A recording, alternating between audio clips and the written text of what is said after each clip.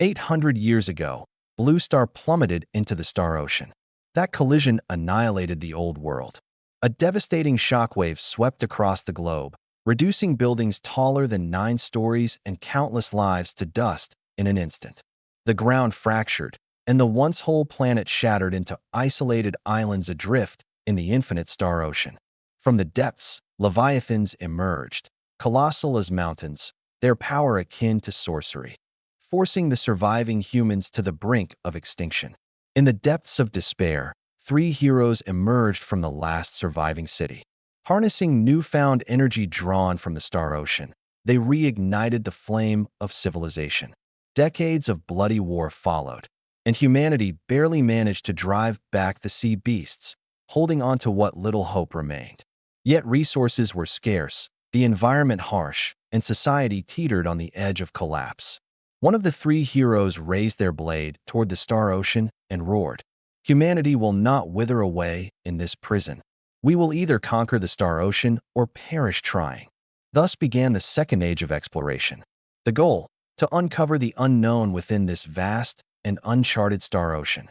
Generation after generation journeyed into the abyss, chasing even the faintest glimmers of hope. Year 826 of the Origin Calendar. Origin Grounds. Windspire City. The Leaf Family. Smack. A hand struck my face, sending me stumbling backward. Blood trickled from the corner of my mouth, dripping onto the spotless floor in splashes of red. My cheek burned like fire. I pressed a shaky hand against my face and raised my head. "You disgrace. That was your brother. How dare you drug him and ruin his chance to take the graduation trial?" Li Inquan, head of the Li family and a 6-star warrior, now bristled with fury, his hair and beard trembling. A dangerous glint of killing intent flashed in his narrow eyes. My chest tightened. I'd already expected this outcome, but when it actually happened, I couldn't stop the sting in my eyes. "It wasn't me," I muttered softly. Smack. Another strike. I didn't dodge. It wasn't as though an ordinary, starless human like me could hope to evade the blow from a 6-star warrior. The searing pain made my head spin, and my ears were filled with a relentless ringing. "If not you, then who else? In this house, you're the only one who would envy Xiaofan. Who else?" I steadied myself, my gaze shifting past him to the scene behind. On the sofa sat a woman clad in luxurious attire, holding a sobbing boy close to her chest. 2 girls sat beside them, consoling him gently. The 4 of them clustered together, painting an idyllic, heartwarming picture. The boy raised his head. His pale, delicate face was streaked with tears. "I'm sorry, brother. It's my fault. I shouldn't have told anyone. But the graduation trial. Mom and Dad were watching closely. I couldn't hide it. I'm sorry. I've received so much from this family, and yet I can't even handle this small thing." The richly dressed woman, Ji Wanlu, my so-called mother, pulled him closer, tears flowing freely as if her heart was breaking for him. "Xiaofan, how could this possibly be your fault? It's this wretched child. A serpent's heart and a beast's soul." She waved her hand dismissively. "Shuangyue, prepare a 3-star. The warship goes to Xiaofan. Make sure the energy array is at least 3 stars or higher, and everything else should be top tier." Li Shuangyue immediately replied, "Don't worry, Mom. I've already prepared the warship. I even expedited the training of 2 3-star professionals to accompany Xiaofan on his journey." Ji Wanlu nodded in satisfaction, then turned her harsh gaze toward me, her eyes filled with disdain. "How could the Li family have given birth to such a disgrace like you?" "Family?" My heart sank. Ever since I got lost at the age of 3 and was brought back at 9, I've never really had a family. My parents and 2 older sisters showered all their love on my adopted younger brother, leaving me with nothing but blame and criticism. The first time we met, Li Bufan accused me of stealing, and I knelt outside the house for an entire day and night. At school, he led others to ostracize and extort me, and when we got home, he would twist the story to shift the blame onto me. I once got beaten so badly I couldn't get out of bed for 3 days. He tricked my 2 sisters into believing that I stole their personal belongings, leading to public slaps across my face. For 6 years, it has been the same thing again and again. It never stops. This time was no different. Even though he had cheated during exams and avoided attending to hide it, He had the audacity to accuse me of tampering with him by drugging him. Maybe Ji Wanlu's blatant disgust stabbed too deeply into my chest. Maybe, deep down, I still had a shred of hope. I couldn't help but speak up. It wasn't me. I stayed at the dorms before the evaluation and didn't even come home. Plus, I don't have any money to buy something like that. You can check the surveillance or ask the teachers. Enough. My second sister, Li Qingyue, stormed over, shoving me hard with one swift motion. The strength of a 4-star swordsman slammed into me like a tidal wave, and I crashed against the wall like a fragile piece of paper. Boom. The marble wall let out a deep thud, and the wall light violently shook. I coughed up blood, collapsing weakly onto the ground. Always lying. She towered over me, cold disdain in her voice. Xiaofan is so kind. How could he possibly wrong you? You're just jealous of his success. Kind. Li Bufan, kind. Clutching my chest, I looked at the boy who was crying, though the disguised glee in his eyes was hard to miss. A wave of exhaustion washed over me. I had learned the hard way far too many times. I couldn't win. Even if I handed them solid evidence, they'd still find a way to deny it. Li Bufan always came out on top, not because he was clever, but because my so-called family wanted to believe him.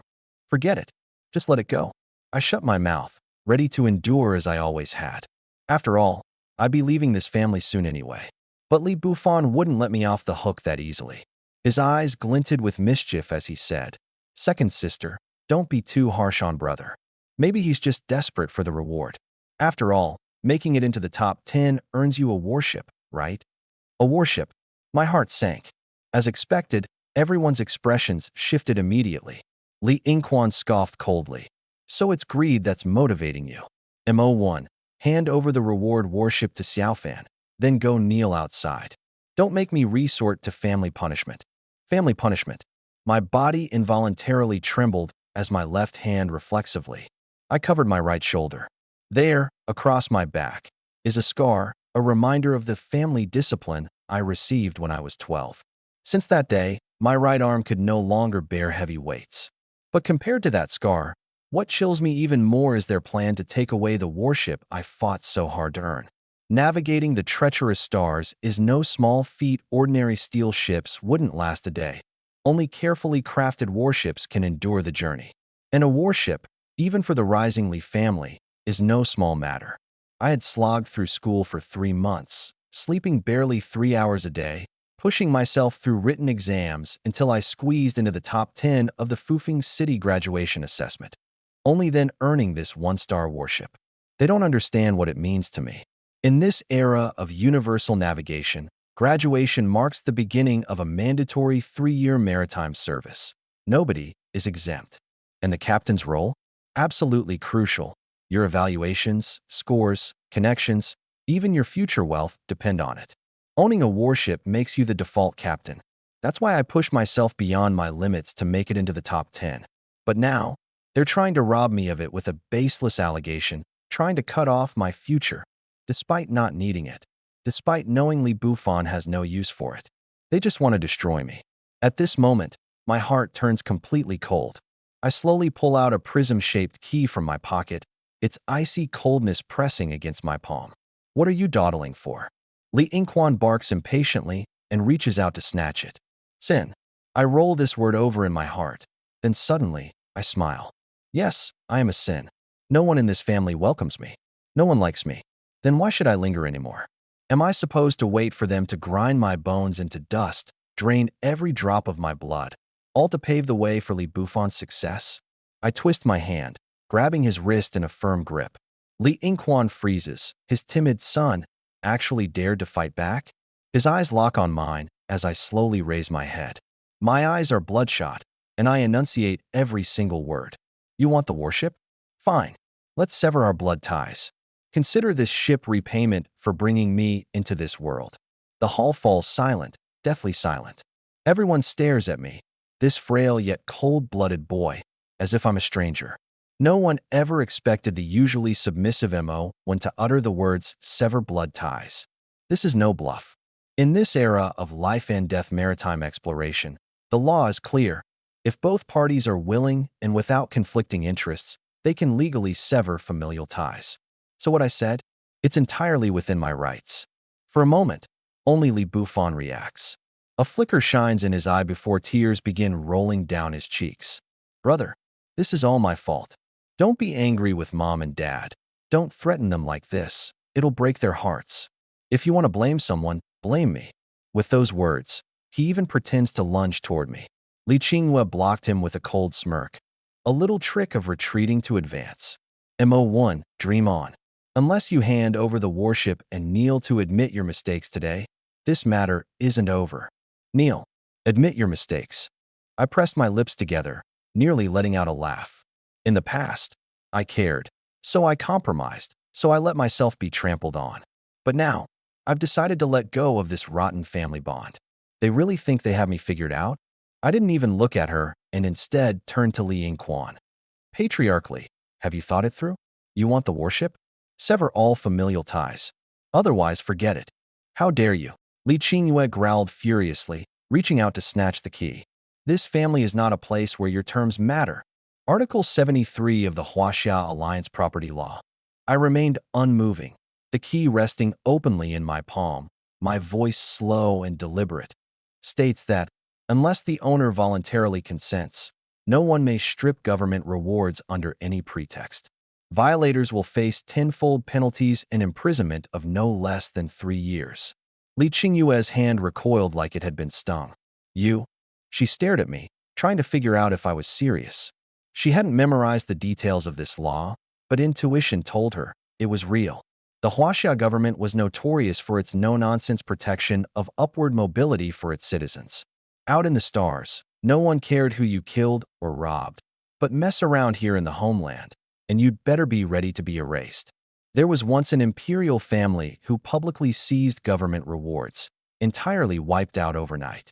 Even their 7-star legends died. Li family, mere nouveau riche of Fufeng City, with Li Yingquan as the highest at 6 stars. Where would they find the guts? On a normal day, sure, they could have just snatched it. The former lapdog, me wouldn't have dared to even think of suing them. But now, looking at my impassive face, Li Qinghua suddenly wasn't so sure. You unfilial brat, are you threatening us? Think I don't dare invoke family law? Li Yingquan threatened through gritted teeth. I lightly touched the old scar on my shoulder, then shrugged with a cold smile. Patriarchally, of course, you could go ahead and use family law. Just make sure you've thought it through. Sailing begins in just 1 week. You cripple me now, and I'll apply for judicial arbitration. When the news spreads about new nobles Li family abusing their own, how many of your fleet do you think will abandon ship? In the era of interstellar navigation, a family's most crucial resource was its fleet, and for a fleet, reputation mattered above everything else.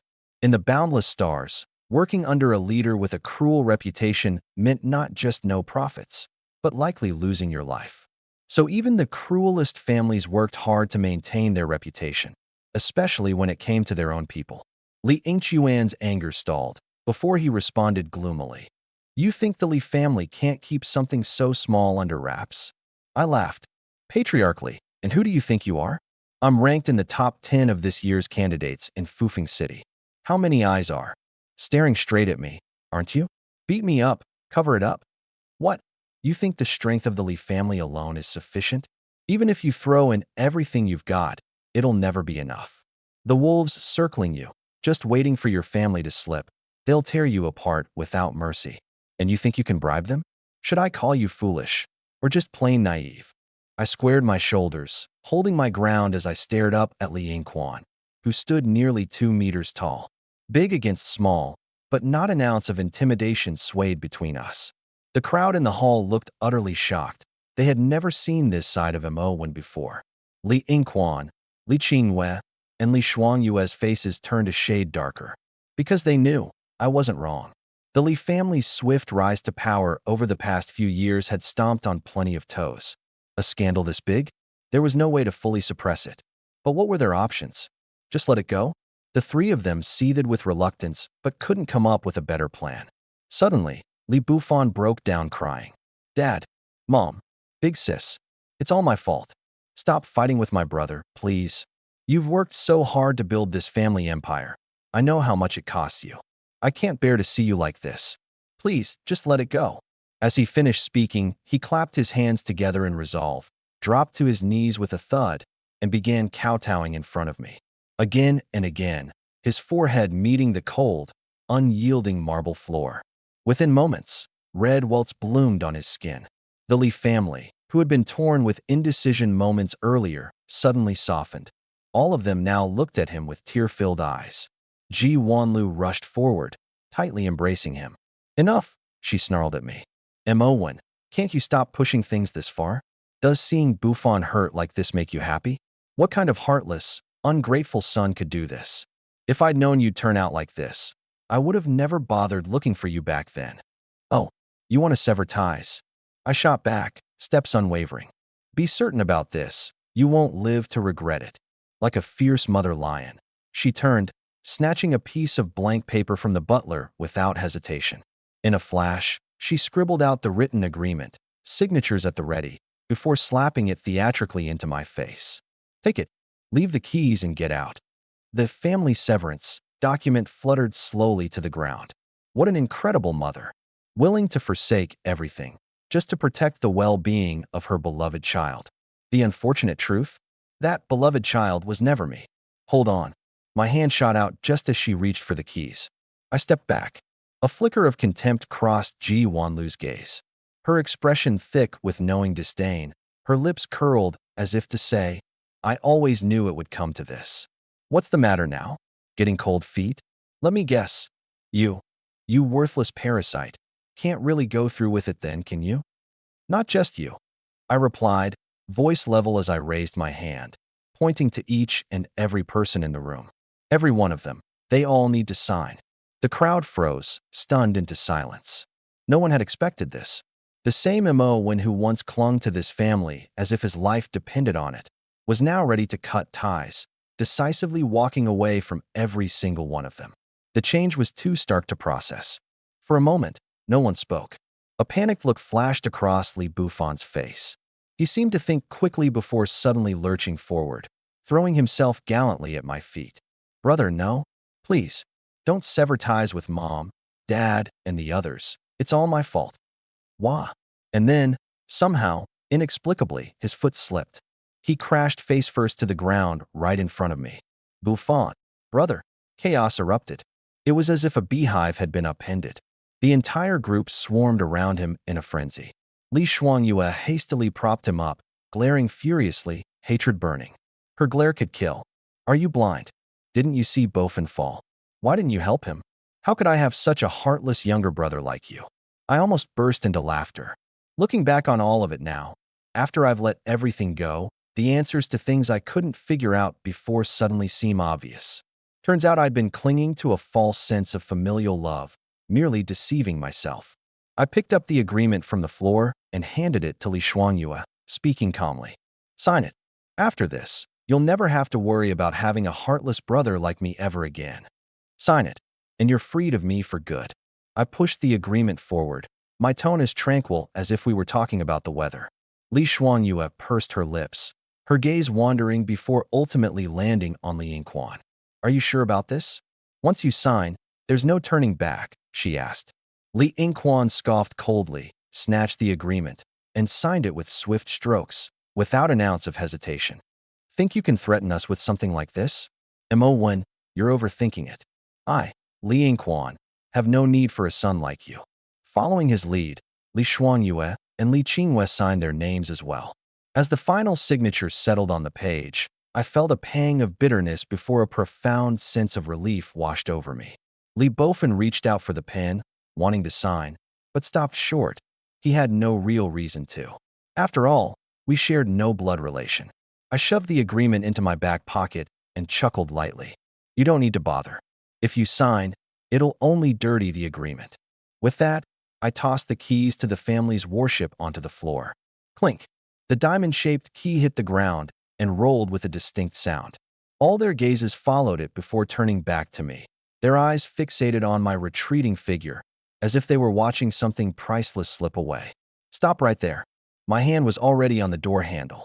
Ji Wanlu took a deep breath, ignoring the confused stares from her children, and barked sharply. "Everything on you belongs to the Li family. You're not taking a single thing when you leave, not even the clothes on your back. I turned my head, an amused smirk tugging at my lips. Mrs. Lee, seems like you've forgotten. It's been 6 years. I haven't taken a dime from this family. These clothes, I bought them with my own hard-earned money. Not a dime. Ji Wanlu's expression stiffened. Her gaze shifted to the butler. Butler Zhou had worked for the Li family for nearly 10 years. Careful and unassuming, he'd always stayed out of the family's disputes. But this time, there was no escape. With a heavy sigh, he reluctantly explained, "Madam, the day you brought young Master Imowen home, you accused him of stealing your necklace, said his hands were dirty, and declared that giving him money would only encourage bad habits. You said he'd get money only after he changed. But in the end, you never." He left the rest unsaid. Everyone understood. That change had dragged on for 6 long years. Ji Wanlu's face darkened with embarrassment. "Why didn't you remind me, then? Consider this month's salary forfeited." Butler Zhou could only offer a bitter smile. "Lived under your roof and ate your food. But that's not free, is it?" He said nothing. He had spoken up before, but every time he'd been silenced.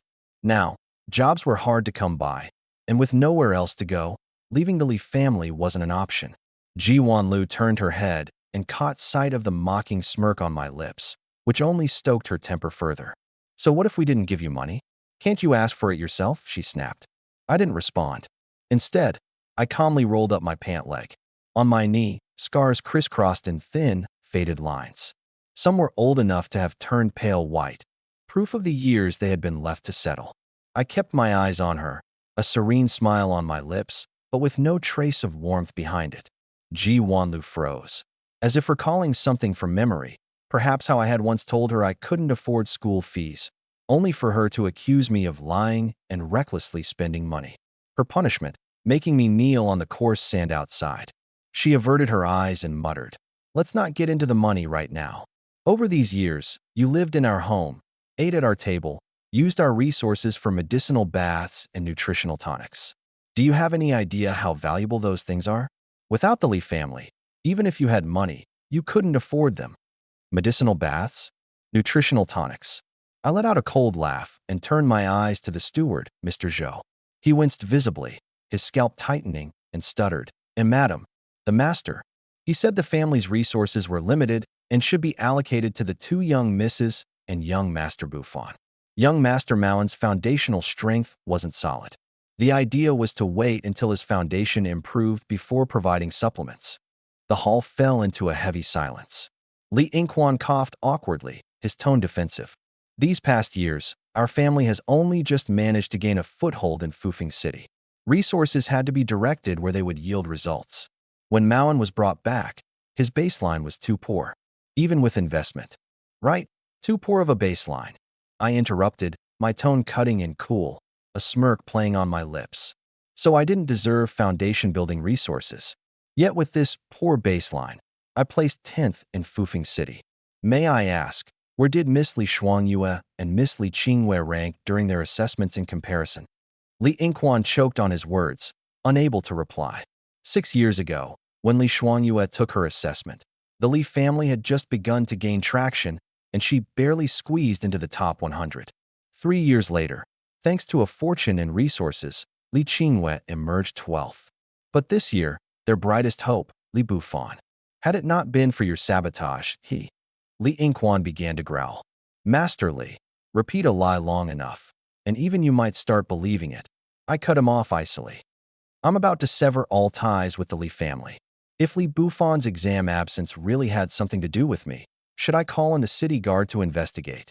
The atmosphere in the hall stiffened again. Everyone knew the true reason for Li Buffon's absence. The favoritism in this home was so ingrained that their first instinct was always to shield him, no matter the situation. But now that I had openly declared war, pushing further for the truth would only embarrass themselves. After all, everyone here knew exactly how many energy points I possessed. And what about all these years of living and eating in our home? You think that comes free? Ji Wanlu was nearly hysterical now. She probably wanted to believe that my life here hadn't been that bad.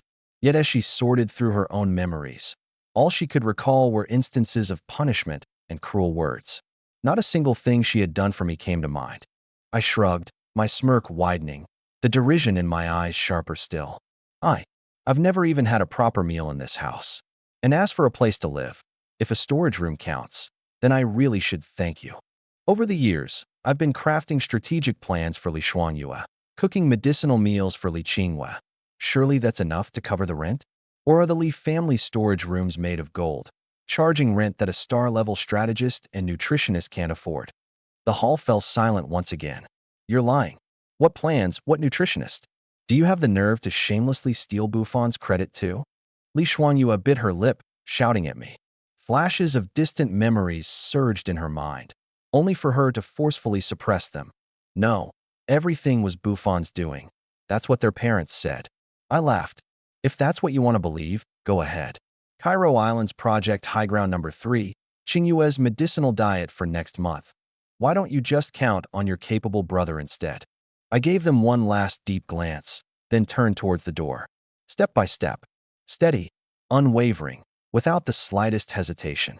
Asterisk bang. The door shut firmly, dividing the world inside from the one outside. They became two separate realms. Mom, is what Ma once said true? My plans, Qingyue's recipes, were they really all his doing? Now that he's gone, what do we do next month?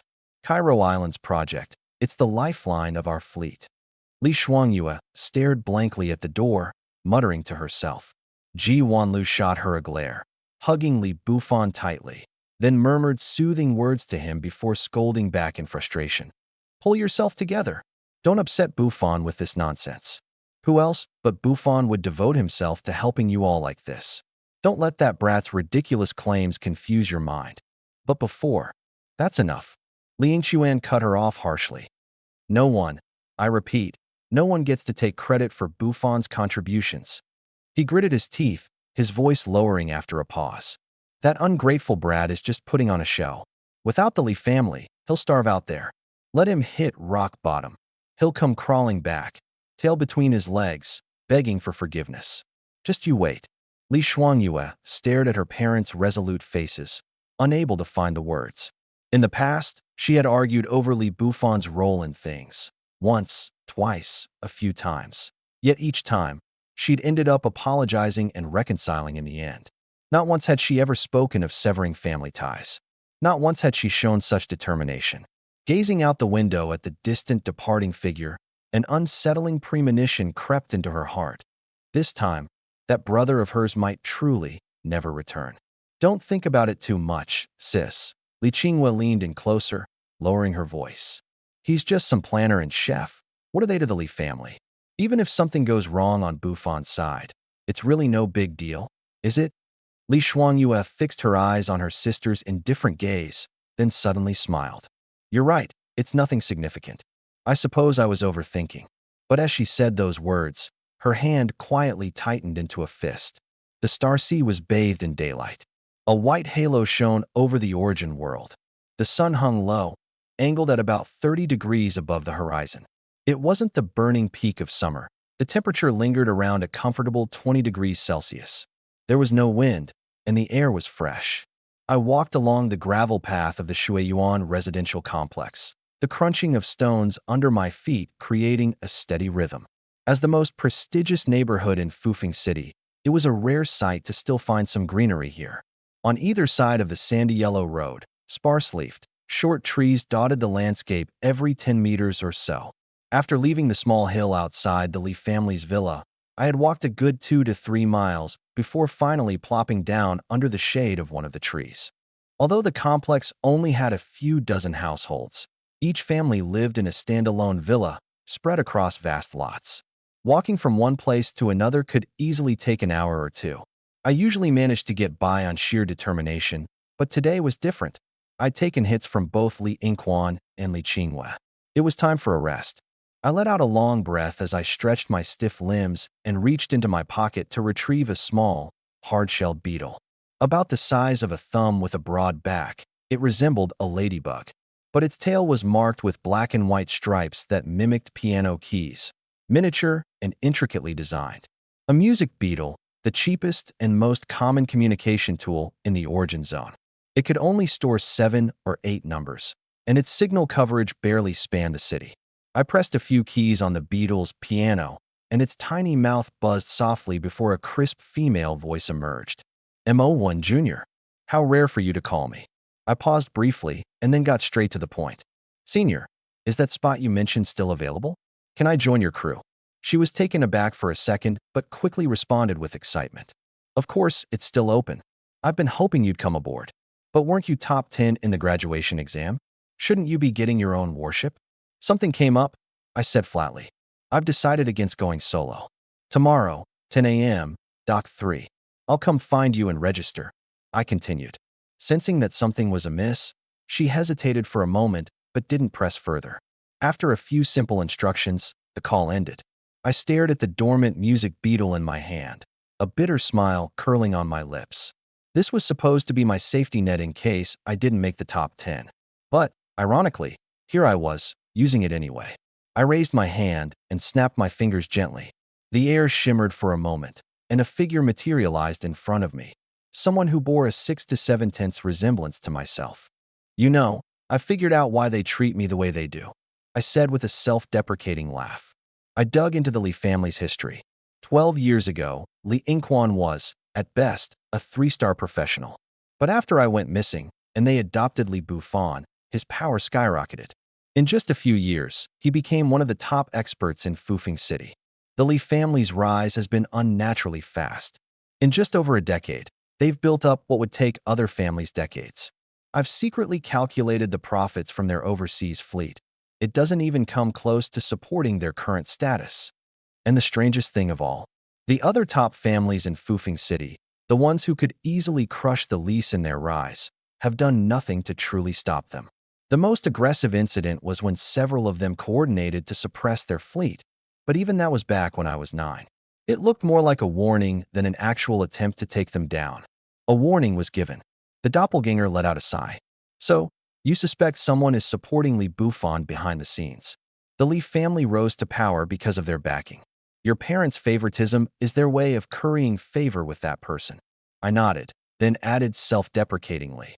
"Otherwise, what kind of normal parents would trample their own biological child into the dirt while putting their whole heart and soul into a foster child, even distorting the truth to elevate him?" My expression turned wry. "Do you know the very first thing I did 2 years ago when I earned my first energy point? A paternity test, both for me and for Lee Buffon, because I just couldn't believe any parents would act like that. The result? I am, beyond a doubt, Lee Inquan and Ji Wanlu's biological child. And Lee Buffon. Confirmed he's adopted." The doppelganger smirked. "So, are you planning on forgiving them again?" "Forgive them? How?" I chuckled bitterly. "Maybe they have their reasons. But am I supposed to swallow all the suffering that comes with it? I get that they want to favor Lee Buffon. But what I don't understand, what I can't accept, is their willingness to destroy my future for that. All it would have taken was a single sentence. Just a bit of fairness. It's not like our family is hurting for the resources I used. If they had even a shred of guilt in their hearts, I could have become a captain. I could have turned my life around. But they wouldn't even offer that tiniest bit of opportunity. They'd rather keep me stuck in the dirt forever, playing the role of a laughingstock for Lee Buffon's amusement. I wish I had a family, but I'm not desperate enough to degrade myself like that. If I let this pass, what's next? Wait until they push me to my death." My voice grew more heated, and as I spoke, I aggravated my injury, coughing violently twice. The doppelganger shrugged, unimpressed. "Don't act like you're some martyr. You've never given them your whole heart either. Case in point, you've never told them about me." I shot him a glare. "I'm not stupid. With the way they treat me, you think I'd show all my cards? Heaven's gift, Earth's blessing, and human sacrifice. These are the 3 major sources of power in the expanse of the stars. Heaven's gift, an innate, natural power. It can merge with other forces, but the chance of gaining one is astronomically low. The epitome of being blessed by the heavens. Earth's blessing, mysterious minerals, and energy sources. It's the most stable and reliable route to growing stronger. 90% of all known resources are dug up from the ground. Human sacrifice, widely practiced but brutally steep. It's the lifeline of the desperate and the soldier's gamble. By using rituals to connect with mighty entities in the void, You offer up all you have in exchange for power. And the figure standing before me now? He's my heaven's gift, the ability I awakened 2 years ago, a doppelganger. A flesh-and-blood replica, indistinguishable from a normal person. If it dies, it can revive with its memories intact. But only one can exist at a time, and its strength is equal to mine, still just that of an ordinary human. The only reason I ranked in the top 10 in the graduation exam was because of him. He studied and crammed for me, sold himself to trade for resources. Also, I could make it. Didn't end up trapped in the Lee family. I actually already hinted to Lee In-kwan. I murmured, recalling the past. He told me to stop daydreaming. My double rolled his eyes, but kept silent. From his observer's perspective, it wasn't just a matter of me asking and being rejected. It was likely that I hadn't even voiced it before being shut down outright and unceremoniously. I caught on to his thoughts and forced a smile. Hey, number one, I'm hurt here. Would you mind heading to Tsundere shows to grab me some meds? My double flashed an obscene hand gesture in response. Tsundere was the shady doc of the foofing black market, a man who dealt in organ trafficking, testing experimental drugs on people, and pretty much any morally sketchy job. Sending my double to get medicine without paying? Yeah, that all but guaranteed he'd have to sell himself again. But no matter how disgruntled he was, he couldn't disobey orders from the original. Begrudgingly, my double trudged out of the housing complex. After resting for another hour, I got up to prepare for my next move. These past 2 years, thanks to my double, I'd managed to scrape together a bit of savings in Foofing City. With the ship set to depart tomorrow, it was time to get things in order. I'd barely taken a few steps when a thunderous roar erupted behind me. Turning around, I saw a fiery red motorbike tearing down a hill through the swirling dust. Her long hair streamed behind her, and her figure was poised and graceful. Though her helmet obscured her face, her low-leaning posture combined with the massive wheels crushing over the golden sands and the metallic shine of the bike gave her an irresistibly sleek, wild aesthetic. I narrowed my eyes slightly. That sound, that rhythmic roar, it had to be an internal combustion engine. After the catastrophe, old-style energy became scarce, and gasoline was worth more than gold. This wasn't something regular people could afford to play with. As far as Shuiyuan District went, only one person had both the resources and the inclination for such extravagance. The eldest daughter of the Jiang family, Jiang Li, part of the elite aristocracy in Fufeng. Sure enough, the striking figure deftly executed a drift and came to a perfect stop right in front of me. The girl removed her helmet. Almond-shaped eyes, a delicate nose, lips soft and rosy, and a tiny tear mole under the corner of her right eye. She oozed elegance and charm. But the confident gleam in her gaze added an air of boldness, making her both composed and magnetic. "So, you're the Lee family kid? What happened to you?" she asked, tilting her head with a flicker of curiosity in her eyes. Shuiyuan District was enormous, and every family traveled using vehicles. Someone disheveled and walking barefoot like me was a rare sight. I hesitated. My connection with Jiang Li was nothing but a few casual encounters, all surface level. They said she was rebellious, impulsive, and unpredictable. But with the Jiang family's immense wealth and power, and her position as the carefree second daughter who wasn't even in line to inherit, she was worlds above me, a forsaken child of a family lost to obscurity. We couldn't have been more different.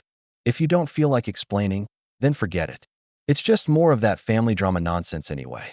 Seeing my hesitation, she waved it off, completely unconcerned. From the bike's rear compartment, she pulled out an extra helmet and tossed it to me. "Put it on. I'll give you a lift." On the gravel path of Shuiyuan, holding the helmet Jiang Li had just thrown to me. With the helmet handed to me, I was completely puzzled. I didn't know her at all. What play was this scene from? "Hurry up, what are you dawdling for? Am I going to eat you or something?" she sneered coldly. I hesitated for a moment before putting on the helmet. I straddled the motorcycle, gripping the handles on either side of the rear seat properly and cautiously. The corner of her mouth tilted upward, and she slammed down on the gas pedal. Virum. The motorcycle shot forward like a streak of red lightning. The scenery on both sides blurred by like receding waves, and the cold wind lashed against my face. No wonder so many people are addicted to speeding. This rush, this thrill, it was intoxicating. Up ahead, Jiang Li was leaned forward over the bike, her streamlined figure in a form-fitting leather jacket, smooth and fluid like running water. "Hey, Li family boy, where are we heading?" she shouted against the wind. I hesitated for a moment. Baibao Street, Central District. She didn't say another word, silently steering us in the new direction. Shuiyuan was in the northern part of Fufeng City, a high-class residential area. Once we left there, the sandy greenery by the roadside gradually disappeared, replaced by stone-paved streets. Don't be fooled by the smooth roads. This area's living conditions were actually worse. For 800 years, humanity had adapted to the temperament of the star seas. Anything made naturally by the universe itself contained the extraordinary force that once saved mankind. Living there long-term sped up the process of becoming a star ascendant. No matter how strong or convenient synthetic materials were, that mysterious force had already dissipated from them. Beiyuan, therefore, remained untouched. Though its roads were rough, the wealthy could travel by car. Who cared? And the rare vegetation beside the roads? Those, in the origin lands, were life-saving treasures, worth plenty of energy credits. If not for security patrolling the area, they would have been dug up by civilians ages ago. The Central District wasn't so much a district as it was an elongated street cutting diagonally across the entire city. It divided Shuiyuan in the north from the Lord's Manor and stretched southeastward to connect with the industrial zones and civilian areas, while to the west, it led to the ports that opened up into the Star Seas. In just over 10 minutes, Zhang Li brought me to the entrance of Baibao Street. The street bustled with people. Some carried mechanical arms, others wore exoskeletons. Some gripped knives and swords, while others cloaked themselves in robes. Most faces were pale and gaunt, though a few stood tall and fit. Various vehicles were scattered about, but all were battered, hand-me-down energy cars with fuel devices exposed on their fronts. As soon as Jiang Li's motorcycle roared into the lane, its engine bellowing like thunder, the crowd instinctively parted, clearing a path as onlookers whispered about the flashy red bike. The motorcycle came to a stop outside a small clinic. I hopped off. "Thanks." We stood in silence for a moment, unsure what to say to each other. After a while, a flicker of light crossed her eyes, and she coughed lightly. "If you need help with anything, just come find me." Before I could refuse, she turned, got back on her bike, and sped off, vanishing into the roar of the engine. I squinted, silently watching her figure dissolve into the crowd. Well, not bad, being the real deal and all. Not even a couple minutes in, and you've already charmed yourself a pretty girl. With skills like that, why do you even need us risking our necks out here? I heard a teasing remark from behind me. I turned around, just in time to see my clone, who had left earlier, standing there with a grin on his face. I rolled my eyes at him impatiently. "Where's the medicine?" He shrugged, spreading his hands wide. "I've got nothing. That old geezer's son Ghost Hand wasn't open today. Who knows where he's disappeared to this time?" I nodded knowingly. Son Ghost Hand dealt in mostly illegal trades, and it wasn't unusual for him to skip days. Sending my clone? That was just to try our luck. It's not like he couldn't take the risk. After all, when my clone dies, there's a one-day cooldown before I can use him again. Gotta maximize utility, right? Lowering my voice to avoid attracting the curious stares around us, I said, "This isn't the place to talk. Let's head back to base. Things have taken a turn. I think we may have to implement Plan 3. My clone froze, the playful smirk disappearing instantly as his face turned serious. "Are you sure about this? You know how risky Plan 3 is. I hope I'm just overthinking it," I said, meeting his gaze. "But my instincts are telling me otherwise. That second daughter of the Jiang family. Why would she go out of her way to help a stranger like me for no reason? Unless she received specific instructions. The Jiang family must have gotten wind of something. It had only been about an hour since I'd left the Li family compound, and I'd already bumped into the Jiang girl. Where could the tip have come from? If you gave it more than a moment's thought, the answer was obvious. Realizing the implications, my clone cursed under his breath and then erupted angrily. "Son of a *%. The Li family's a bunch of animals, aren't they? You've already walked away, and they're still not letting you go." I smirked coldly. What's surprising about that? As long as they haven't crushed me completely, Li Bufan won't rest easy. That couple? They'd do *anything to get what they want. If they can betray their own son like that, What's one more time trying to suppress and ruin me? Damn, my clone swore again, before casting me a concerned look. So, you think your senior can't handle the pressure and might give up on you? I shook my head. Hard to say. The Jiang, Ma, Jin, and Han families are top-tier power players in Fufeng City. My senior's Liu family and the Li family rank just below them. In terms of resources, she doesn't need to fear the Lis. But if the Li family is willing to pay a steep enough price, they might convince her it's not worth keeping me around. After all, I've only done her a few small favors and showcased a bit of talent. I clenched my fist tightly. But no matter what decision she makes, I won't place my hopes on anyone else ever again. Let's get back to base and pack our gear. Best case, things go smoothly tomorrow. Worst case, my voice dropped steely determination into the air. We set out to sea alone. This time, no one's stopping me. No one. Early morning. Fufeng City. Pier number 3. The next round of the maritime assessment was just around the corner. Dawn barely brought light, but the docks were already bustling. Warships lay neatly aligned like shuttles, floating on the glowing expanse of the starlit sea. The large ones loomed 4 or 5 stories high and stretched nearly 100 meters long, while the small ones were modest single-deck vessels, just over 10 meters. Under the hazy light, dockworkers carried bundles of cargo aboard planks, their shouts ringing through the air. Every dozen meters or so, government clerks set up registration booths to log personnel and supplies. Behind the counters, ropes marked off designated areas. Beyond the red lines was a sprawling, open-air marketplace. Vendors had already spread their stalls wide. Blankets were being hawked while captains purchased cargo, summoning porters to transport it to their ships. The docks, sprawling across nearly 1,000 acres, resembled a massive beast crouched low, devouring and spewing out ships and goods. 8 a.m. Dressed in a black, mesh-knit combat suit, with 2 energy pistols strapped to my waist and a massive black hiking pack on my back, I walked onto pier number 3. My frame was slender, but my sharp, delicate features caught a few discreet glances along the way. Without hesitation, I headed straight for berth 36. Before me was a silver-white, dual-deck, 3-masted warship measuring nearly 50 meters in length. The sight was impressive. So this was the Liu family, rivals to the prestigious Li clan.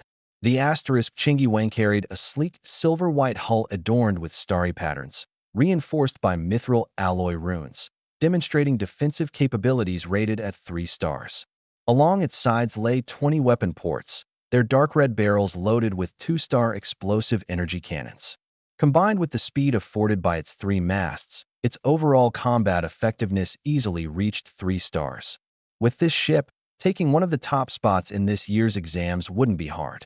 If I played my cards right and leveraged the Liu family's power for a rapid advancement, then a year from now, when my senior sister's assessments concluded, I could have amassed enough resources, perhaps even obtained a warship of my own. It wasn't an impossible dream. I believed in myself.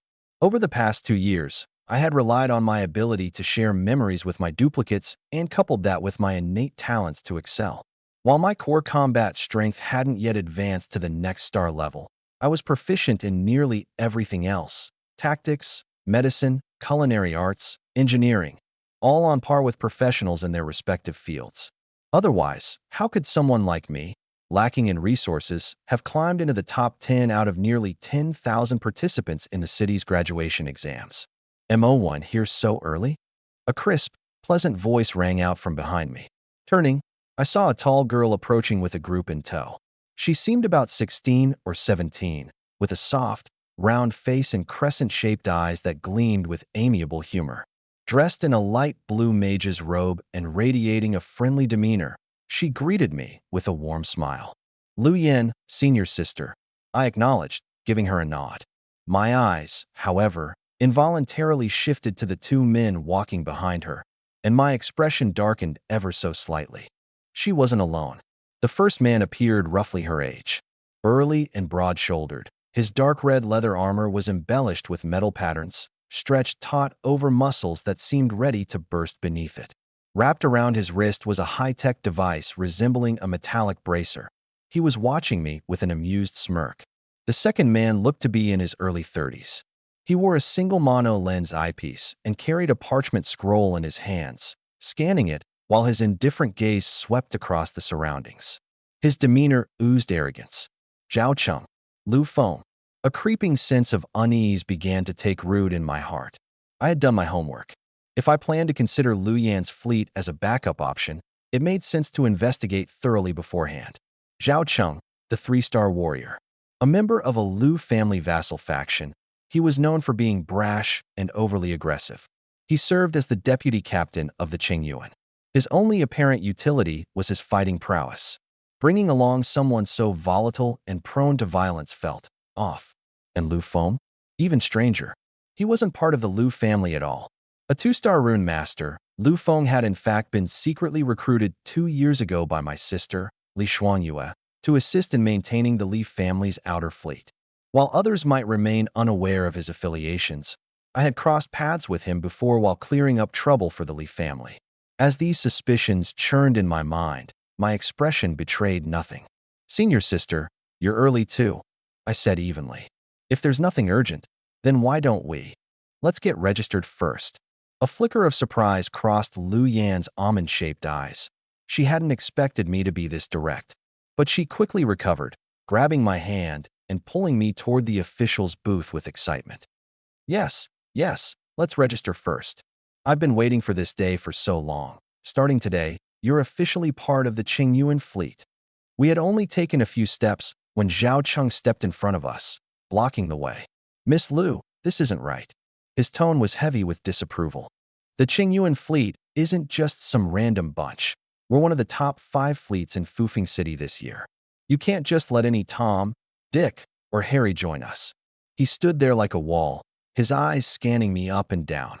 When his gaze landed on my slightly subpar gear, clearly a tier below what the elites wore, disdain flashed unmistakably across his face. "Miss Lu, slots on the ship are limited, and this is the final year of evaluation. Every spot counts. Look at this kid, weak as a chicken. What could he possibly bring to the table? I don't agree with letting him on board." "Zhao Cheng, what are you doing?" Lu Yan snapped, finally breaking out of her daze. Her voice was sharp, with authority. "Mo Wen here is the planning expert I recruited. With him, we'll break past our bottleneck and secure that resource point on Cairo Island. Get out of the way."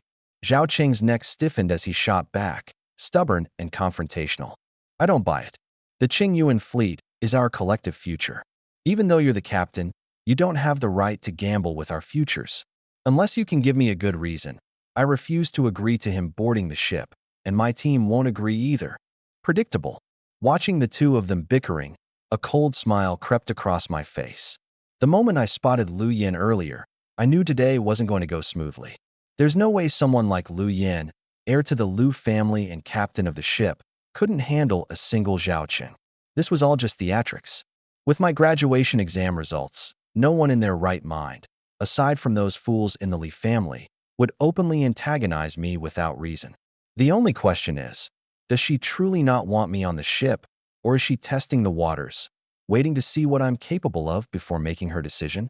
Taking a deep breath, I stepped forward and positioned myself between Lu Yan and Zhao Cheng. "Senior," I said calmly, "since Senior Zhao Cheng wants to see my capabilities, let him have a look. No need to make this harder than it needs to be." Lu Yan's eyes lit up briefly, though she still feigned irritation. "There's no need for that, Junior.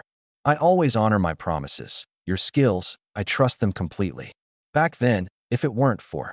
I smirked inwardly. If she truly trusted me, she would have just gone straight to registration. Would Zhao Cheng really dare to lay a hand on me? Still, I wasn't planning to escalate things. Whether or not I boarded their ship was ultimately their prerogative. Lu Yan backing out of her word might speak to poor character, but it wasn't an unforgivable crime. Certainly not worth risking an all-out conflict. That kind of recklessness would be for maniacs, not me. "Senior, it's really fine," I replied evenly. "If I do join the Qingyuan fleet today, I'll inevitably have to deal with Senior Zhao Cheng in the future. If we can't resolve this now, it'll only become a drag on the entire team later." Lu Yan fell silent. Zhao Cheng raised an eyebrow. He sized me up from head to toe, a hint of appreciation flashing through his eyes. "Kid, how do you plan to prove yourself? Not to be harsh, but with a scrawny body like that, I'd probably take you down with just one hand." He casually fiddled with his wristwatch, the smirk on his face smug yet empty of genuine warmth. "Not through force," I replied nonchalantly. "I at least have enough self-awareness for that. By the third year of the Qingyuan's assessments, what you lack isn't combat power. Considering the strength of the Liu family, recruiting 1 or 2 3-star combatants wouldn't exactly be difficult. What you're struggling with is strategic logistics. That's where I come in." I turned to look at Liu Yin with a meaningful expression. "Last time I helped you with some planning exercises, I noticed something. Those islands with creatures sporting hard shells, excellent night vision, and high fire resistance. They don't match the Freedom Coast, but they're suspiciously close to the domain of the Sighing Wall, no? Looks like your next step involves delving deeper into those regions." The Qingyuan is a 3-masted clipper, its hull inscribed with wind speed and windshield enchantments, designed for swift maneuvers. Yet, your artillery is equipped with heavy 2-star explosive rounds, the heaviest kind. To offset the drag and weight, I imagine your logistical stress is immense. The Sighing Wall, with its sparse supply points, would only exacerbate that. Liu Yan's pupils constricted slightly.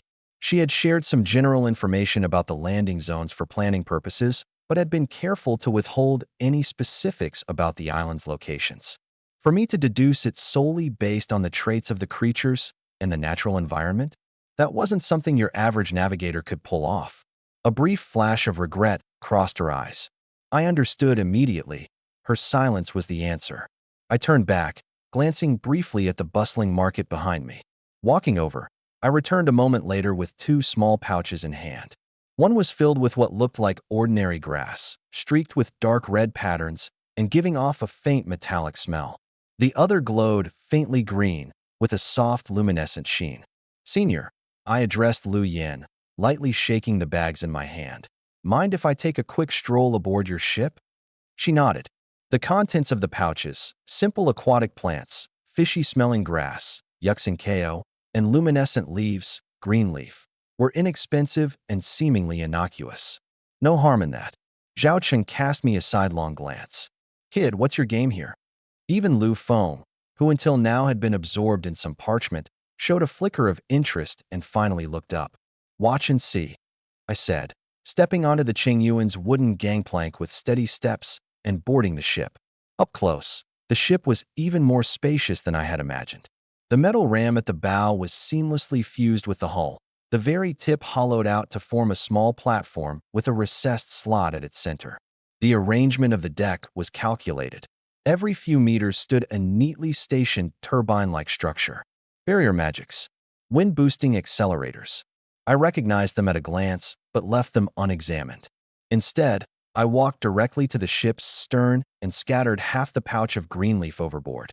Then, from my backpack, I pulled out a short rod, twisted it, and extended it into a makeshift fishing pole right before their eyes. Zhao Cheng, who had followed closely behind, burst out laughing. "Kid, your plan is to fish? Greenleaf, you're going to use it to catch glowfish?" Uffed. "If fixing logistics were that simple, you wouldn't even be here. What the hell are you doing? Do you even know firefish?" He looked at me like I was an idiot. Liu Yan, standing nearby, furrowed her brows too, her expression a mix of awkwardness and disappointment.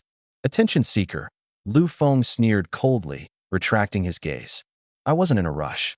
Calmly packing up my fishing rod, I glanced at the shimmering sea below, its surface glistening like a spread of starlight. I spoke unhurriedly. "Of course I know firefish can't be eaten. That thing is less of a fish and more like a fusion of seawater and some form of biological energy. It's practically devoid of any nutritional value.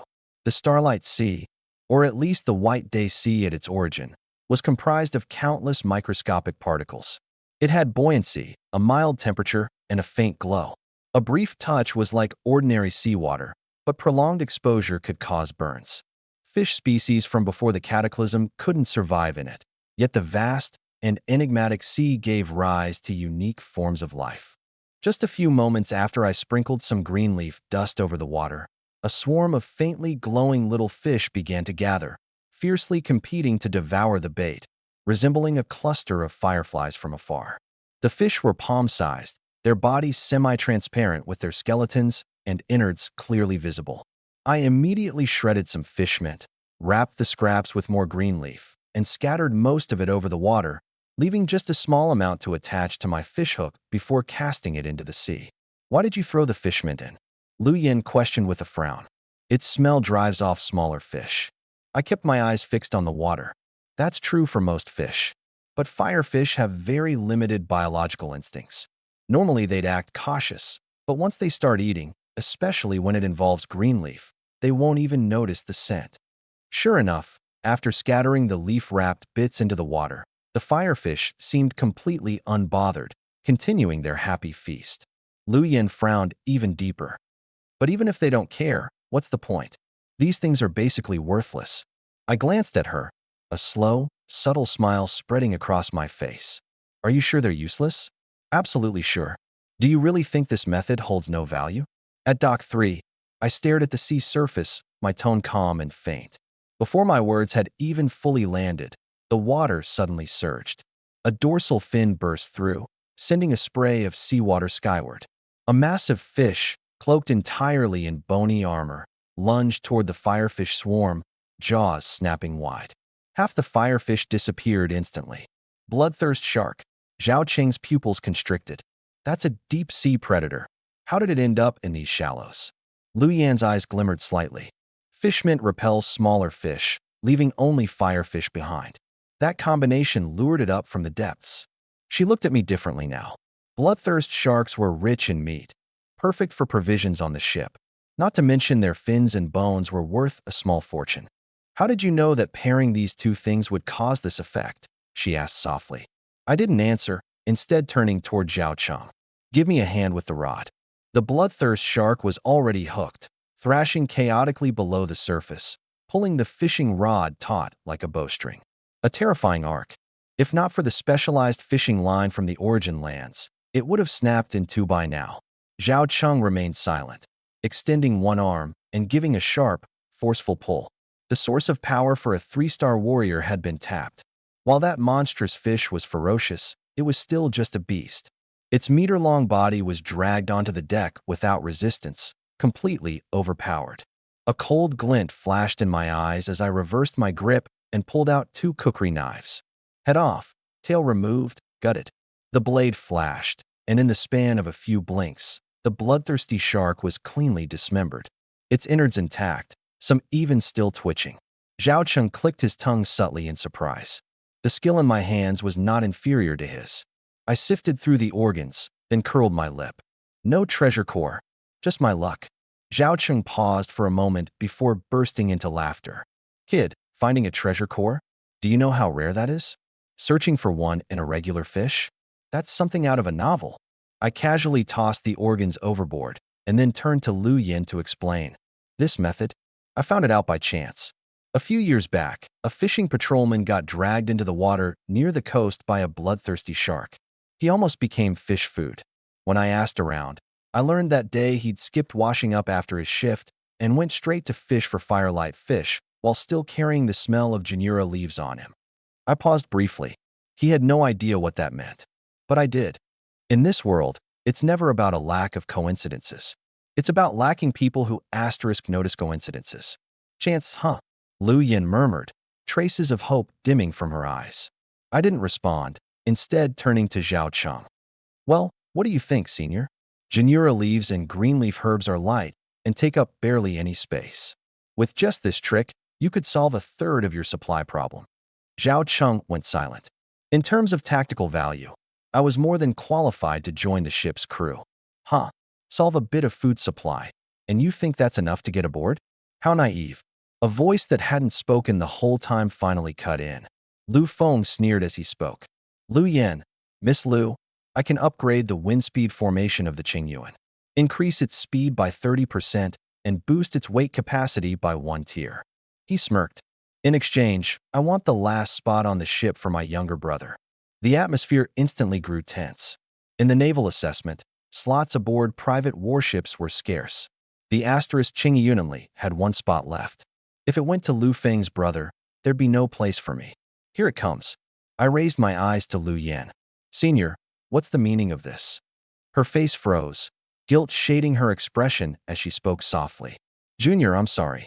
Master Lu Feng only contacted us yesterday afternoon. Zhao Cheng stepped forward, positioning himself between us. Kid, these things have to be fair and mutually agreed upon.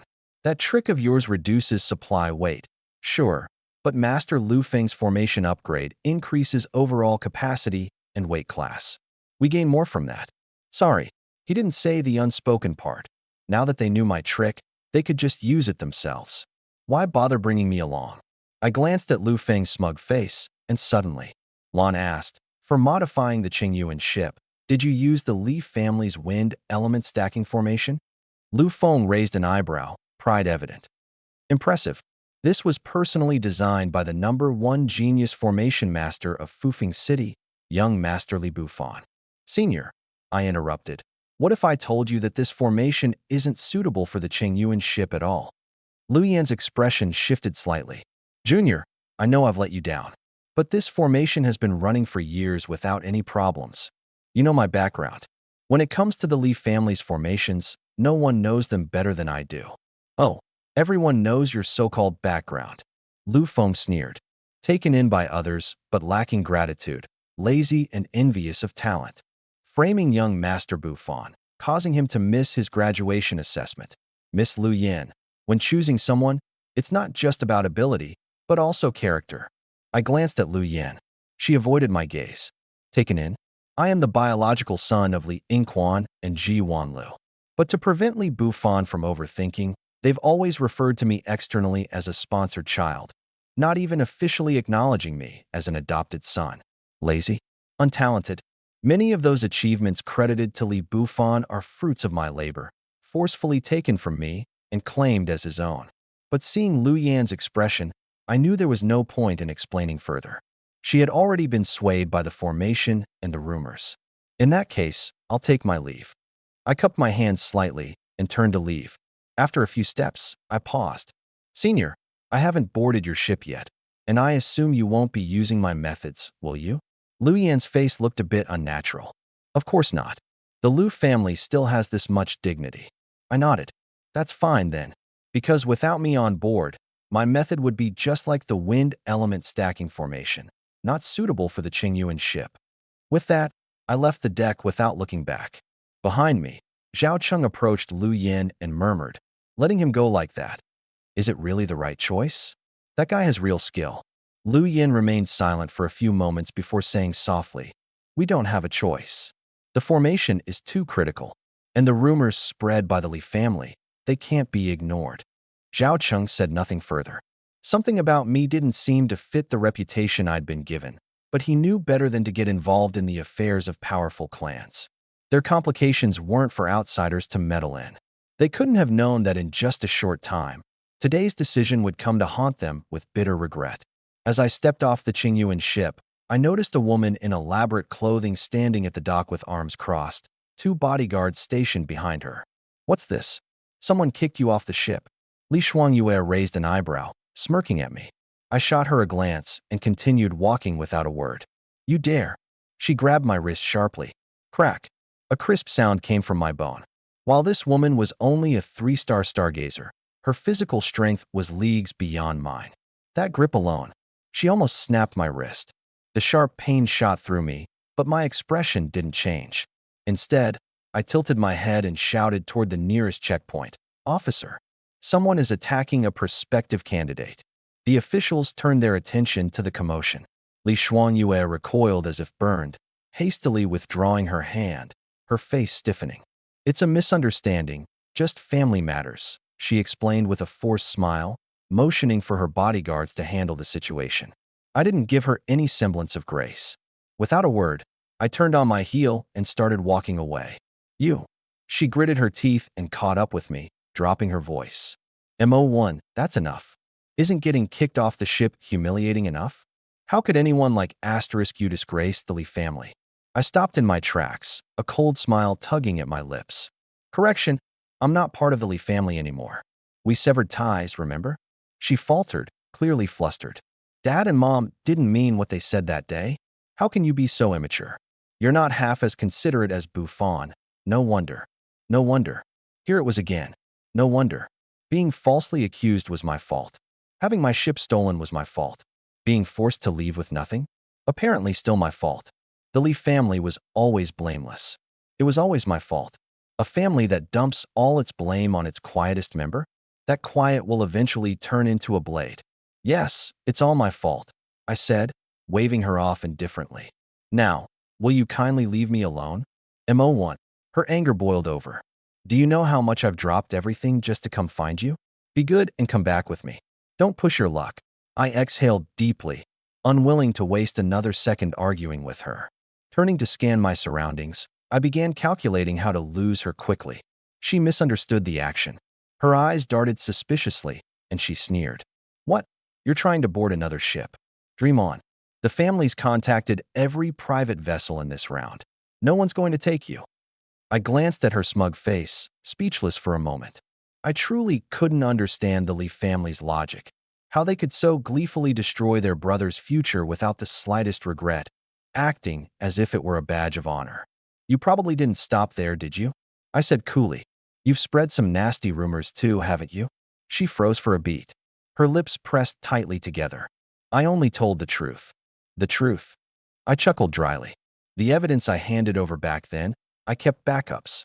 You didn't want to see it, but believe me, some people will. You wouldn't dare. She grabbed my wrist again, her voice trembling. If you ruin Buffon's reputation, you'll regret it. I won't let you off. Won't let me off? I stared directly at her. Have you let me off? Li Xuanyue, don't push me. Stop messing with me, or I won't hold back. The unyielding cold in my eyes made her instinctively step back. She had never seen me like this before. The boy who used to smile brightly and call her sister was long gone. Drawing a sharp breath, she tried to steady herself. Mo1, stop being so reckless. Going against the family will never end well for you. Let me be honest, the family. The City Lord's mansion in Lian City has already been informed. As soon as you board the public fleet, you'll be assigned to Insect Nest Island. Insect Nest Island. One of the most dangerous islands on the free coast. A death trap teeming with swarms of insects. A place like a meat grinder. The Lee family, they really want me dead. But I'm not surprised. I've already assumed the worst from them and prepared for it. Even if I go to Insect Nest Island, I don't want anything to do with the Lee family anymore. I gave her one last look, then turned to the official nearby and whispered something. The official nodded and walked straight to Li Xuanyue. Miss, please do not obstruct the registration of this year's candidates for the warships. If you continue, I'll call the security team. You, Li Xuanyue's face turned an icy shade of blue from anger. As the eldest miss of the Li family, she had never been treated like this before. She didn't step forward again, but glared daggers at my back. You'll regret this, she spat bitterly. I chuckled, gave her a thumbs-down gesture with a mocking grin, and turned, fading into the crowd. There was no benefit in dragging this any further. The only one who'd regret it would be me. Miss, what should we do next? Her bodyguard whispered as he approached. The master and madam are still waiting for your report. Li Xuanyue's face was frosty as ever. Contact the City Lord's office. Once Mo boards the public fleet, ensure he's sent to Insect Nest Island. For this, the Lee family is willing to give up 5% of Cairo Island's resources. The bodyguard was visibly shocked. But Insect Nest Island is far too dangerous. If something happens to the young master, do it. She interrupted coldly, her tone leaving no room for discussion.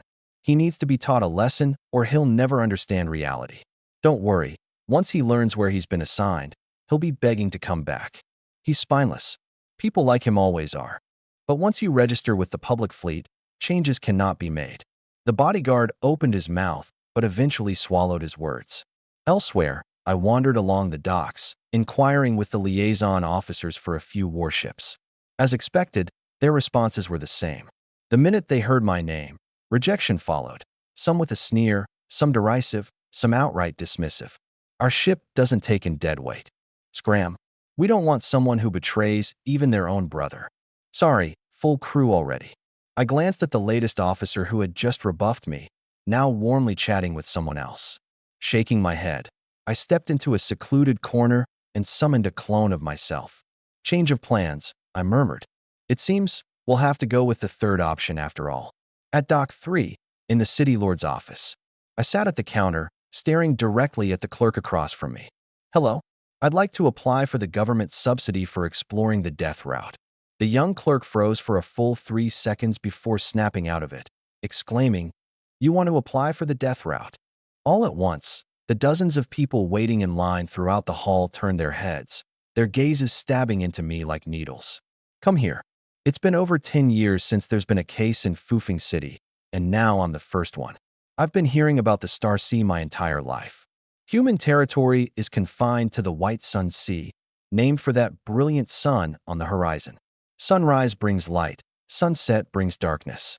Beyond lies a sea of legends, the Red Sun, the Eternal Night, places reserved only for top-tier adventurers, far beyond our reach. Within the White Sun Sea are 3 layers of defense, meticulously arranged like a sieve.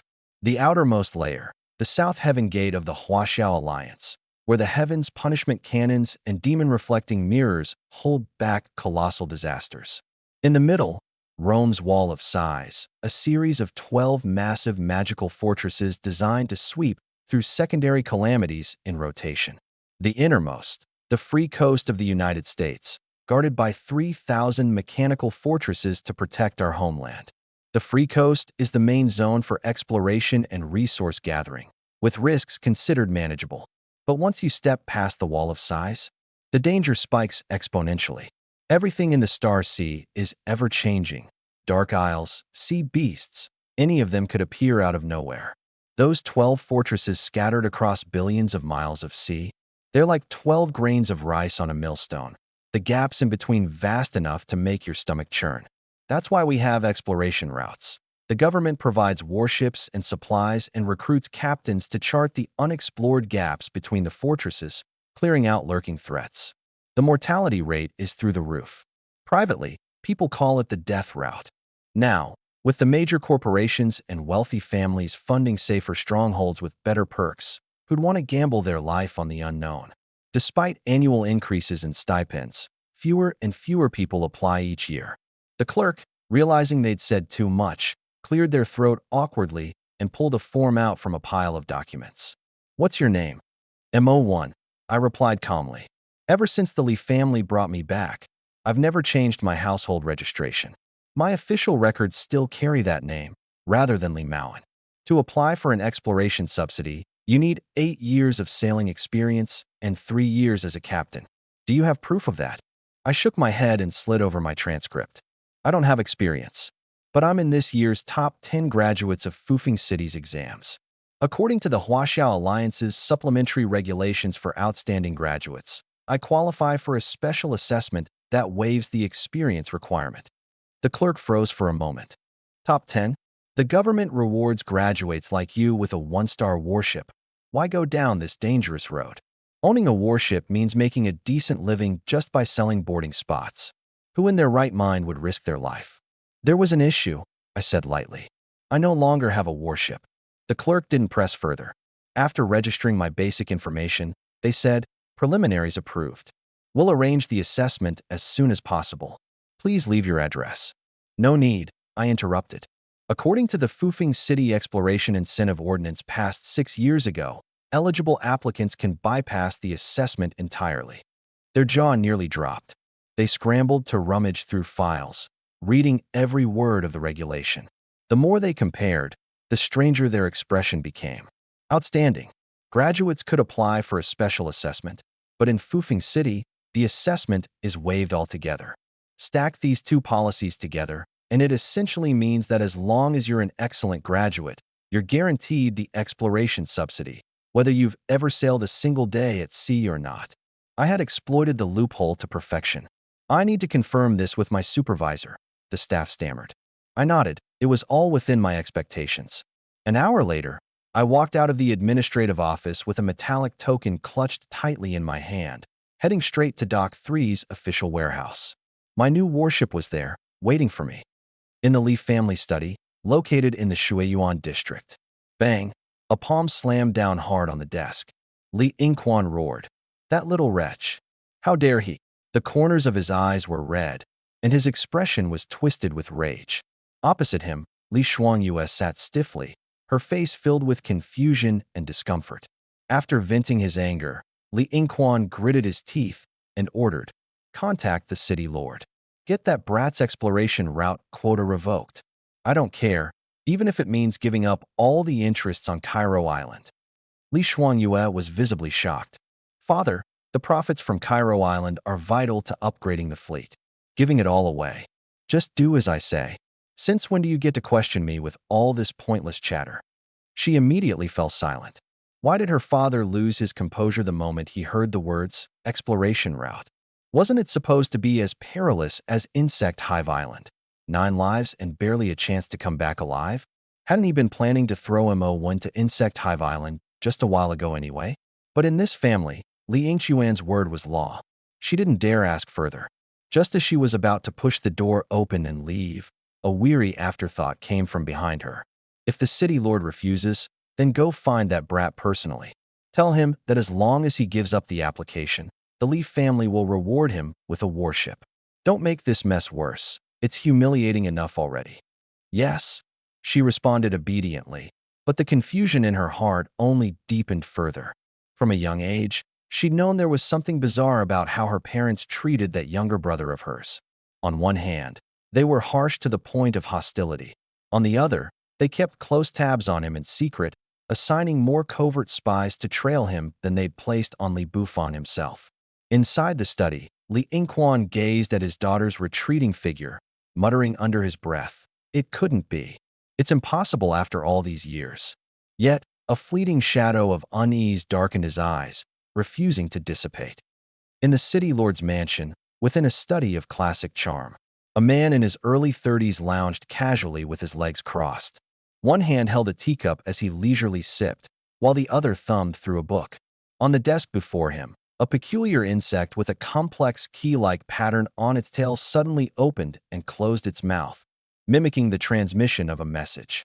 The man put down his teacup and sneered coldly. The Li family has crossed the line.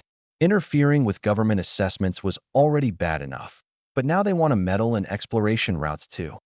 What a joke. Do they think I've been waiting all these years just to let go of this once-in-a-lifetime scapegoat?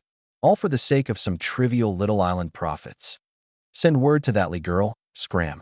And if they dare spout nonsense again, I'll uproot their entire clan. Watch me. Can't even protect themselves. The insect fell silent, and the room returned to its stillness.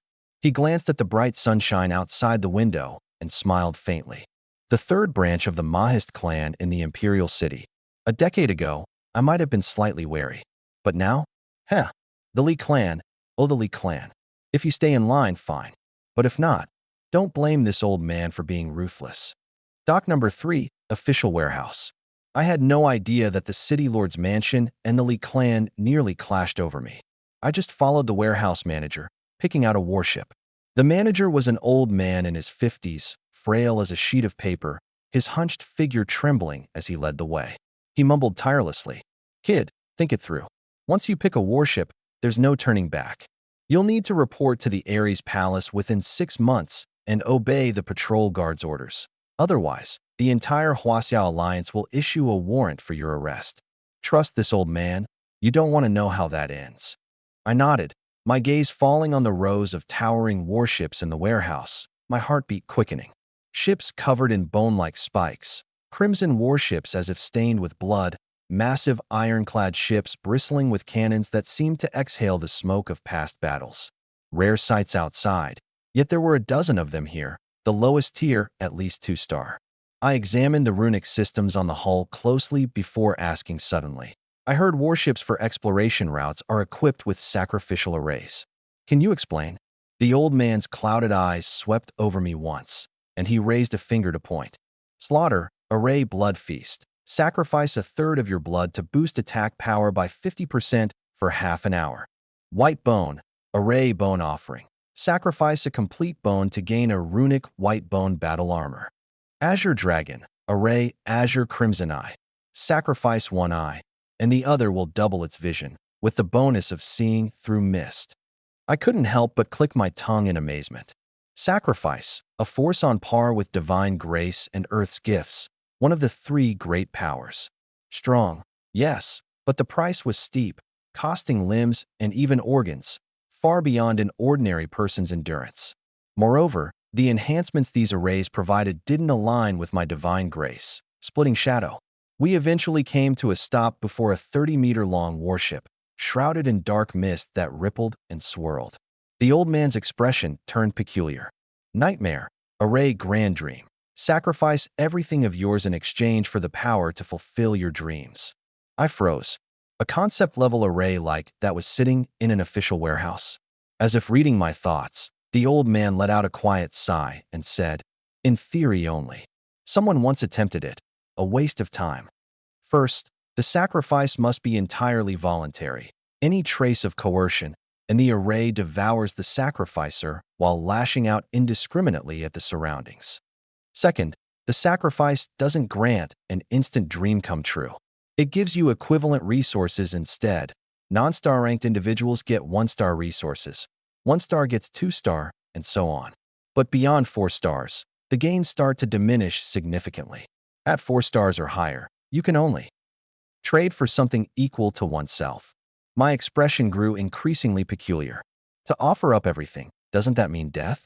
And in exchange, I'd just receive resources that I could have fought for myself. Not to mention, handing those resources over to someone else. Who knows if they'll even fulfill your wishes? If it didn't require willingness or came without consequences, perhaps some shady practitioners could exploit loopholes. But these two conditions were non-negotiable, completely shutting down such tactics. Not even the shady ones would bother attempting it. Still, I curled my fingers slightly, feigning casualness.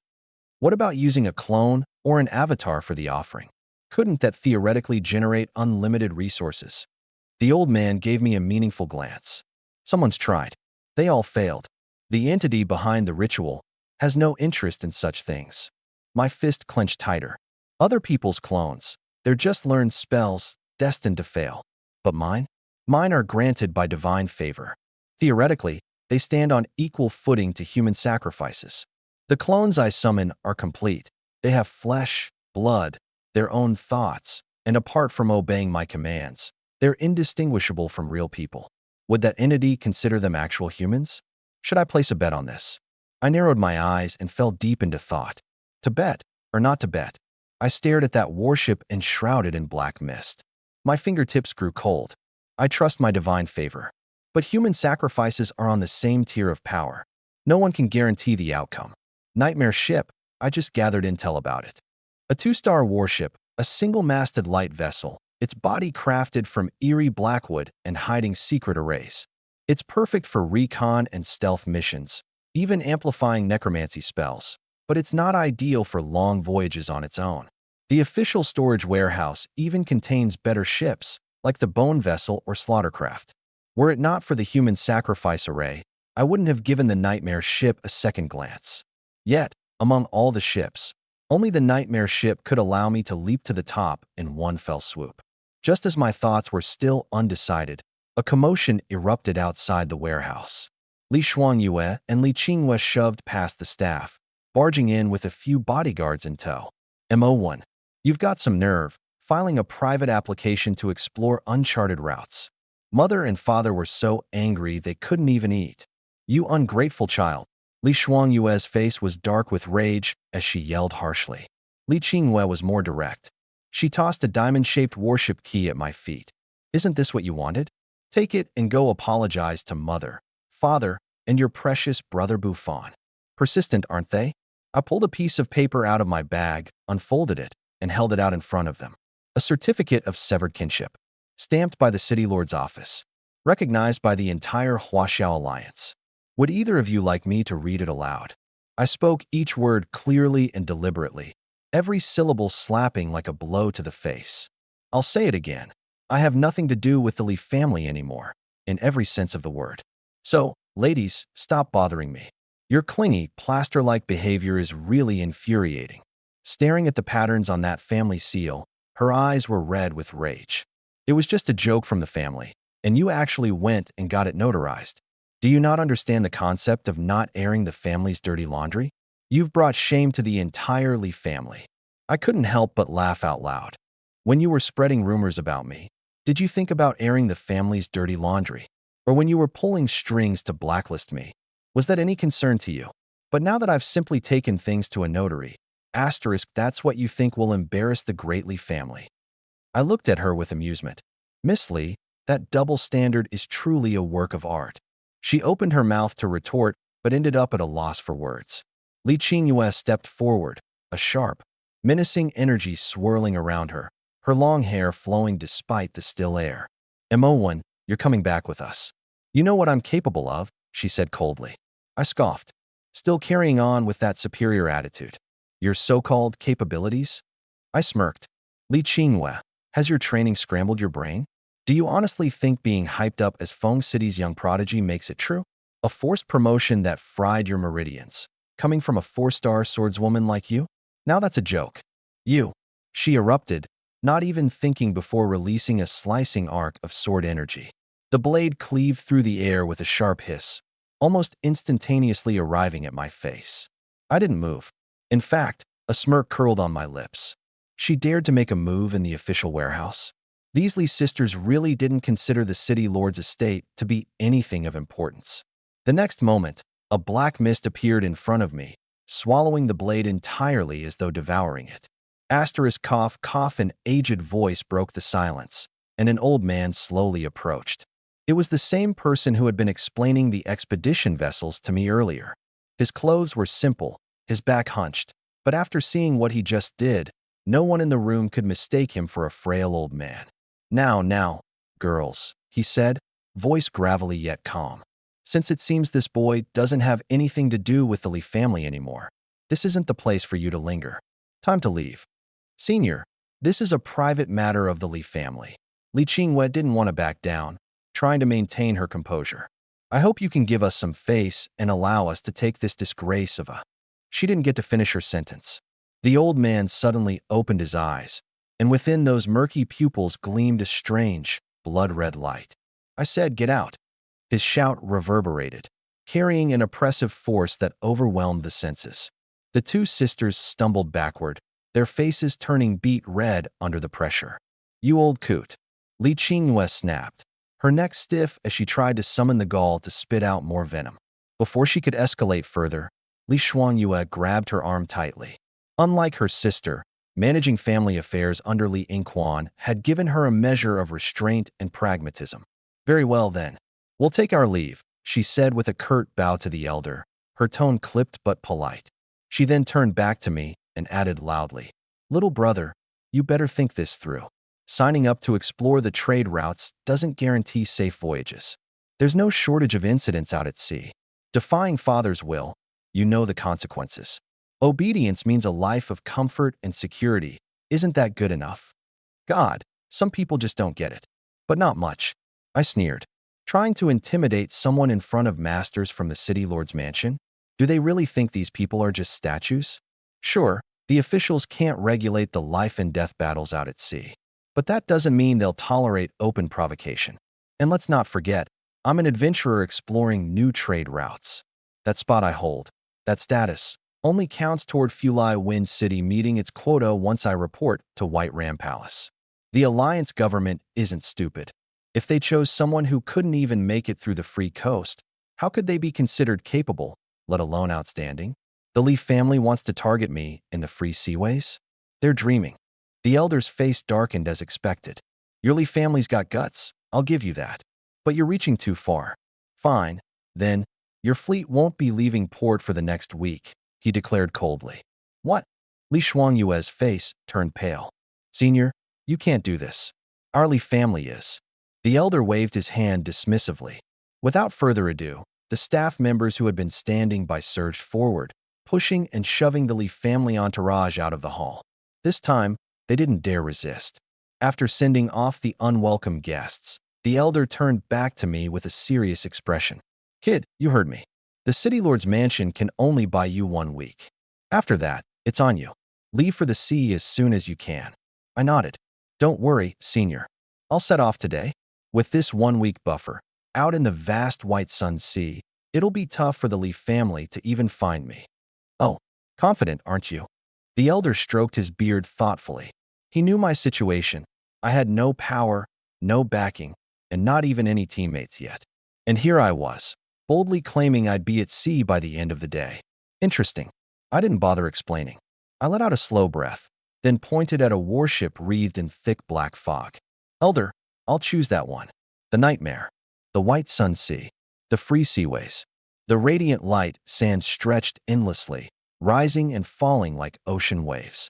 The wind carried the faint warmth of sunlight from afar, soft and refreshing as it brushed against my face. Schools of transparent fish gathered and scattered within the luminescent sands, sending up ripples with their movements, until startled by a larger predator, at which point they frantically fled. Peaceful, serene. Amidst that calm, eerie tranquility, a warship shrouded in black mist silently emerged, slicing through the light sands as it set sail into the distance. Its hull was obsidian black, single-masted and double-decked, with 5 cannon mouths carved into each side. At the bow protruded a ramming horn shaped like the head of a black ram. Mysterious. Haunting. I stood at the ship's bow, gazing ahead. Bowing my head slightly, I spoke softly to the replica shadow behind me. Number 1, I'm sorry. The doppelganger merely waved a nonchalant hand. No big deal. My existence is for you anyway. We both fell into silence after that. Quietly, we walked off the deck and descended into the deepest part of the cabin. There, a red pentagram about half a meter in diameter softly glowed at its center. Intricate runes covered the perimeter, while the points of the star displayed an odd assortment of offerings, things like a heart, a gem, and a feather. My doppelganger clicked his tongue, cutting me off before I could even speak. I stepped inside. A sudden burst of red light illuminated the space, piercing through the ship's hull and lighting up the ocean outside. After a long moment, the light faded. A figure stood at the center of the ritual circle, dressed in a tight black and white combat suit and tall boots, with dark purple hair cascading down her back and icy blue eyes that seemed cold yet strikingly beautiful. In her hand was a katana, and her figure, curvaceous and fiery, was undeniably captivating. A woman? For a second, my mind stalled. Wasn't this supposed to summon resources? Why was there a person here? Do people also count as resources now? Could this be a wish coming true? Wait, my wish is a woman? What the hell was that guy thinking before he initiated this ritual? The girl, too, seemed to snap out of her initial daze. Ripples flickered in her cool blue eyes, and she softly murmured, "A new world. I suppose that works." Then, she slightly bowed in my direction. From the clan of Shadow Venom, I am Yako Dokuiai. Pleased to make your acquaintance, my partner. I finally came to my senses, scrutinizing her carefully for a moment before speaking. Hello, Miss Dokuiai. I'm MO1. If I may ask, why are you calling me your partner? Yako chuckled lightly, performing another graceful bow. The great being who brought me here has already informed me. Someone here is seeking a partner to embark on a grand adventure. Partner. Adventure. I stayed quiet. My dream, is this what it was? Well, it wasn't wrong. What the nightmare was lacking most right now wasn't just resources, it was capable personnel. I rubbed my thumb against my fingers thoughtfully, then asked, Miss Dokuai, just how much can I trust you? Resources are judged by their grade, but a partner is different. Loyalty trumps strength. Out here in these vast seas, being stabbed in the back by someone you trust could mean the end, no matter how strong you are. A gleam flickered in Yako's piercing eyes. Her expression turned serious. As long as it doesn't violate my principles, I, Yako, will follow all of your orders. Principles? That's as good as saying nothing. Who knows what your principles are, or if they're changeable at any moment. But looking at her composed and polite smile, I decided not to press further. Tilting my head, a thought crossed my mind, and I abruptly asked, Yako, can I see your sword? She blinked. Then her face broke into a radiant smile. If you truly wish to see it, I don't mind lending it to you. But if this is only to test me via command, then I must refuse. TSK. The sacrificial ritual was apparently useless for control. I traded in a serval clone for a partner who doesn't entirely listen to orders. Feels like I got the short end of the stick. I glanced over at her katana. Then, what about your strength? What area do your abilities specialize in? Yako gently ran her fingers over the sheath and casually replied, Not bad. I am a 2-star swordsman, with a life-related blessing, something aligned with blood. 2 stars. Life-type abilities. My eyes narrowed slightly. That's impressive, especially with a life-side blessing, priceless in its own right. Got it. The directions of enhancement granted by the Earth gifting are roughly divided into three types: the energy path, the life path, and the almost mythical concept path. 80% of Earth gifts fall under the energy path, consuming energy-infused treasures, mastering some kind of energy, and upgrading by accumulating it. The upside is that energy treasures are abundant and upgrades happen quickly. The downside? It's a slow and gradual process of energy permeating your body, and one misstep could lead to severe backlash. Take my sister, Li Qingyue, as a living example. Back in the day, in her reckless pursuit of the 4-star rank, she forced down an excessive amount of wind element energy treasures. It damaged her veins. If I hadn't been preparing medicinal meals to help her recover, she might not even be able to walk now. The life path, especially the blood-oriented route, is entirely different. Although its treasures are few, it takes the physical enhancement route from the start, with minimal risk of backlash. Plus, its combat potential often surpasses that of the energy path. As for the concept path, that one is more of a legend. Be it in school or out in the world, I've never come across any concrete information about it. Would you mind showing me an example? I asked. Yezi nodded. Of course. Since we'll be working side by side, it's only fair to share an understanding. She glanced at the rather cramped cabin around us. But it's too small here. I can't fully demonstrate. I wasn't surprised and led her up onto the deck. She looked out at the unique scenery of the starry sea and gently brushed back her violet hair, revealing a serene, contented expression. It's beautiful. So much better than the hellish place I came from, she murmured quietly. Leaning slightly forward, her hand rested on the hilt of her blade. Her body had a sleek, poised tension, like a hunting leopard about to strike. Poison shadow flow, blood dance. Her clear voice rang out. Blood-red light enshrouded her blade, which erupted with a burst of crimson brilliance. The blade glow, like an omnipresent net, surged forward violently, leaving streaks of blood-colored fissures across the surface of the sea. So fast, so powerful. My pupils contracted. At the 2-star level, I hadn't seen anything so intense, certainly not in Fufeng City. What struck me further came afterward. The blade glow swept past, and countless firefly-like creatures were torn into bloody mist. Yet, instead of dispersing, all that mist surged back toward Yezi's body, as if drawn by an unseen force. Your technique can absorb blood? I asked, slightly stunned. Yezi nodded, offering no pretense. That's right. My Earth gift path allows me to strengthen my techniques and power using my own blood while also recovering from the blood of my enemies. It's quite a convenient ability. A life path Earth gift, truly extraordinary. I admired her silently, instantly recognizing the danger she posed. In a group battle, it wouldn't matter how many opponents were sent her way. She could just massacre them all. In terms of pure killing efficiency, she was stronger than some 3-star adventurers I'd seen. Countless thoughts raced through my mind as I reached out a hand toward her. Welcome aboard, Miss Yezi. Night descended as daylight sunk into the depths of the sea. The entire world glimmered faintly. The surface of the ocean was as still as a mirrored pool of mercury, reflecting the myriad starlights above. The asterisk nightmare sailed forward uninterrupted, slicing through the tranquil expanse. The ship glided smoothly, like a hunting hound diving into the mist.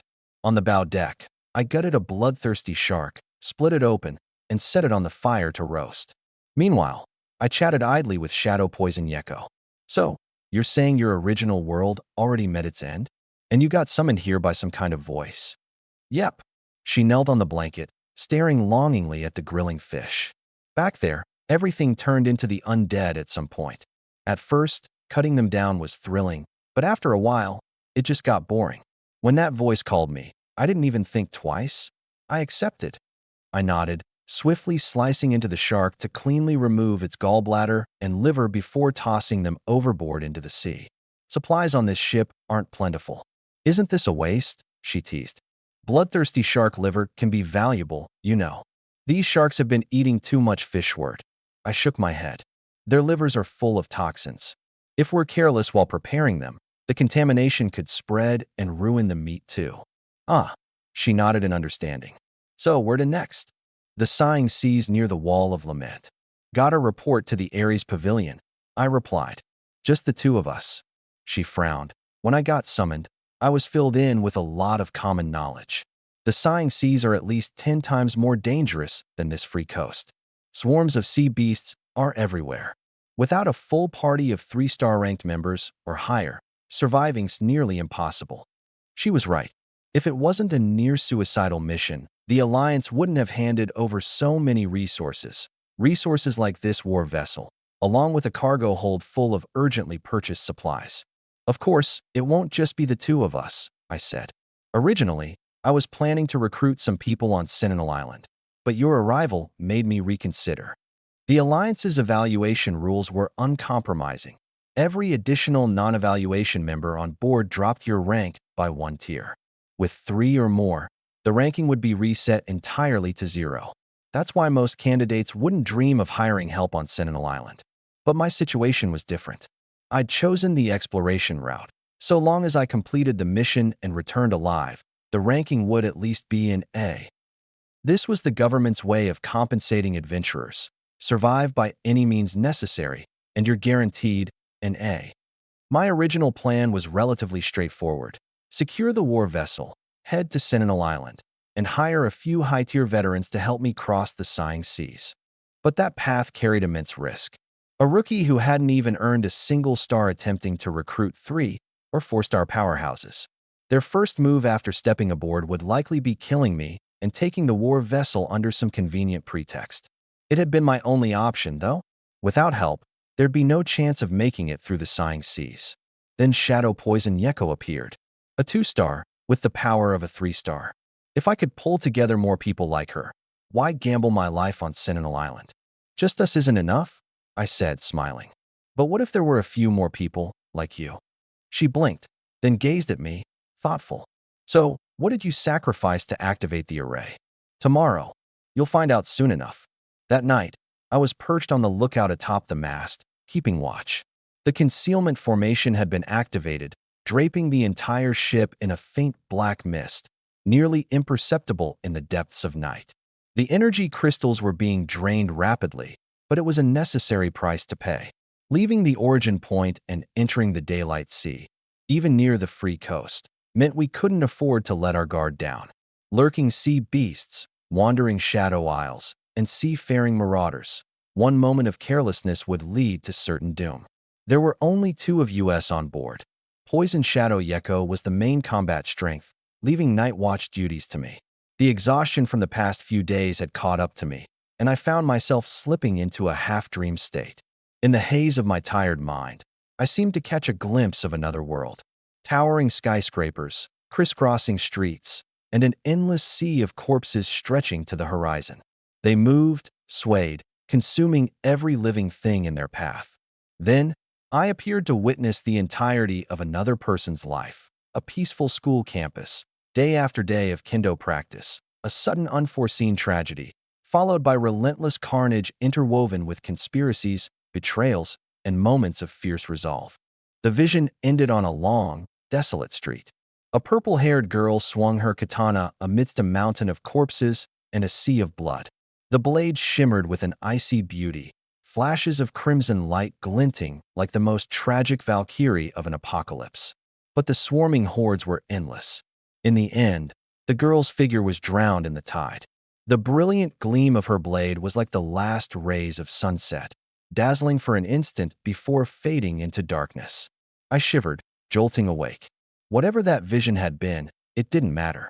What mattered now was that Poison Shadow Yeko was my comrade. That much was certain, and that was enough for me. The next morning, as a summoned entity stepped into the ritual circle for the human sacrifice formation, Poison Shadow Yeko's expression turned odd. A clone, huh? So that's your ability? Though what you summon may not necessarily be what you intended to, she squinted skeptically. I'm starting to seriously doubt, Captain, what exactly you're trying to achieve here. A familiar crimson glow flickered through the air. From the formation emerged a blonde girl with a curvaceous figure, a pair of short strands of hair curling forward above her forehead. She clutched a metal spear in her hands, her expression tense with apprehension. It's actually you, Miyamoto Rika. Poison Shadow Yeko turned, a flicker of surprise crossing her eyes. Poison Shadow Yeko. It's really you? The blonde girl faltered, relaxing visibly as she recognized her. TCH. Poison Shadow Yeko turned toward me instead and sneered. Miyamoto Rika, a 2-star spearman from my world. Her divine gift grants her command over energy-based wind elements. And, frankly, she's the type who can barely survive without a man in her life. What nonsense are you spewing? Miyamoto Rika snapped, eyes blazing with anger. You, the battle-obsessed maniac who can't go a single day without swinging a blade. You're the one who acts like they're desperate. I couldn't help but feel my expression shift into something complicated. Last night's dream or vision, or whatever it had been, provided me a glimpse of the animosity between these two. In short, it involved a man. Miyamoto Rika had a boyfriend once. The guy didn't even survive the first day of the apocalypse. She started leaning more and more on him, getting closer to her childhood friend, which annoyed Duing Yezi, who also had feelings for that same childhood friend. One accused the other of being fickle, while the other retorted she was being unreasonable.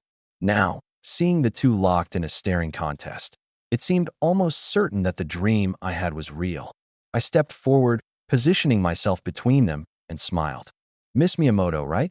Welcome aboard the nightmare. Miyamoto Riko gave me a once-over, her gaze landing on my face. Her cheeks flushed faintly. Please take care of me, MO1, she said, extending her hand. It's an honor to be your partner. I took her hand in mine, and, just as I was about to let go, she lightly scratched my palm and shot me a playful wink. This is definitely someone who can't live without men around, I thought to myself. Duing Yezi's cynical critique echoed in my head. Still, remembering the dream, her read on Miyamoto Riko didn't feel completely accurate. Riko seemed more like a cunning expert than a flirt. Sure, she stayed close to her childhood friend, but she never outright crossed the line. The most she ever did was throw in some occasional eye candy. Whether that was deliberate or not was hard to tell. Her figure was just too striking. With her easygoing outfits, it was impossible not to notice. Not that Duing Yezi was any better. There were certain asterisk aspects she couldn't exactly hide either. I recalled the childhood friend from my dream, being led around in circles by these women, running himself ragged to make sure they didn't get so much as a scratch during missions. Perhaps I was lost in thought for too long because Yezi gave a dissatisfied grunt at how long Riko and I hadn't unclasped hands. Miyamoto Riko, step outside with me. Let's see if you've actually improved since the last time I saw you. And let's give the captain here a little preview of what you're capable of while we're at it. The playfully smiling Riko instantly bristled, her demeanor snapping into combat mode. A little showdown? Fine by me. Let's see what you've got. The two stormed off, and, in no time, the crisp sounds of clashing weapons rang out on the deck. When I made my way over, the two were still locked in intense combat. Duing Yezi remained as fierce as ever, her blood-colored energy as sharp as blades, so menacing that just standing near it made you feel like your skin was being sliced. But Miyamoto Riko wasn't far behind. Though her raw attack power was slightly inferior, and her overall technique was lacking, she had one trump card. She was fast, incredibly fast. Surrounded by the movement of the wind, she darted across the deck like a storm, going from the bow to the stern in the blink of an eye.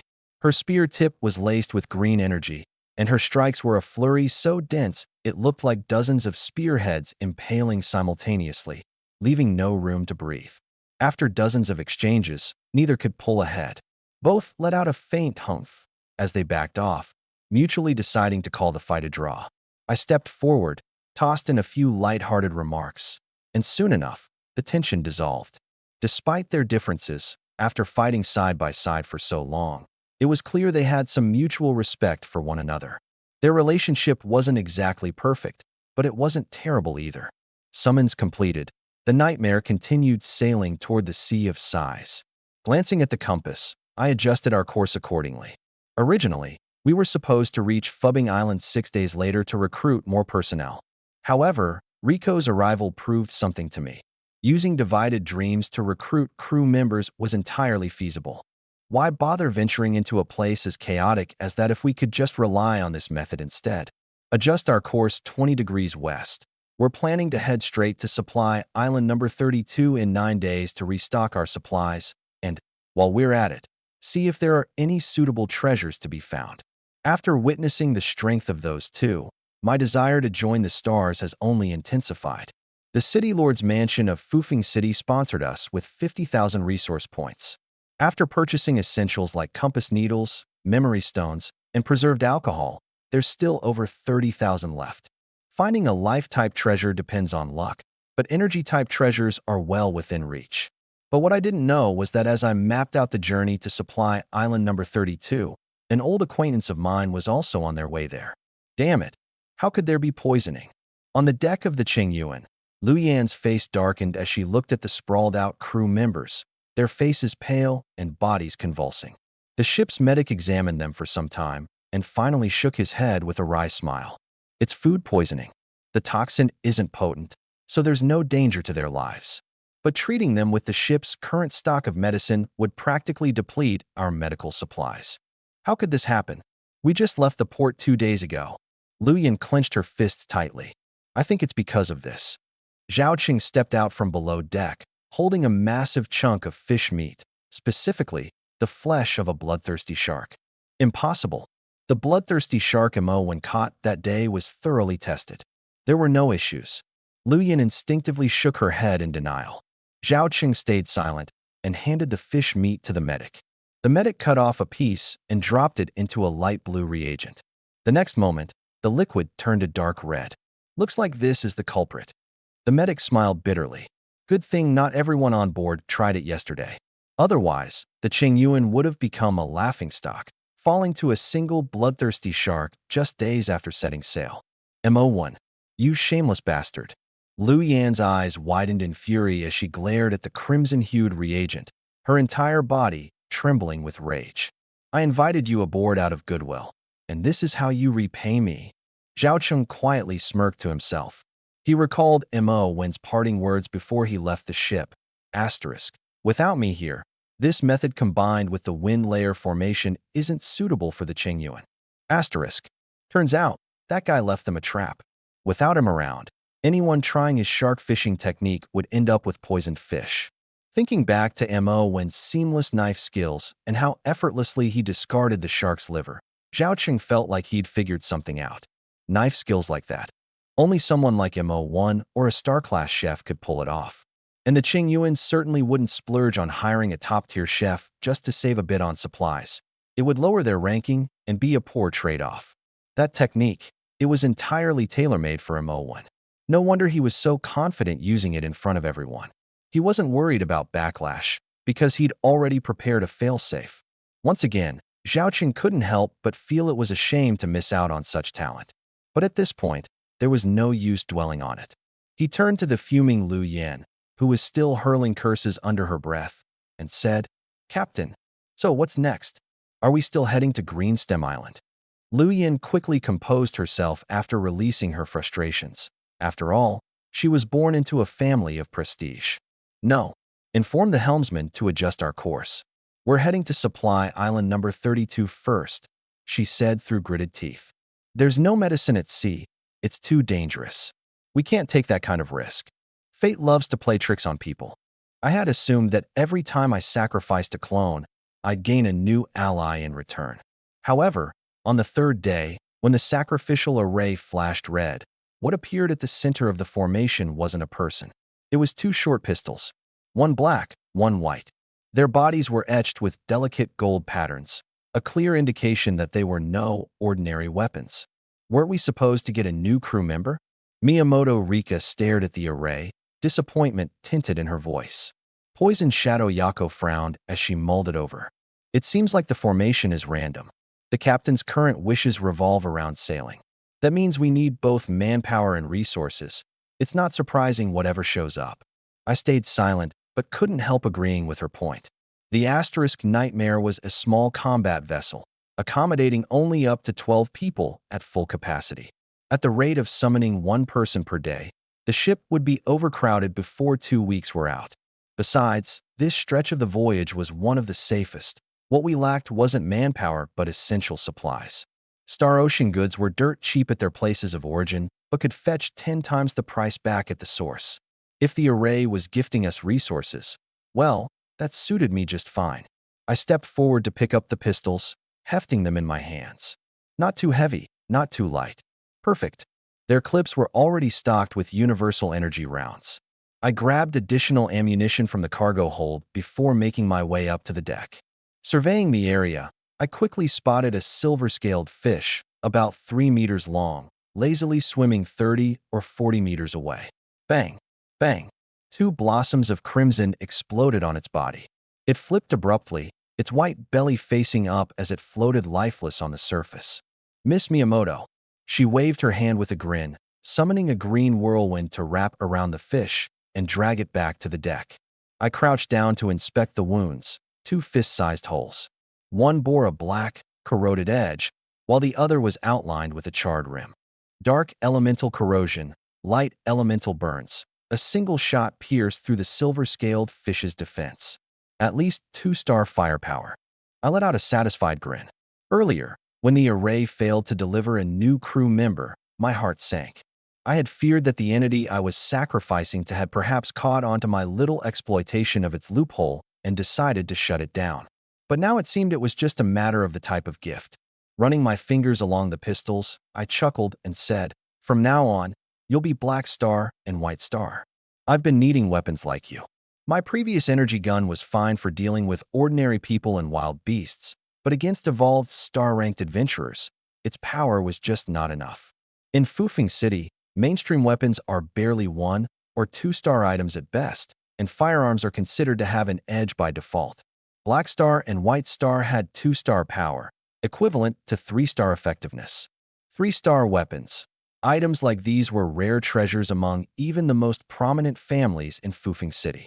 My second sister, Li Qingwei, wields a sword named Gentle Breeze, and that's a 3-star weapon too. In high spirits, I exclaimed. The silver scale fish has the freshest meat.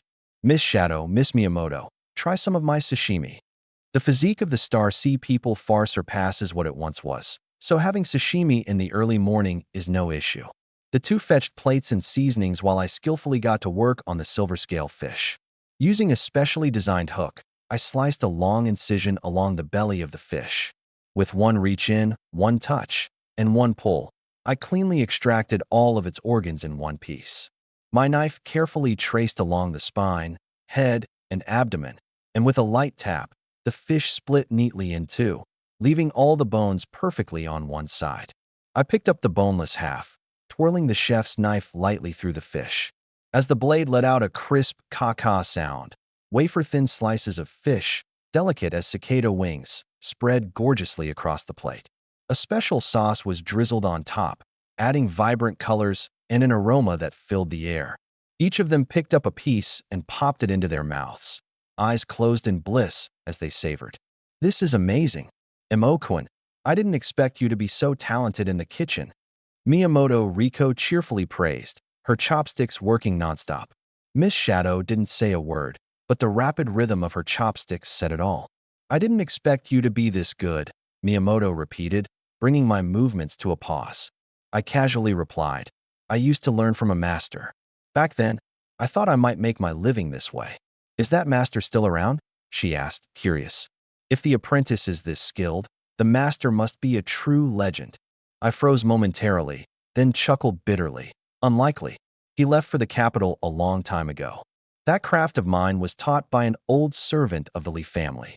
Back then, in order to earn favor within the Li family, I poured all my energy into honing my culinary skills. The master had told me that, in terms of flavor and knife work, I had already closed the gap with star chefs. All I lacked was formal certification to handle certain rare ingredients. It was a chapter of my life I had long buried. The old servant had been driven out by Li Bufan for speaking in my defense, and, as rumor had it, went to live with relatives in the imperial capital. I wasn't lying. I simply didn't want to delve into it. Before long, the aroma of delicacies filled the entire asterisk nightmare ship. Meanwhile, in the Windhold City, at the Li residence, Li Shuangyue massaged her temples as she listened to Steward Zhou. "You're saying the Sun and Gon families both rejected our plan?" "It's not outright rejection," Zhou replied nervously. "But compared to before, this plan for tackling the third high ground on Cairo Island is simply uninspiring. In the past, The Li family always managed to leverage monster behaviors and terrain to achieve maximum results with minimal loss. But this time, it's no different from the standard strategies available on the market. Li Shuangyue didn't need him to finish. She already understood. In the past, she could deceive herself, pretending those brilliant strategies had all come from her younger brother Buffon. But now, looking at the mediocre plans Buffon had come up with after Mo Wen's departure, she let out a bitter laugh. There was no denying it now. All she could do at this point was minimize losses. Inform the Sun and Gon families that for this joint operation, the Li family will take the lead responsibilities. Steward Zhou was stunned. But the prancing apes on hill number 3 are incredibly strong. If we follow the current plan, our losses will be massive. Do we have any other options? Li Shuangyue's tone was icy. The Sun and Gon families have just defected to our side. Forcing them to bear the brunt would make cleaning up the aftermath impossible. We can train soldiers if we lose them, but if we lose their loyalty, it'll be nearly impossible to bring them back together. In reality, everything could be resolved as long as we brought back young Master Mo1. Housekeeper Zhou lifted his head and met her cold, warning gaze. The words on the tip of his tongue were swallowed back. In that instant, he understood. Miss Li wasn't unaware of that solution. She simply refused to take that path. Understood. He sighed inwardly and turned to make the necessary arrangements. On the 4th day of sailing, one of my doppelgangers managed to acquire a piece of fire-profound crystal as large as a tabletop. It's a 2-star material, yet remarkably versatile. It can be used for forging or array formation. Moreover, it's rare. This piece alone, the size of a tabletop, is worth at least 300,000 energy points, enough to buy a warship. In previous years, earnings like this would have guaranteed a baseline B-level assessment. Unfortunately, since this was acquired through sacrifice, as long as I didn't want to reveal the secret of my talent, its existence would have to remain hidden. Truthfully, I no longer cared much about the maritime exam. Just successfully charting an exploration route already qualifies one for an A-level rating. That's sufficient for my needs. Most of those striving desperately for S-level ratings are from prominent families. They need the ranking to secure resources within their clans. Additionally, a higher rating makes future recruitment for fleet building much easier. Who wouldn't want to serve under an S-ranked captain rather than an F-ranked one? But I possess the doppelganger talent and the dream-come-true formation. Future recruitment? I doubt I'll ever have to rely on the whims of freelance captains from the Alliance. The night I summoned Rin Miyamoto, I had another dream, one where I saw her entire life.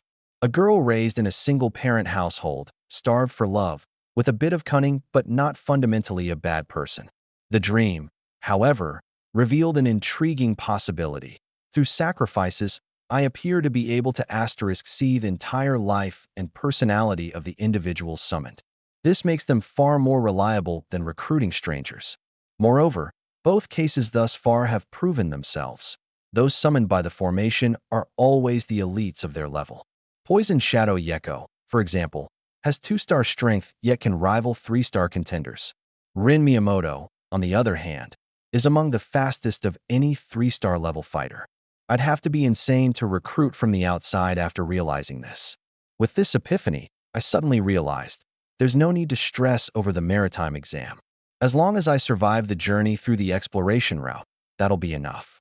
These past few days, things have been running smoothly, and my mood has been great. After tucking the fire-profound crystal into the cargo hold, I stretched and headed onto the deck. Last night had been Rin Miyamoto's shift. Now it was Poison Shadow Yeko's turn to stand watch. She was practicing her blade strikes with smooth precision while keeping her sharp gaze fixed on the route ahead. Beads of sweat slid down her amethyst hair, tracing the curves of her form as they fell. My throat felt parched.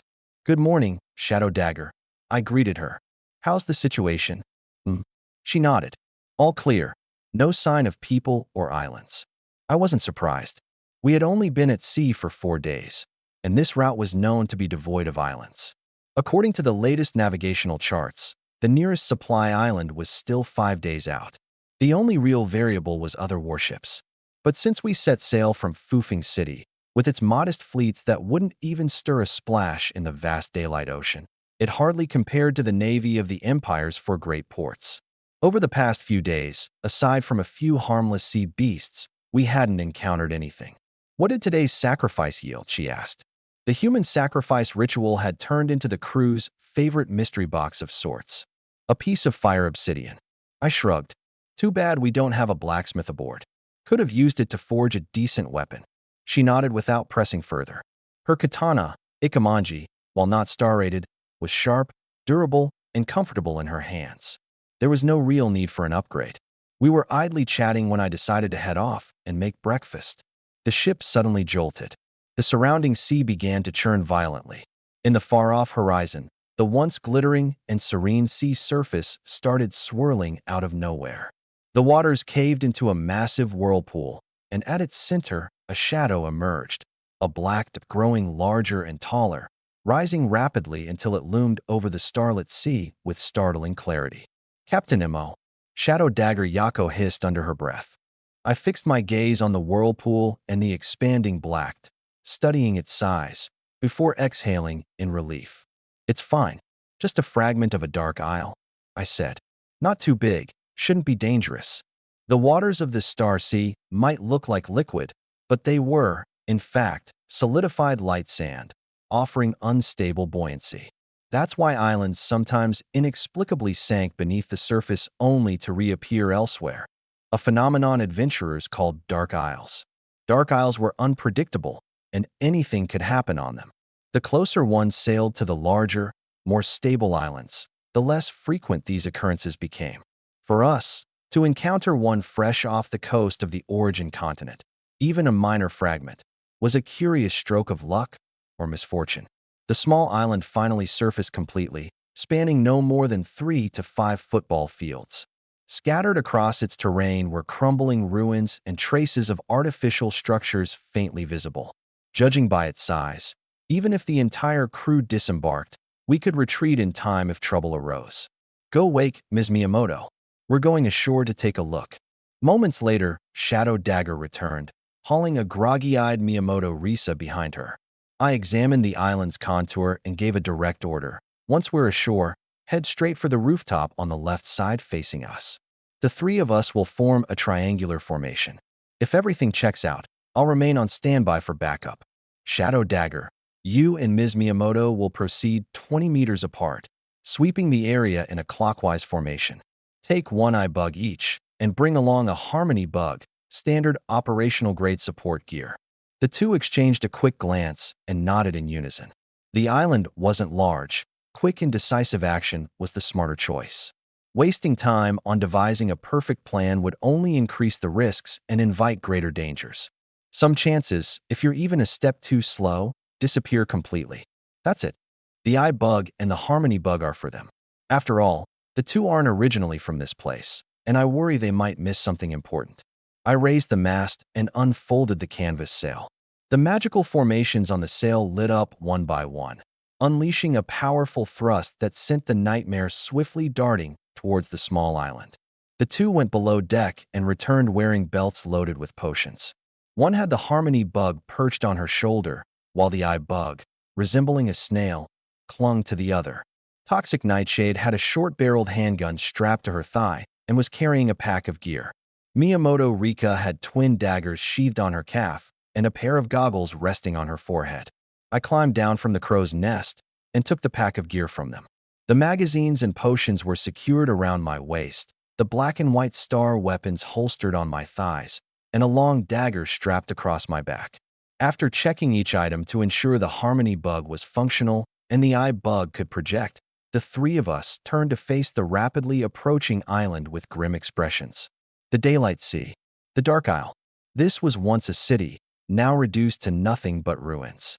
The cement roads were broken in half, their fractured edges layered like uneven strata, revealing splotches of faded color.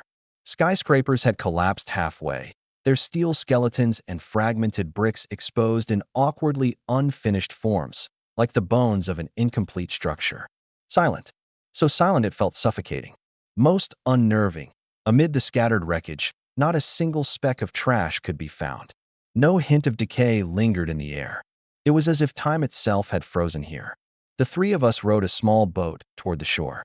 As I stepped onto the cement ground, The soft creak beneath my feet echoed far into the hollow desolation.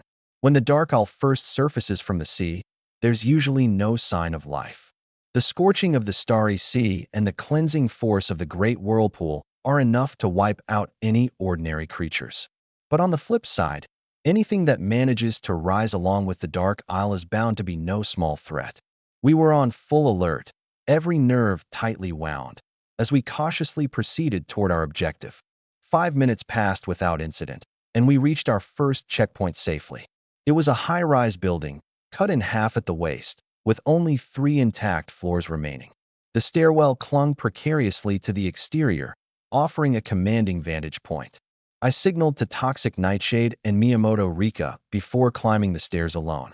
Step by step, I ascended to the platform on the 3rd floor. The dark owl remained eerily lifeless. For the first time, I saw its full layout. Oval-shaped, about the size of 4 or 5 football fields.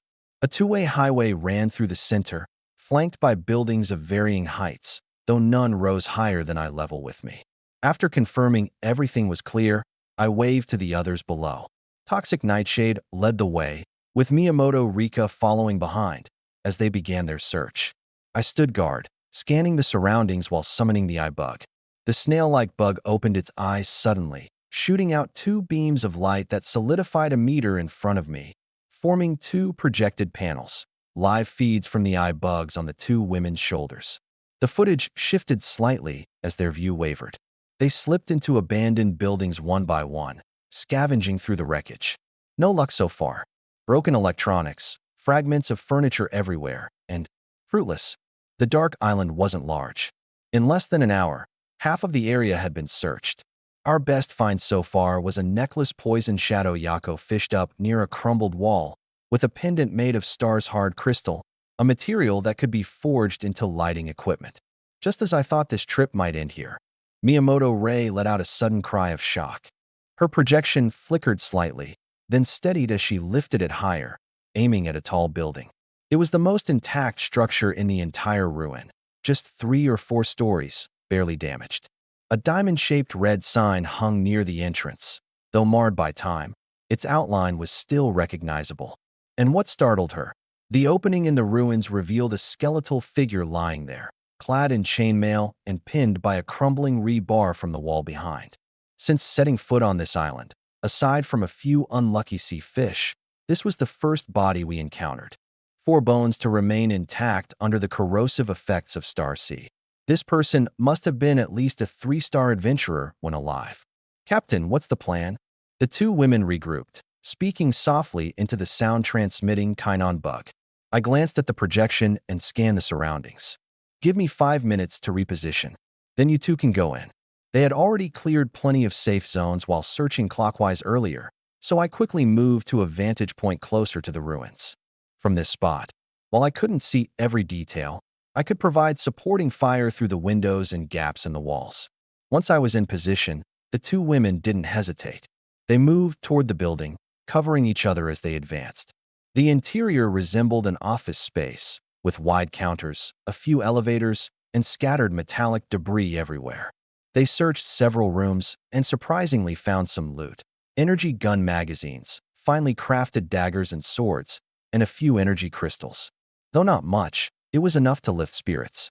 Finally, they reached the room where the skeleton lay. Half a metal door creaked open, revealing a secure chamber. No windows, metal flooring. On the wall opposite the door stood a safe, faintly glowing with a dim light. The skeleton slumped over the safe, its upper body stuck in the wall. The chainmail snagged on an exposed rebar, while the lower half rested atop the safe. Signaling Miyamoto Rei to remain on guard, Poison Shadow Yako gave a slight flick of her blade.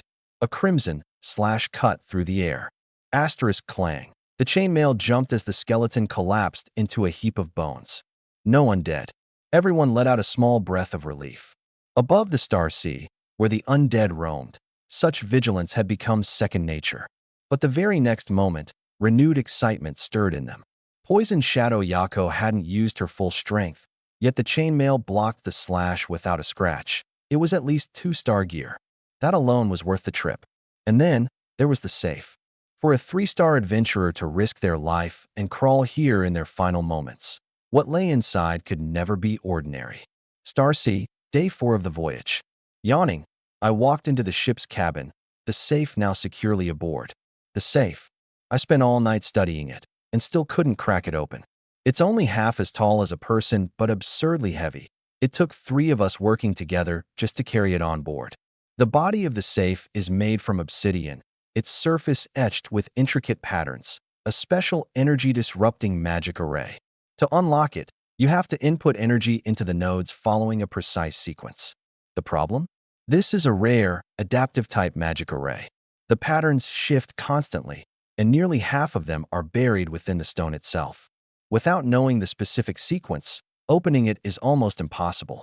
At least, for someone like me who hasn't even reached stellar tier, it's impossible.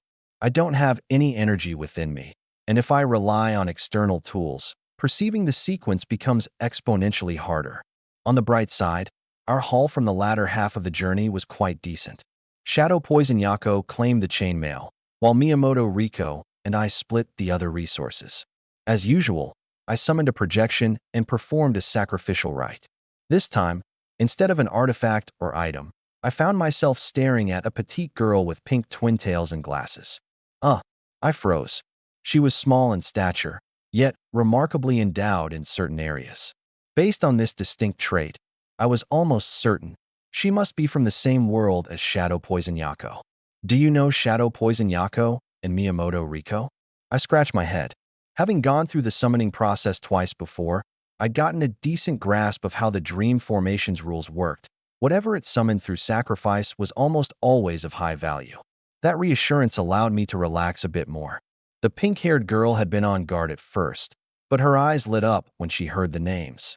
You know Poison Senpai and Riko Senpai? Where are they? Take me to them now. Before she could even finish her sentence, Miyamoto Riko had already arrived, drawn by the commotion. The moment she saw the figure within the magic formation, she broke into a wide smile. Ayaka High Castle, you're here too. The two of them hugged each other excitedly, their familiarity evident. After chatting animatedly for a few moments, Riko finally remembered to introduce us. Captain MO1, this is my junior and teammate from my original world, Ayaka Takashiro. She's a 2-star stargazer. 2-star stargazer. My eyes immediately lit up. Stargazers aren't considered a particularly strong profession, but they're the ultimate jack of all trades unique to the Star Seas. Known for their exceptionally keen perception, stargazers can observe all forms of energy within the starry expanse. They can temporarily take on roles like navigator, array master, sniper. Basically, they're adaptable to anything. The most critical detail, though, I couldn't unlock that safe. But stargazers are uniquely qualified to deduce its code, one step at a time. Takashiro Ayaka looked every bit the part, bookish, sharp, glasses wearing. She had genius written all over her. Suddenly, everything made sense. The summoning formation had bestowed another person onto me today.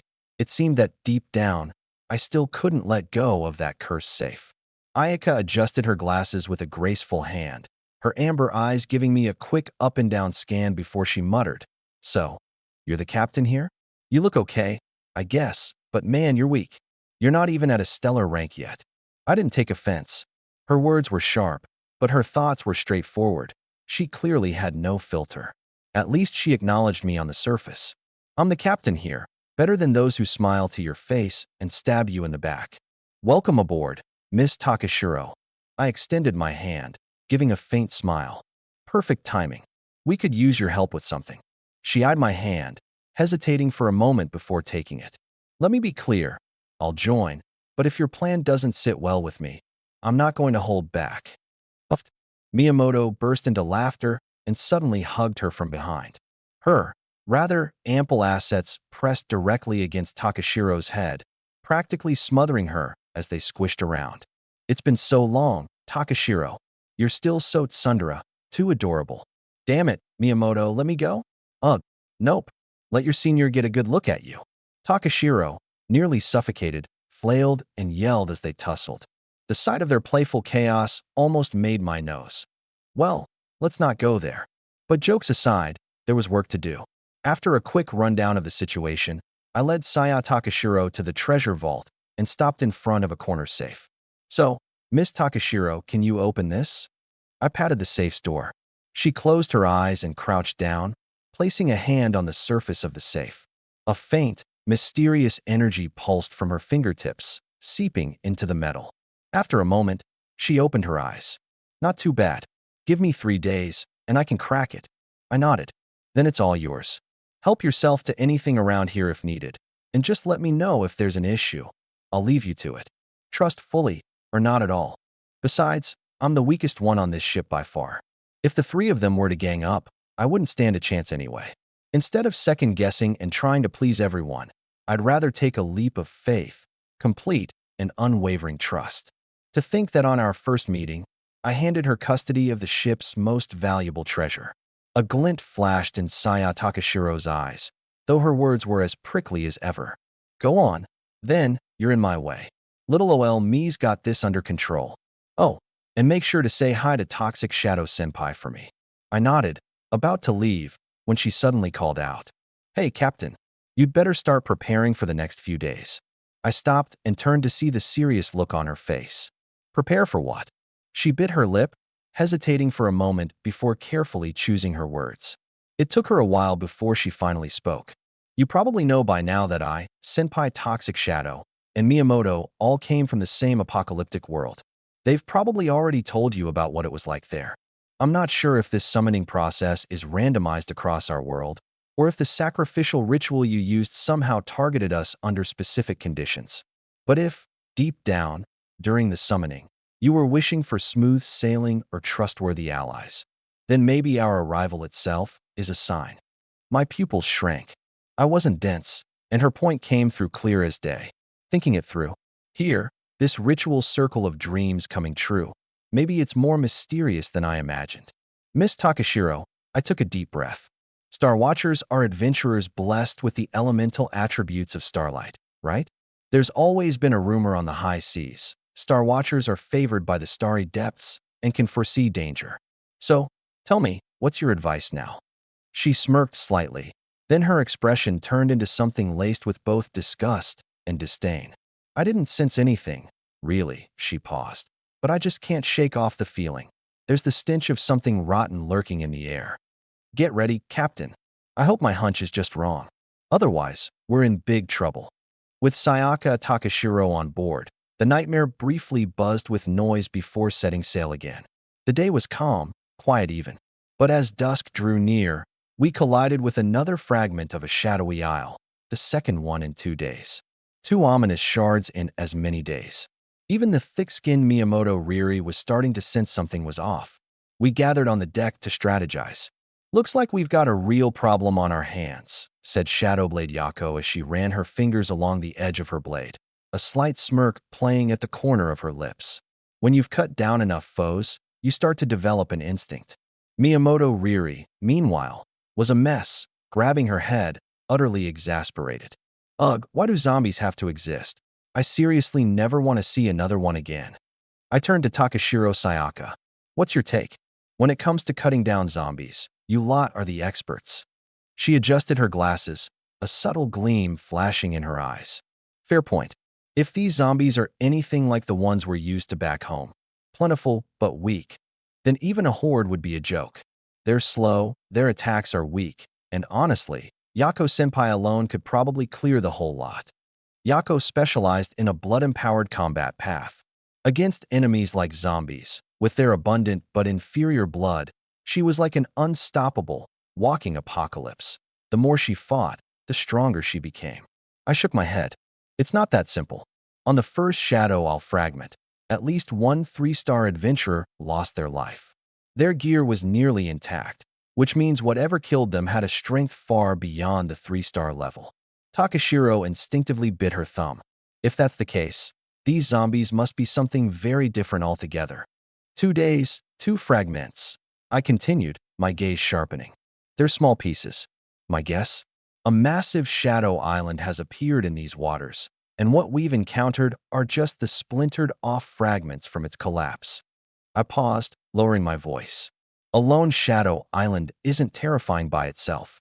No matter how many zombies it has, They wouldn't stand a chance against the firepower of a mechanical fortress. What really concerns me is Supply Island number 32. There are nearly 100,000 people on that island, including a significant number of high-tier adventurers. Takashiro suddenly stiffened, her whole body tensing. Can we turn back now? She had seen Shadowblade Yako's combat potential firsthand and knew all too well what high-level adventurers were capable of when things got serious. Just the thought of someone succumbing to zombification made her go pale. I let out a bitter smile and shook my head. No, it won't work. Our supplies are too short. The next checkpoint is far, with too many uncertainties. Besides, I lowered my voice. If something really happened to Station 32, at least 2 mechanical fortresses are already en route. Think about it. If you were on an emergency voyage and encountered a warship coming from the direction of a quarantine island, what would you do? The journey back to the origin mainland is just 4 or 5 days. She froze, then gave a bitter smile. The jungle law rules the sea. If she were the fortress commander, taking one shot to eliminate all potential risks at the cost of sacrificing a few ships, completely acceptable. So our only option is to fight for Station 32 and hope the incoming fortress doesn't immediately bombard the place, she muttered, her face collapsing. I shrugged, half comforting, half teasing. Not necessarily that bad. Historically, stuff like this has happened 6 times, and only once did they burn everything down immediately. The other 5 times, they rescued survivors, salvaged resources, and then cleaned up. After all, the big soldiers operating those fortresses are usually looking to make a little extra on the side. She fell silent for a moment before smirking coldly. Figures. No matter what world you're in, no one escapes greed. I spread out my hands. It's precisely because they're greedy for resources and want to use rescue missions as a cover to profit that we still have a shot. Otherwise, who would care whether you live or die? She understood there was no alternative left. Go, and we might face trouble. Don't go, and the heavy artillery will come for us. Between the fortress radars and search enchantments, there's no way we'd go unnoticed. Oh, she clawed at her hair this time. After letting out a frustrated yell, she yanked me by the collar, her expression fierce. You damn well know what we're lacking the most right now. For tomorrow's sacrificial offering, you better think carefully. Carefully. I obediently raised my hands in surrender. Her expression wasn't fear. It was the despair of finally clearing up a pile of messes, only to find an even bigger one waiting around the corner. We're missing medics, mages, and snipers from the team. As for resources, well, I could forget about those. If Station 32 falls, it's not like having resources will make a difference. She shot me a glad you understand glance before turning toward Poison Shadow and her companion. Seniors, you haven't forgotten your zombie slaying skills, have you? We need to rework the mission plan. This time, watching her get to work, I couldn't help but smile. When it comes to slicing up zombies, they're the real experts.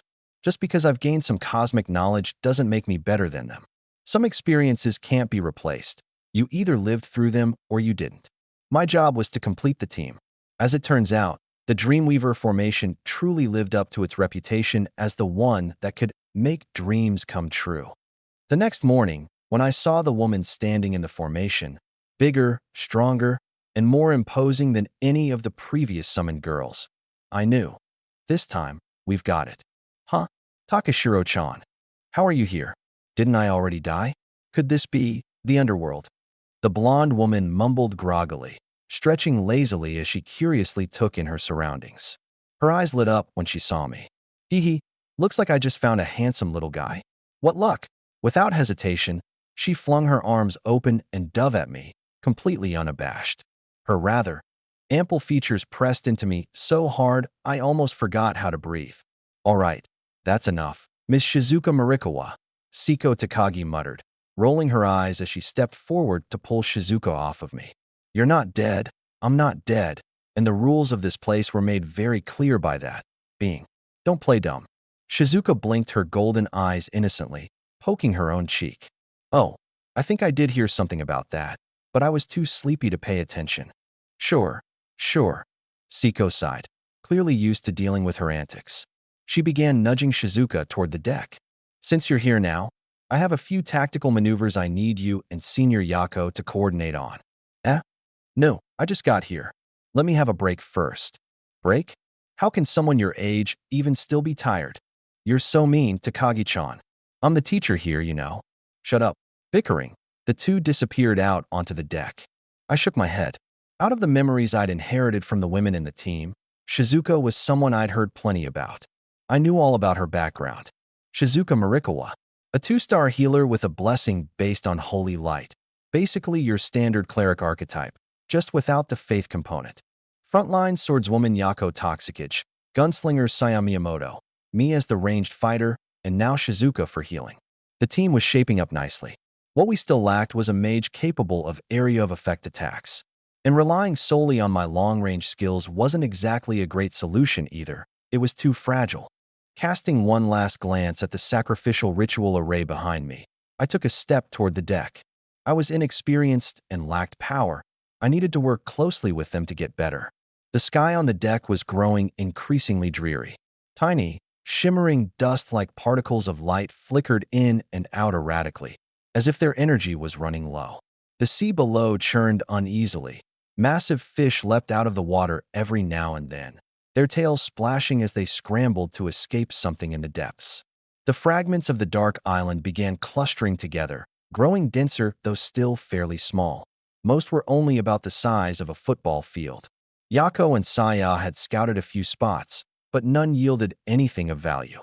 Yet the remnants of destroyed architecture and the eerily silent ruins weighed heavily, casting a somber mood over the crew. The island pieces were like shards of a shattered porcelain vase, all moving in one direction, converging toward a single point. On the 6th day of sailing, from within a crimson ritual array, a striking tan-skinned beauty stepped forth. Her tall, athletic frame, thunderous presence, slung backpack, choker around her neck, and cigarette perched at the corner of her lips practically radiated a cool and untamed energy. Minami, Kaoru-chan. Shizuka squealed in joy upon seeing her and pounced, nuzzling against her like an overexcited golden retriever reunited with its owner. The tan-skinned woman looked down at her with a soft, indulgent smile before gently patting her head. I'm Minami Kaoru, 2-star sniper, electricity element blessing. Captain, thank you for keeping things in order these past days. Take care of Jingmei. At first glance, it was clear she came from a military background. While there was a hint of nonchalance in her demeanor, the first time she stood before me, she formally saluted with precision and respect. Taking care would be an exaggeration. I nodded. Miss Jukawa just arrived yesterday. Miss Minami, I look forward to working with you. I sized her up and casually asked, Miss Minami, did you not bring a weapon? I have an extra sniper rifle here. Feel free to use it if you don't mind. When Duiying and Riko emerged from the ritual array, they each had their gear. In contrast, Takajo and Jukawa showed up empty-handed. I couldn't figure out the logic behind it, but extending a courtesy couldn't hurt. Minami Kaori's expression softened slightly. She shook her head and gave the satchel on her back a light pat. Not necessary. My partner is right here. The next moment, arcs of electricity coursed across her frame. Low humming accompanied the process as pitch-black mechanical parts floated out of her bag and began assembling in midair. In under a minute, a nearly 1-meter-long jet-black sniper rifle fell into her hands, its muzzle gleaming with a cold metallic sheen. Internally, I was impressed, another missed opportunity to build rapport. Outwardly, I commented with admiration, impressive. That level of control isn't something an average 2-star tier can pull off. She smiled silently, a glint of pride flashing in her eyes. This was deliberate. People with military roots knew well. To carve out a place in an unfamiliar environment, you show your capabilities from the start. Excessive modesty often left people doubting your reliability. I was about to press for more conversation when Duiying Yako, who was on sentry duty, rushed over in a hurry. Moken, there's a situation. Everyone quickly moved to the deck. Takajo Saya was staring grimly ahead, her face full of displeasure that practically screamed, I knew it. Following her gaze, a small floating island the size of a housing complex loomed in front of the nightmare ship. Like always, it was a barren patchwork of crumbled ruins with little to no intact structures. What stood out the most were the stacks of metal shipping containers scattered across the side facing us. Their doors hung open, riddled with holes and clearly corroded by the astral sea. The insides were too shadowed to make much out, but outside the containers, there was a figure moving. Calling it human-shaped wouldn't be accurate. It was more like a waterlogged corpse, decayed and grotesque. Missing an arm and a leg, its tattered clothing barely clung to exposed bones.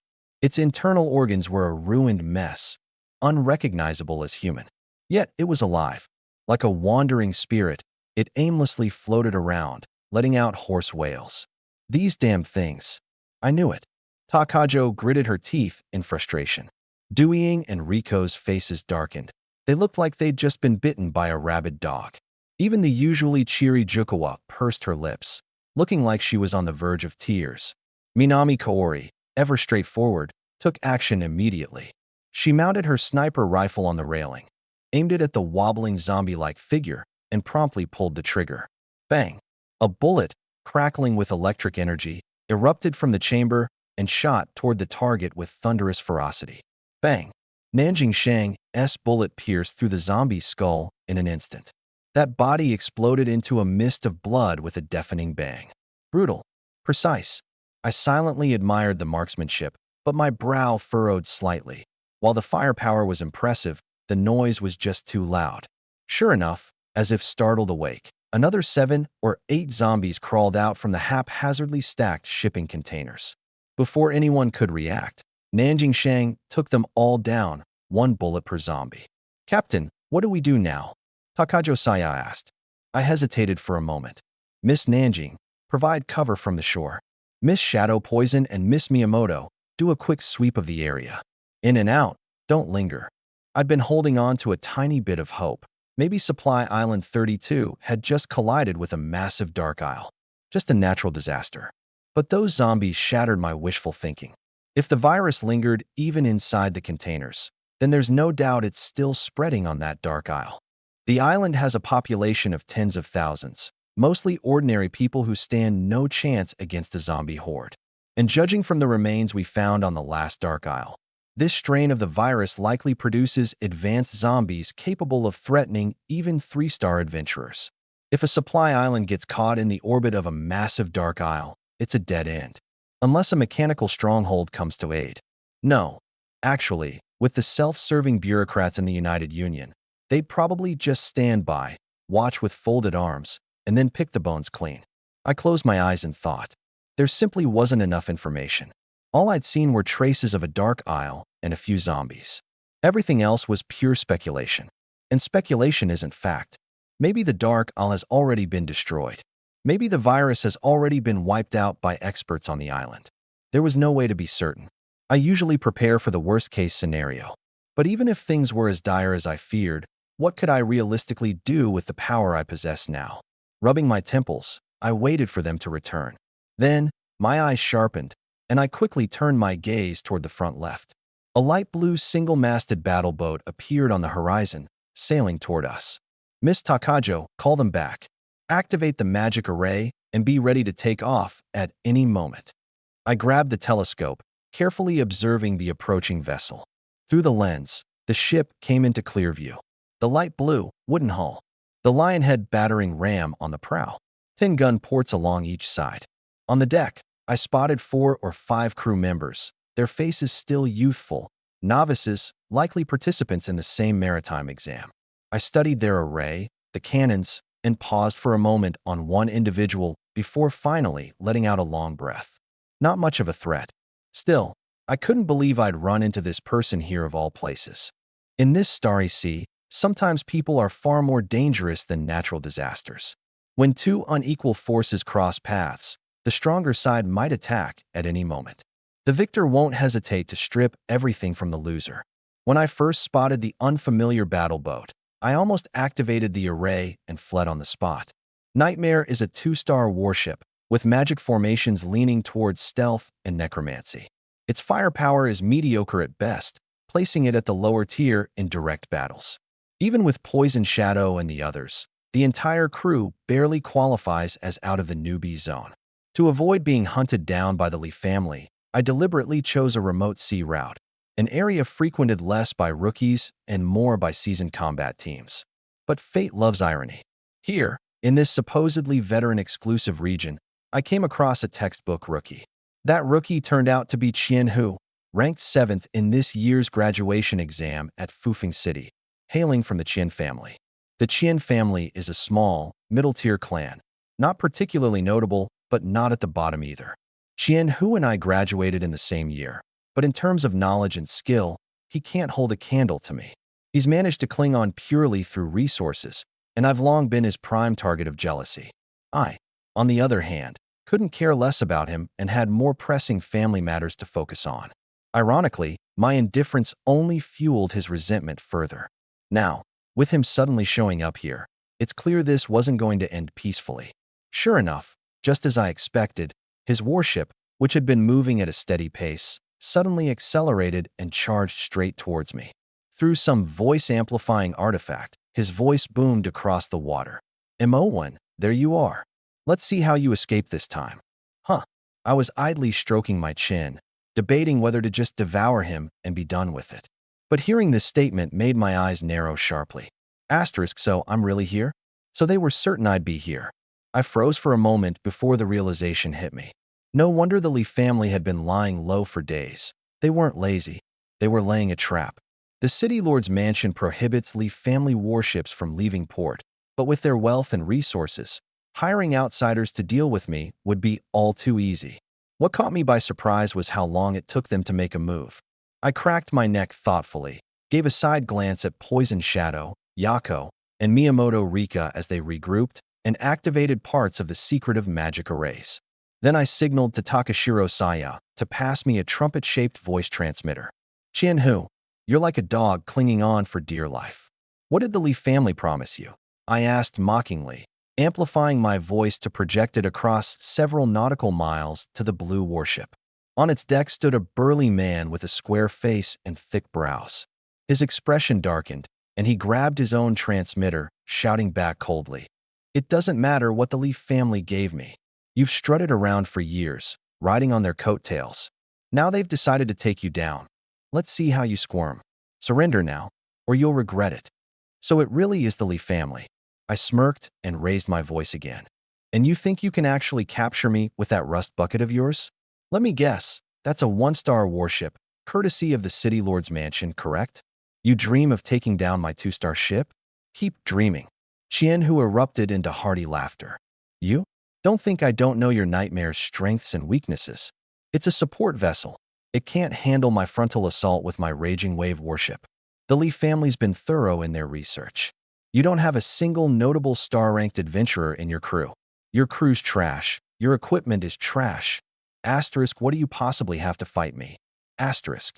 A murderous grin stretched across his face as he roared. "Closer. Get in position. Today we'll show Mo1 what happens when you dare go against me."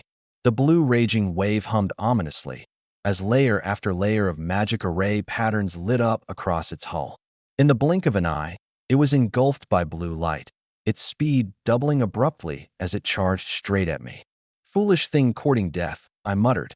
Watching as the bow of the ship aligned perfectly with my own, I instantly understood the enemy's intention: boarding combat, relying on sheer numbers and brute force to overwhelm us.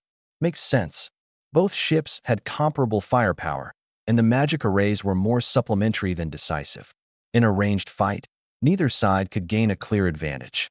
In their eyes, our side's individual combat prowess seemed too weak, making boarding their most viable strategy. But what a pity they had no idea. Once my divine grace, Avatar ability merges with the Dreamweaver array, it creates an unimaginable monster. A cold smirk tugged at my lips as I lowered my voice to issue orders. "Miss Nanjing, get to the crow's nest. Lock onto their helmsman. The moment they close in, take him out and destroy their rudder. After that, fire at will. Miss Yeko Shadow, Miss Riko Miyamoto, jump aboard the enemy ship the moment we collide. Miss Takagi, Miss Siko, stand by my side and hold onto the anti-slip ropes tightly. Siko, you're in charge of medical support. Takagi and I will protect you." In just a few sentences, the tactical assignments were complete. I stepped over to the helm, carefully adjusting the ship's trajectory to align with the wrath tide. Although it was our first time fighting together, no one seemed nervous in the slightest. In fact, The crew seemed eager, following my orders without hesitation. 300 meters, 200 meters, 100 meters. The wrath tide plunged straight into the nightmare's mist, unfaltering. The magic array wasn't fully activated, leaving the fog as ordinary as any other, offering full visibility between the two ships at this range. The smug grin on Qianhu's face froze in an instant. On the deck, Yeko Shadow was surrounded by a crimson aura, while Riko Miyamoto's spear danced with gusting green wind. 2-star-ranked adventurers. At that moment, Qianhu knew he had grossly miscalculated. Wait, turn the ship. Too late. Before he could finish, a thunderous crack resounded across the battlefield from the crow's nest. A streak of lightning burst downward, obliterating the helmsman's upper body in an instant, blood spraying across the deck like cold rain. Worse for Qianhu, the same shot had also shattered much of the rudder, rendering the ship incapable of turning. The wrath tide, now fully accelerated with its active magic array, surged forward like a storm. In seconds, it collided head-on with Nightmare's reinforced ram. Boom. Both ships shuddered upon impact, each knocked slightly away from the other. The Nightmare's magic array stuttered momentarily before reigniting, glowing brightly. However, much of the wrath tide's array flickered out, leaving it sluggish and exposed. Clutching the anti-slip rope, I couldn't help but let out a cold chuckle. Qianhu had been too reckless and made a grave mistake. Even if the Nightmare was worn, it was still a 2-star battle vessel. In such a collision, there was no chance for the wrath tide, a mere 1-star ship, to come out on top. The moment the collision occurred, Yeko Shadow and Riko Miyamoto leapt through the air, landing firmly on the wrath tide's deck. Blood-red light exploded alongside roaring green wind. Yeko Shadow's blade cleaved an enemy's battle axe in two before a swift backhand slash sent his head rolling. Riko Miyamoto, like a phantom, darted behind a curved blade wielder, her spear piercing straight through his chest.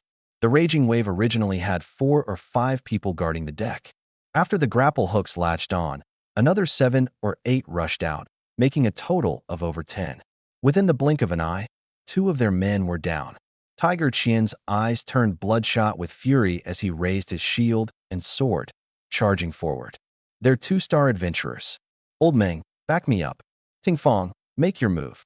In the crowd, a dual-wielding adventurer cloaked in a breeze charged straight at Miyamoto Riri, the two of them swiftly weaving and clashing across the deck in fierce combat. Tiger Qian himself slammed forward with his shield towards Yako the Shadow Fong. His shield emitted an earthy yellow glow, as solid as iron. Asterisk clang. A single blade strike clashed against the shield, sparks flying and blood-red light shimmering, yet it failed to crack through. Tiger Qian countered with a powerful swing of his sword, its blade pulsing with an earthy yellow glow. It was thick as a club as it smashed downward. Yako smoothly blocked and absorbed the impact with her blade, skillfully engaging him in a series of rapid clashes. The sound of metal rang like a violent storm. With teammates of equal caliber holding the line, the tides on the battlefield swiftly turned. The remaining crew of the raging wave, emboldened by the sudden momentum, swarmed forward. Some surrounded Miyamoto Riri, while others pressed closer to Yako, hoping to lend Tiger Qian a hand. Meanwhile, at the back of their formation, a mage-like woman raised her staff high. A diamond-shaped shard of ice slowly materialized, its chilling glow aimed directly at Yako. Up on the raging wave's deck, Tiger Qian finally exhaled in relief. Bracing Yako's blade firmly with his shield, he smirked mockingly. "Pretty lady, what future do you have sticking with MO1? Join the Qian family instead. I promise you a life of luxury and comfort. Otherwise, well, you see that sniper of mine, don't you? The next ice spike will drill a nice little hole through your skull." Though keeping up the banter, his feet subtly shifted, the earthy yellow waves of energy rippling outward in surges. Watching quietly from the Nightmare, I could tell he was charging up a heavy strike. Yako tilted her blade, the sharp edge pressing closer as she chuckled lightly. "I've only known your captain a few days. I wouldn't even call it a friendship." Tiger Qian froze for a second, then broke into uncontrollable laughter. "Now that's the spirit. Whatever you want, just name it." Asterisk bang. A gunshot sliced through the chaos. A bullet cloaked in crackling lightning aimed directly at the mage's head, a shot I had waited so long to fire. "I've been expecting you," the mage sneered coldly. With a sudden snap of her staff, a barrier of crystalline ice erupted before her. The bullet collided with it, sparking wildly and screeching as it skidded to a halt. The barrier flickered violently, but it held firm, keeping the bullet at bay. Tiger Qian's heart settled back in his chest. "So, how about it, beauty? The game's over. Have you made up your mind yet?"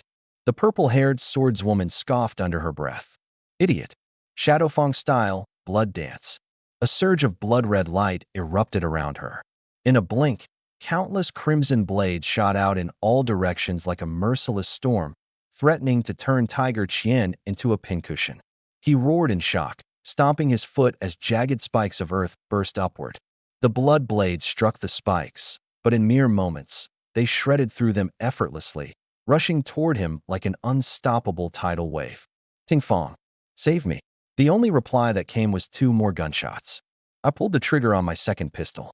A streak of black light tore through the air, piercing straight through that icy barrier. It finally, unable to endure any longer, the structure shattered with a resounding crash. The mage's grin hadn't yet faded when half of his head was blown clean off. At the same moment, a beam of white light swept across the watchtower. A leather-armored figure holding a bow tumbled down, clutching an arrow he hadn't had time to release. "Qian Hu, did you think I didn't know your Ting Fong was really 2 people?" I stood on the deck, twin pistols, one black, one white, smoking faintly. "Mo1U." A wave of blood swept through. When the crimson glow finally dispersed, Qian Hu was riddled with wounds, his face pale as paper. He glanced one last time at Shadow Venom Yeko before collapsing lifeless to the ground. The captain was dead. The remaining crew on the raging tide stood frozen in shock. They were just lackeys who had climbed the ranks by leeching off the Qian family's resources. Now that the strongest of them, Qian Hu, was gone, what could they possibly use to fight back? Miyamoto Riri seized that moment of hesitation. Her spear shot forth like a venomous dragon, shattering the blades of the dual-sword fighter before skewering his throat.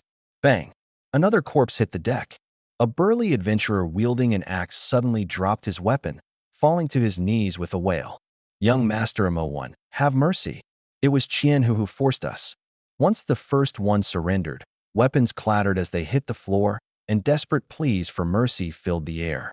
Among those on their knees, a few were even my former classmates. I took a deep breath and closed my eyes. When I opened them again, I shook my head at Shadow Venom Yeko and Miyamoto Riri. Blood-red mist dissipated into the fresh sea breeze, accompanied by the thunderclap of gunfire. Moments later, silence reclaimed the deck. There is no place for mercy in this stretch of the stars. To spare them today would have been to plant a mine under my own fleet. "Miss Takashiro, head over with Yeko and the others to take inventory of the spoils." Takashiro said I didn't say much. She nodded, then tapped lightly with the tip of her foot, propelling herself a dozen meters across to the raging tide. As someone who had ventured beyond Earth's atmosphere, her body far surpassed the limits of the average human, and she landed effortlessly on the opposite deck. I tilted my head to look toward the watchtower. "Miss Nanjing, keep up the lookout. Report any movement in the surroundings." Nanjing Kaori responded with an okay hand signal. Behind me, Jikawa Shizumi pouted and scoffed in protest. "That's it? Really? I didn't even get to do anything." I couldn't help but chuckle. Qian, who had made the grave mistake of underestimating me. No reconnaissance, no calculated attack. He'd foolishly charged straight in, roaring like a beast. His lack of both power and caution had made his defeat swift. No one on my side had even been scratched, leaving no stage for Jikawa to show off. "Miss Jikawa, someone as skilled as you will have plenty of chances ahead," I teased with a calming smile. I didn't realize that my words would come true just hours later. While we were looting the raging tide, a 3-masted warship crested over the horizon. Its silver-white hull gleamed in the light, flanked by 20 dark red cannon ports on either side, and adorned with a metallic battering ram. The Qingyuan. On the Qingyuan's deck, Lu Yin stood staring out at the churning waves, her expression as dark as the stormy sky above. She had been down on her luck lately. First, she'd inadvertently used one of Mo1's formulas, putting half her crew out of commission. Poisoned, supplies exhausted, forced to reroute. Just when they turned toward Supply Island number 32, they received a family transmission. Against all odds, the island had collided with the Shadow Isle, triggering a biochemical disaster. The two massive mechanical fortresses, Enterprise and George, had already locked down the sea routes, imposing a quarantine. The long-range radar ran 24/7, not letting even a fly slip through the blockade. Her father had incessantly warned, "Don't even think about gambling with luck. No one's leaving until the crisis is resolved. The Qingyuan, your only way out, is to properly head to the supply island and assist the rescue operation." A disaster that could push two great fortresses into a joint lockdown? It was way above the level of their crew, only 2 years into ocean expeditions. Rumors spread about how many high-level adventurers, even those rated 4 or 5 stars, had perished on the island. Charging in was practically suicidal. But not going wasn't an option either. The Liu family was just a second-tier household in Fufeng City, with no connections to pull strings. There was no way the fortress commanders would give them any leeway. Just a few days ago, she'd been fired up, striving to break into the top 10 ranks of the examinations. Yet now, everything had spiraled downhill to this nightmare. Mo1, you insufferable bastard.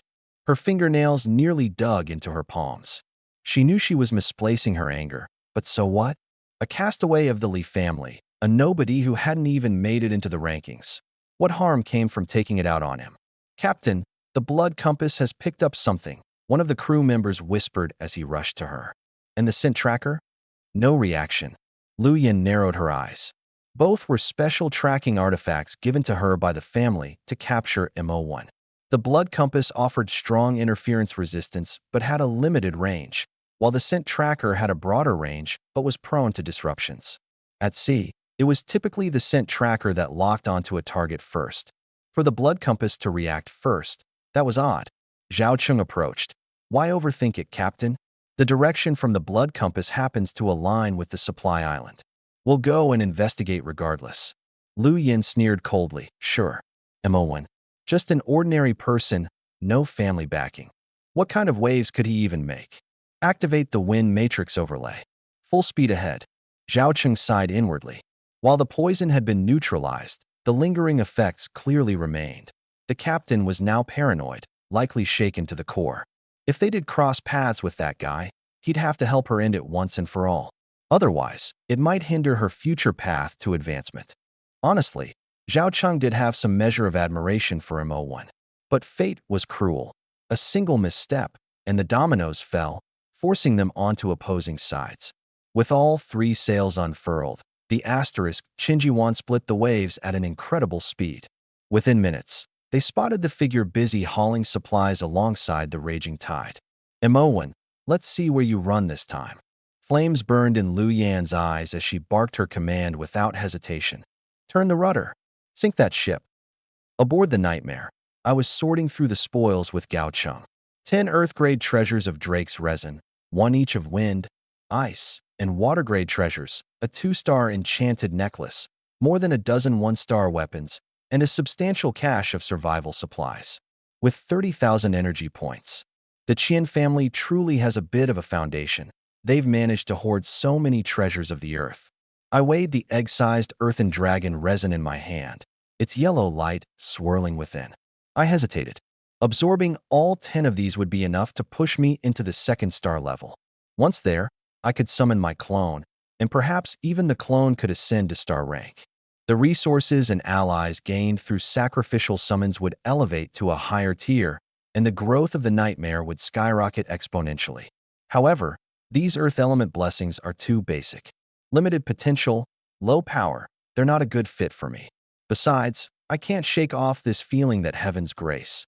Clone might work better with earth element life blessings. As I hesitated, a voice full of gritted teeth carried over the ocean's surface. "Mo1. Finally, I found you." A sharp screech followed. Boom. Boom. 2 balls of fire erupted between the 2 ships, shaking the deck violently. Mo1. Bearing northwest, 10 o'clock. "It's too fast," Nan Jingxiang shouted from the crow's nest. I followed her direction. A 3-masted ship with a silver-white hull and deep red cannons blazing fire. The Qingyuan. No need to guess. They'd come for revenge over the bloodthirst shark toxin. The moment I stepped off the ship that day, I anticipated this. With high-ranking families like the Liu clan, how could they not take advantage of a good formula? They might even consider themselves generous for using it. I knew a feud would form with the Liu family. But so what? Even the kindest people can have their limit. She broke the trust first, and I gave her ample warning. She insisted on digging her grave. Do they expect me to go out of my way to stop her? Other than granting leniency to the Li family due to blood ties, I, Mo1, have never lowered myself like that. This piece of flesh, I've bitten down, and I'm not letting go. Watching the Qingyuan unleash its long-range bombardment, relying on its superior speed and distance, I sneered. With one wave, I signaled Shadow Venom Yeko and the others to retreat to the nightmare while I prepared to deliver something big in return. Asterisk boom. Boom. Boom. Asterisk. Explosions erupted across the sea as glowing fragments rained down. The shockwaves came crashing wave after wave, encasing the nightmare at the center. In the distance, the wrath wave was struck by an incendiary blast. The second and third blasts followed, punching massive holes in its midsection. The ship slowly cleaved apart and sank into the astral sea. The faces beside me went pale. The nightmare might be slightly more durable than the wrath wave, only slightly. If we were directly hit, no one would walk away. But I laughed. Relax. We're not losing this fight. Amidst the raining fire and flying shrapnel, I stood at the bowsprit, with the expanse of the starry sea behind me. My words echoed like iron. The hearts of the panicked crew, all at once, calmed. Gao Chung, maximize the array. Black fog surged from the nightmare's hull, instantly cloaking a kilometer-wide radius in pitch-black darkness. The nightmare's concealment array. On the other side, Lu Yin sneered. Activate the Tempest array, blow it apart. Vmm. The silver-white hull of the Qingyuan began to glow. Green streaks flashed, and within mere breaths, an emerald whirlwind soared skyward, like a colossal sea dragon unleashed. The gale roared, tearing apart the black mist and exposing the nightmare in full view. Amid the tempest, it bobbed and swayed like a fragile leaf in a rain-pounded pond, teetering on the brink of collapse. Full power. Ignite the combustion cannons and sink them for me. Lu Yan's roar pierced through the chaos.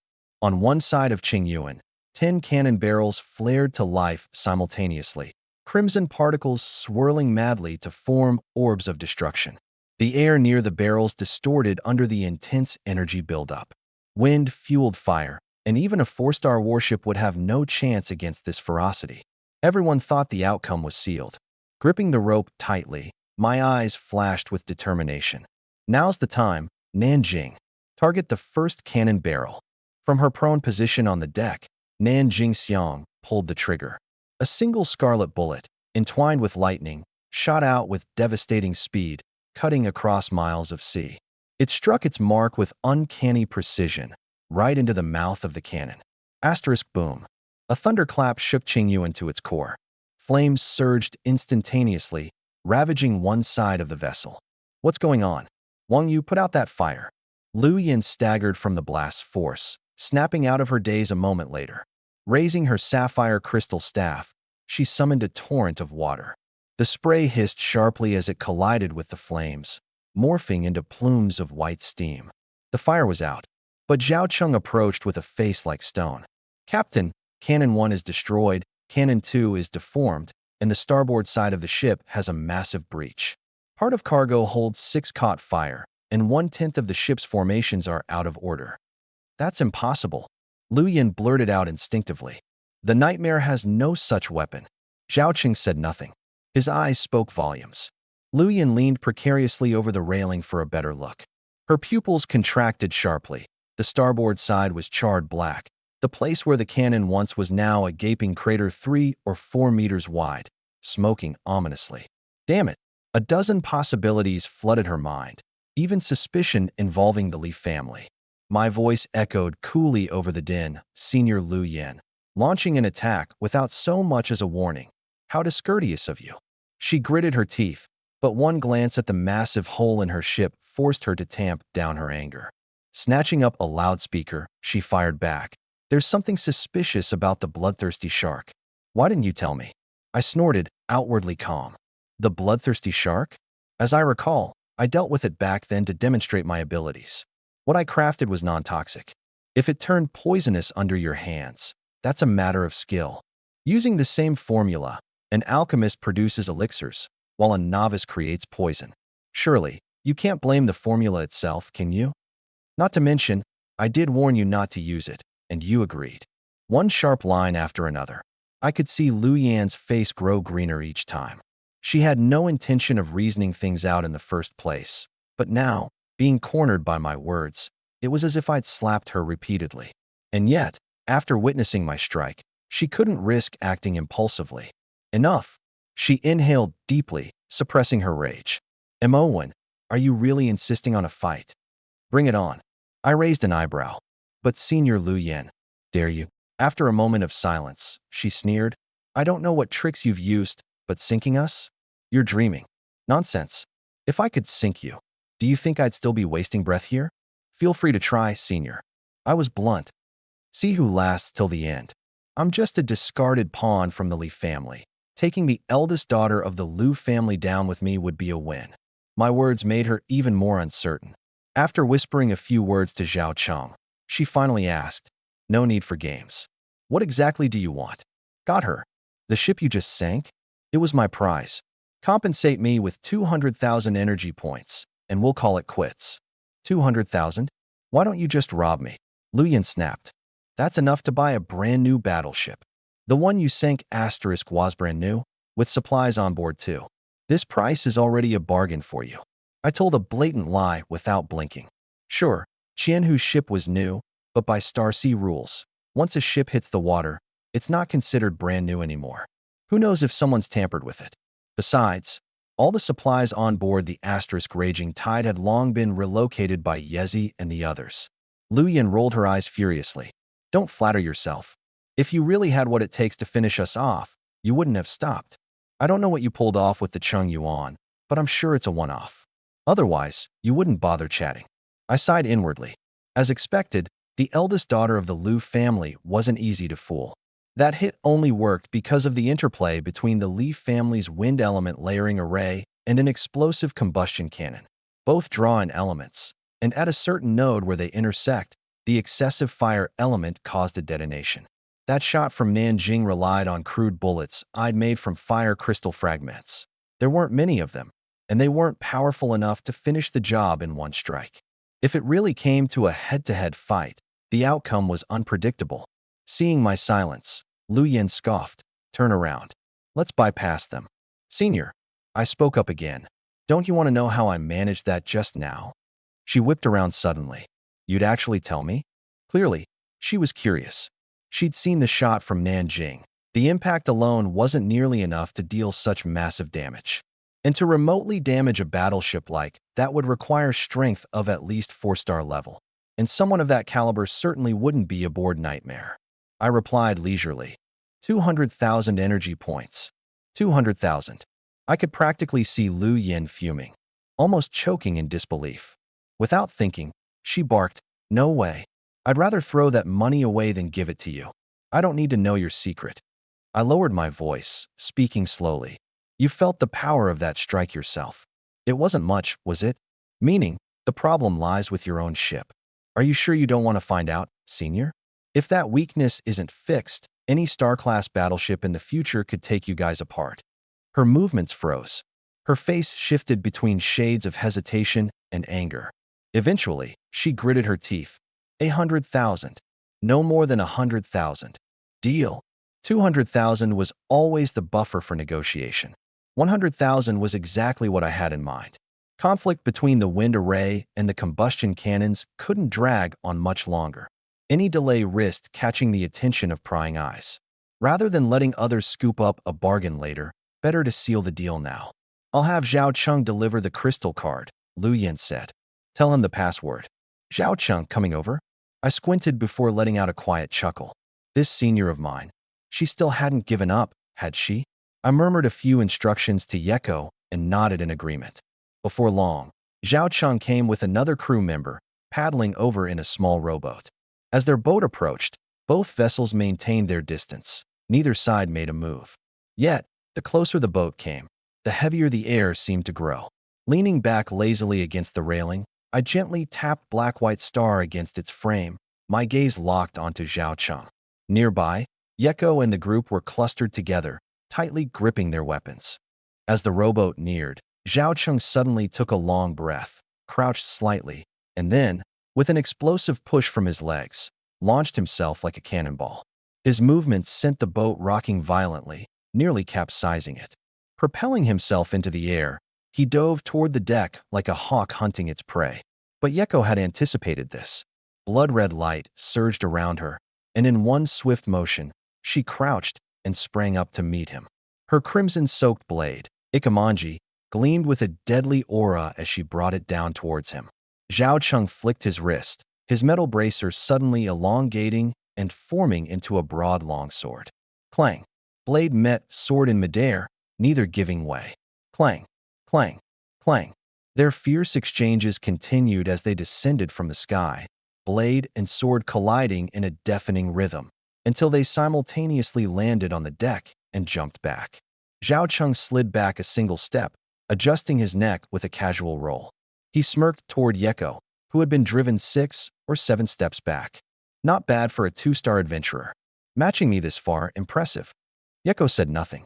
Ikemanji flickered with a renewed red glow as she crouched briefly before surging forward again. This time, she didn't meet him head-on. The blade, as precise and venomous as a serpent's fang, struck toward his vital points from the most unpredictable angles, leaving only afterimages behind as it slashed through the air. Clang! Clang! Clang! Initially, Zhao Cheng parried with ease. But Yeko grew faster, her strikes more unpredictable, her movements like flowing water. Before long, his composed expression faltered. His face darkened as he grew visibly overwhelmed, his hurried blocks in stark contrast to Yeko's graceful and relentless rhythm. His clunky swings resembled a beginner's floundering attempts. Finally, the inevitable happened. Ikemanji slipped past his defenses, carving a long, bloodied gash across his face. Enough! Wiping the blood from his face, his eyes burned crimson as if ignited. When Yeko's blade came down again, he let out an earth-shaking roar.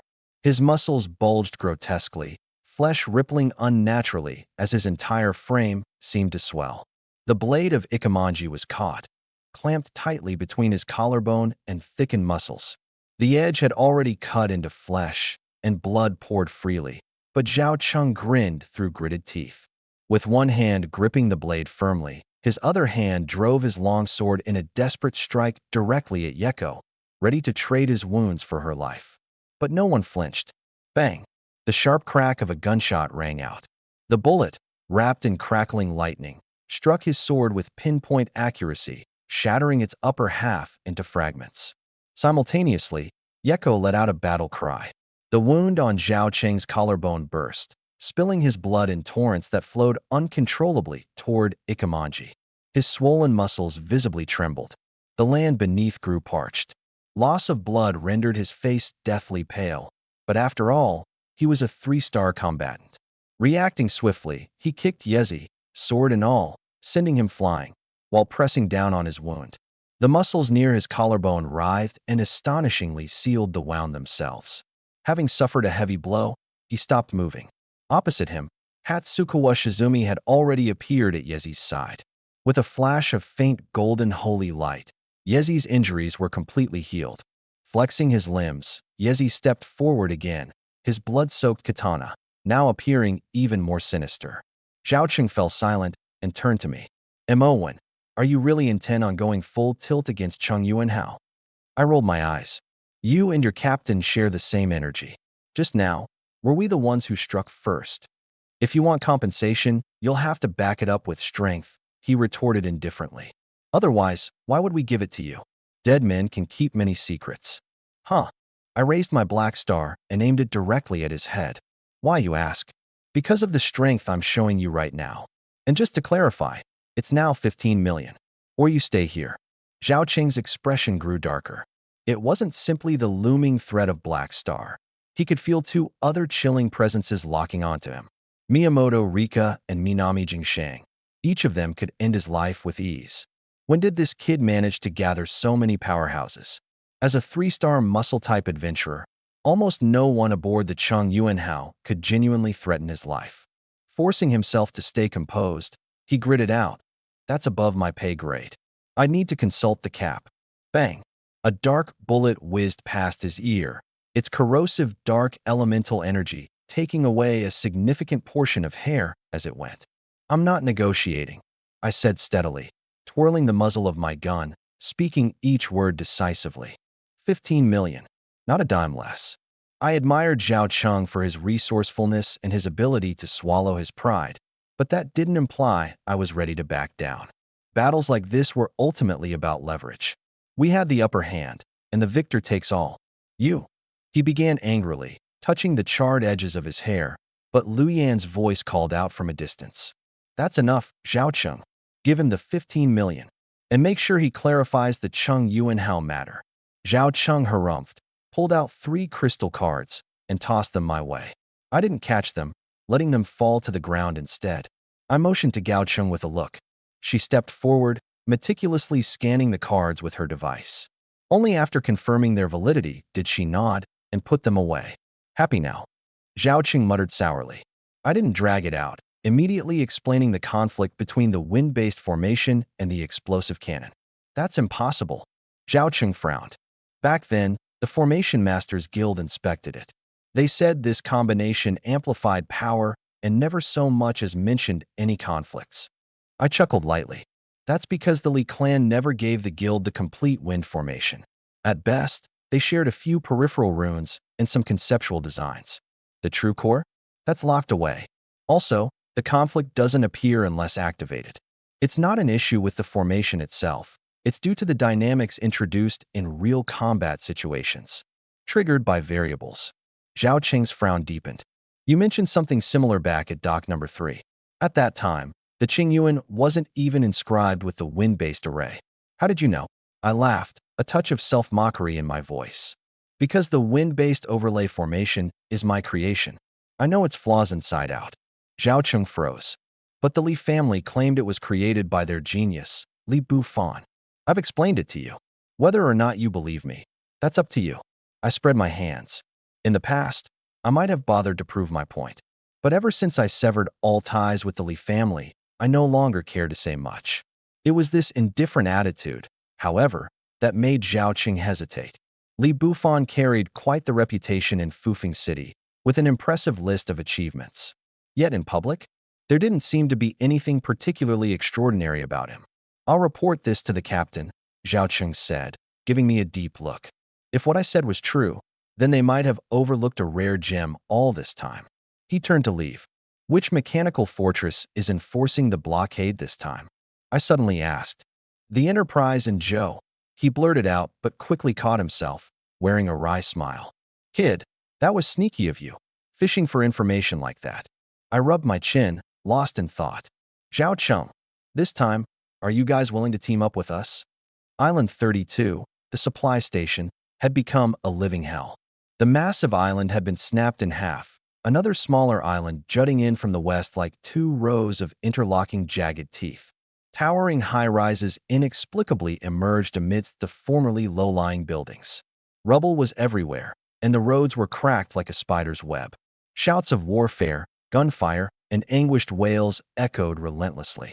Thick black smoke curled into the sky, flames raging across the island. Meanwhile, not far to the north of the 2 islands, a steel leviathan loomed silently, the military fortress. 3 massive cannon rows, each wide enough to rival city streets, surrounding reinforced steel walls. A central glowing red tower. Small-scale turrets scattered across its exterior. That was a mobile military stronghold. Inside the Enterprise's central command room, Commander Assel leaned back in his cushioned chair, holding a cup of red tea. In front of him, 9 monitors slowly unfolded. A black-suited female secretary clicked across the room in her high heels. "Sir, Island Lord Jia Zong has once again requested firepower support." Assel blew on his tea to cool it, a faint smile on his lips. "Tell him, our ammunition stock is critically low. He'll have to hang on for a little longer." "Understood." The secretary opened her report. "Radar Room 2 has reported that in Area 11, Energy Point 1's biological activity is spiking again. It's expected to hit critical levels within 3 days. Assel paused mid-sip, setting his cup down. He tapped one of the monitors, enlarging the feed. The screen displayed a plaza surrounded by high-rises, swarming with zombies. In the center was a pile of corpses stacked layer upon layer, grimacing faces, tattered clothing, dark red blood. It looked like a slaughterhouse. What's even more horrifying was that those corpses were bound together by some unknown force, forming a massive sphere emitting a faint red glow. It pulsed and writhed slowly, resembling a cocoon in the process of hatching. 24-hour surveillance. Report any abnormalities to me immediately. Acer stared at the pulsating flesh cocoon. The situation is critical. They are authorized to fire the orbital cannon directly. Understood. The secretary jotted it down before adding.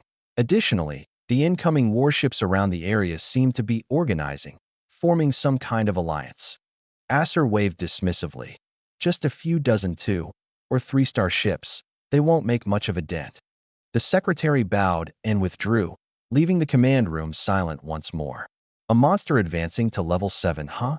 He sipped his tea, a faint smile curling on his lips. Is this fortune or misfortune? Qingyuan vessel. The sea breeze carried a faint metallic tang of blood. More and more fragments of destroyed shadow islands floated along the ocean, with an occasional zombie flailing weakly before silently submerging into the starry waters. From time to time, the ship's bow collided with some debris, crushing it with ease. The damage sustained in the battle against the Nightmare had been temporarily repaired, with silver-white liquid metal sealing the breaches so seamlessly that they barely noticed the scars. Trailing behind the Qingyuan were 7 other warships, including the Nightmare itself. Standing on the deck and gazing into the horizon, Lu Yin suddenly asked Zhao Cheng, "What exactly does that kid Mo think he's doing? Not only did he join forces with us, but he's also gone ahead and secured so many captains on our behalf." Zhao Cheng shook his head, his expression tinged with complexity. Over the past couple of days, he'd witnessed firsthand what it meant to have god-tier diplomacy. With nothing but slick words, Mo had managed to pull in just about every warship they encountered. Factions from Foofing City aligned out of respect for the Lu family name. Weaker ships coerced into submission through a mix of threats and bribes, and stronger forces dismantled verbally, their strengths and setups harshly critiqued before being handed helpful optimization suggestions. Save for a single skirmish with the barbarians on the Viking, every other acquisition was virtually bloodless. Someone like that, even as an ally, Zhao Qing couldn't help but feel uneasy. "Captain, regardless of his motives, the current outcome benefits us," Zhao Qing began carefully. "The kid is no simple character. His strength and wit are difficult to gauge. It's best we don't make an enemy out of him." Lu Yin rolled her eyes. "Do you take me for a fool? Sure. I thought he was just some freshly graduated rookie before. When he got tricked, of course, I wanted to deal with him. But now that he's laid all his cards on the table, do you think I'd act impulsively again?" Only then did Zhao Cheng feel somewhat reassured. After all, who could have predicted that a nobody, an upstart with no family backing, would manage to rally such a powerful fleet within a matter of days? "Another half day, and we'll reach Supply Island 32, he probed cautiously. "Should we talk to him about the next steps? That place is just too dangerous." Lu Yin was silent for a long moment before smiling bitterly. "Not a bad idea. Still, I have this nagging fear he's just waiting for the right chance to screw us over. Everyone thought they had the upper hand, but every time they ended up losing miserably, unable to figure out their opponent's true strength. It was a bitter pill to swallow. In terms of raw power, we're still ahead," Zhao Cheng reassured. "He's recruiting people under the Lu family name, isn't he? Listening won't hurt. If it's no good, we can always walk away." Lu Yin nodded and was just about to contact Mo1. Meanwhile, aboard the Nightmare, someone posed me a similar question. "Hey, why are you helping that Lu Yin? Weren't you two enemies before?" The girl, short-haired with crimson eyes, clad in a black and red combat outfit, tilted her head, her delicate face filled with curiosity. I shrugged.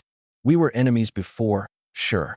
But supporting Supply Island number 32 is too big a deal. With just our crew, it could easily go south. it's wiser to recruit a few backups. Nameless, the Qingyuan ship may outwardly answer to us, but that's just for show. When it comes to life-threatening situations, there's no guarantee anyone will follow orders. I patted the ship's side. Being the leader isn't all it's cracked up to be. With the situation on the island unclear, the captain is the biggest target if something goes wrong, nowhere to run. We, on the other hand, can come and go as we please. And since I'm supposedly Liu Yan's subordinate, I've rallied all these people for her. If worst comes to worst, could she really just leave me out to dry? Nameless frowned, retorting with a huff. Isn't that just screwing her over? She's your so-called lord, isn't she? I chuckled. I've told you before, this world is different from yours.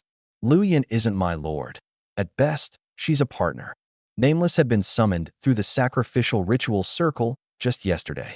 Like Dui and Yako and the others, she came from a world overrun by zombies. That world was technologically behind, with more archaic and rigid beliefs. Last night, I had ventured into her dreams and seen everything of her world, fortified cities standing like isolated islands amidst endless battles. To save her world, she willingly became half human, half ghost. Someone like her, with such deep-seated goodness and responsibility, was more grounded than most. People like you, always full of lies, are the hardest to understand, she muttered, rolling her eyes in mock exasperation. I'm going to find Miss Deweying. With that, she skipped away toward Yako. Both were melee specialists among life path adventurers and had hit it off immediately, becoming fast friends despite knowing each other for only a short time. I shook my head and turned toward the cabin. It was time for today's summoning. Based on our course, we'd reach Supply Island number 32 by evening. This was the last opportunity. Let's hope for some good news. But before the ritual could begin, something unexpected happened instead. You say you have divine grace? I stared wide-eyed in disbelief at the newly summoned avatar. He was an unremarkable-looking young man. Apart from his height, there was nothing remotely special about him. No, he nodded. My heaven's blessing is tenacity. It enhances the defense of my skin and muscles. As soon as he finished speaking, his body emitted a faint, shimmering glow. I stayed silent. Many of my summoned clones had died in the past. Whenever I summoned new ones, they were always just ordinary people. Never did I expect to summon one with a heaven's blessing. A 1 in a million chance. It seems the potential of my own blessing far exceeds what I imagined. But right now, I'm faced with a practical dilemma. Should I sacrifice him? Keeping him would mean putting a halt to the sacrificial progression of the Great Dream Formation, at least until my heaven's blessing advances. And tenacity, while useful, wouldn't be of much combat value in the early stages. In the secure vault on the Shadow Isle, there are 3 vials of blue potion. High Castle suspects they're a treasure of genetic enhancement. If injected, one could become a life-tier adventurer. With this kid's talent, he'd probably survive the backlash from the injection. After much hesitation, I waved my hand dismissively. Go. I don't have the luxury to cultivate a clone slowly. If I can summon one with a heaven's blessing now, I'll probably do it again in the future. For now, I need immediate combat strength. The clone shot me the middle finger and stepped into the formation without hesitation. A burst of crimson light erupted, far more brilliant and grand than anything I had ever seen before. Sacrificing a blessed clone? Surely. This time I'll get something valuable, right? As the light dispersed, my jaw dropped. Standing in the center of the formation was a stunning young woman. Her skin was fairer than snow, her long chestnut hair braided neatly. Her emerald green eyes sparkled like gemstones, and she wore a form-fitting dress that emphasized her small waist. She looked more like the sweet girl next door than someone who might be considered a powerhouse. Hello, I'm the captain of this ship, MO1. I offered my hand. The young woman seemed to snap out of her daze and placed her hand onto mine gently. Captain, I'm Alice Cetra. It's truly a pleasure to meet you. Miss Alice, would you mind telling me your rank and profession? I gave her hand a light shake. We'll be entering combat very soon, so I need to quickly assess your strength. Her cheeks turned red. In that moment, an ominous feeling washed over me. Finally, she opened her mouth and said softly, I'm just a 1-star spirit botanist. I'm sorry, I might have disappointed you. I don't have much combat ability. I was frozen on the spot. This didn't make sense. Sacrificing ordinary clones typically brought me a 2-star combat adventurer, a clone with heaven's blessing, and it results in a 1-star spirit botanist? It's not that spirit botanists are bad, per se. With the harsh environments of the Star Sea, crops heavily rely on spirit botanists, who are the backbone of logistics. But with the battle looming and the fact that I sacrificed a rare clone, it just didn't add up that it would yield only a botanist. Judging from her earnest expression and the faint aura of life emanating from her, it didn't seem like she was lying. Unable to make sense of it, I could only scratch my head. A spirit botanist is fine. Once we find rare seeds in the future, it's all on you, Alice. Let's go. I'll take you to the deck to meet everyone. I turned to leave, but I didn't notice. Behind me, Alice's lips curled ever so slightly into a playful smile. By dusk, Chung Yuan, leading the Allied fleet, had reached the waters 10 nautical miles outside Supply Island 32. I stood on the deck of the Asterisk Nightmare staring at the battlefield cloaked in smoke and fire. The Supply Island trembled amidst the bursts of light and sound, the shock waves of battle ripping through the air again and again. Beside it loomed something unmissable, the Asterisk Enterprise Mechanical Fortress. That colossal behemoth looked like a floating mountain of steel, cold, imposing, and unyielding. In its shadow, our warships were as insignificant as driftwood scattered on the ocean. What do we do now? Luyan's voice came through the communication bug, hoarse and trembling. I took a deep breath. Fear in the face of a calamity wasn't a weakness of character. It was simply human instinct. But fear wouldn't fix anything. Stick to the plan. Start by rallying some of the other fleets. I said evenly. Right now, you only have 8 ships. On this battlefield, you're invisible. Both the Asterisk Enterprise and City Hall can push you around as they please. With 20 ships, they'll start paying attention. With 50, that's when you become the wild card everyone wants on their side. I get the logic, Lu Yen said with a bitter laugh. But there are 5 nearby rogue fleets, and none of them are smaller than ours. I wasn't surprised. There's never just one sharp mind in the room. Everyone understood one thing. Failure to unite meant certain death. I quickly took stock of the situation. The Supply Island belonged to the Huaxiao Alliance, meaning they could have commandeered us to fight under the Emergency Maritime Disaster Management Act. But no such order had come. Why? 2 reasons. The fleets in the area hadn't fully assembled yet, and then there was the Enterprise. The Asterisk Enterprise belonged to the Free Coast, and the City Hall's authority didn't extend to it. Though City Hall was desperate for reinforcements, they feared pushing the rogue fleets into siding with the Enterprise. Everyone, City Hall, the Enterprise, and the rest of us, was waiting for someone to make the first move. So here's what you need to do, I said firmly. Unite the other rogue fleets and make a joint appeal to City Hall. Offer to join the fight, but demand autonomy. The request is reasonable, and they won't refuse, especially with the Asterisk Enterprise blade at their throats. You don't need to make them follow your lead. You just need them to stand with you on this. There was a momentary pause on the other end. When Lu Yin finally responded, her voice held a new sense of steadiness. She was mobilizing. 2 hours later, all 5 rogue fleets had agreed to cooperate. However, Captain Sanders of the Asterisk Sanders ship insisted on a face-to-face meeting aboard his vessel to discuss the terms. MO1, what should we do? Not long ago, we'd been adversaries. Now, she was looking to me for answers. I thought for a moment. Agree to his request. But make one condition. Sanders' vessel must detach from his fleet and come forward alone. Sail out to the Central Sea area. Each fleet is only allowed to bring aboard 5 people. Lu Yin froze for a moment, but then nodded approvingly. A single ship, completely isolated. If he wants to turn hostile, he'll have to weigh whether he can take down every captain before reinforcements arrive. 5 people per team, a total of 30. That's enough to intimidate without being overly threatening. The Saunders is barely considered a mid-sized battleship, and with more than 30 crew members, as long as we don't act in unity, we won't stand a chance against him. Lu Yin agreed and turned away to contact the other fleets. Senior, I called out again. Your crew has reached out to the Saunders before. You probably have some basic info on it. Can you share that with me? She casually instructed her subordinate before returning to her tasks. A moment later, one of her team members approached with a peculiar look on their face, holding a sound-transmitting device. Seeming like they had something to say, but choosing not to. Lu Yin ended her call, leaning in and lowering her voice. What's the matter? Captain Mo1. He's asking if the Lu family has anyone stationed on the supply island, and whether we have any connections with the city lord's office. Lu Yan's pupils contracted as she snatched the device, yelling under her breath, Mo1, what is it you're planning?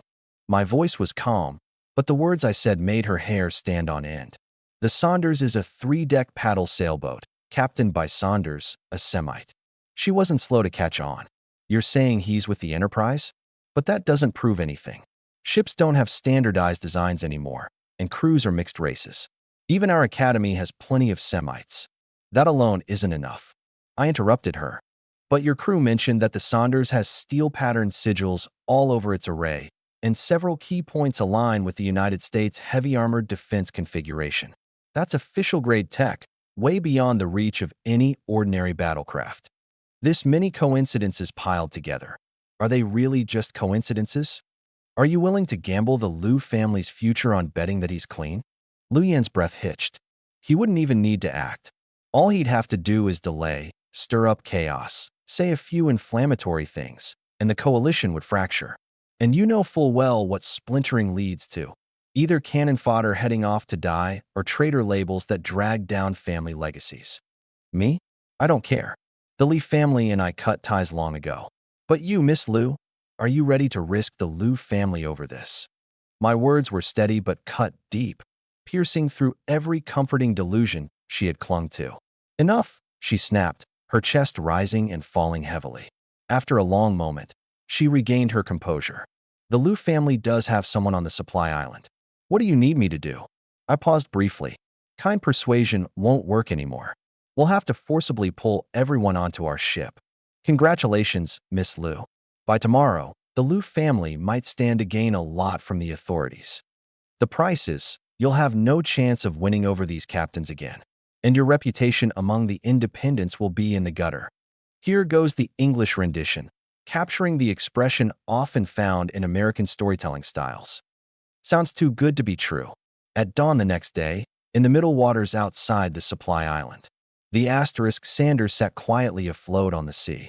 A triple-decked galley with long metal oars extending from the hull into the ocean, gleaming faintly in the cold light. The ship itself, sleek and elongated, was a floating stage adorned with patterns of steel across its 3 decks. And all around this stage, a circle of various warships loomed in the distance, far enough to watch movements, but not close enough to take action. I followed Lu Yin as we boarded the ship in a small boat, the last group to arrive. Lu Yin was at the front, leading confidently, while I trailed a few steps behind.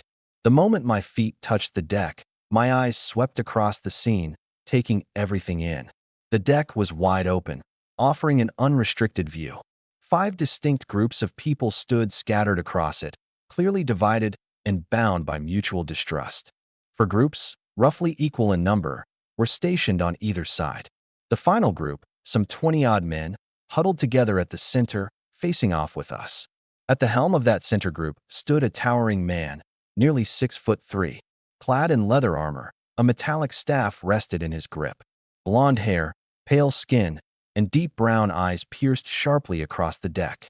Well, Captain Lu Yin. Took your sweet time, didn't you?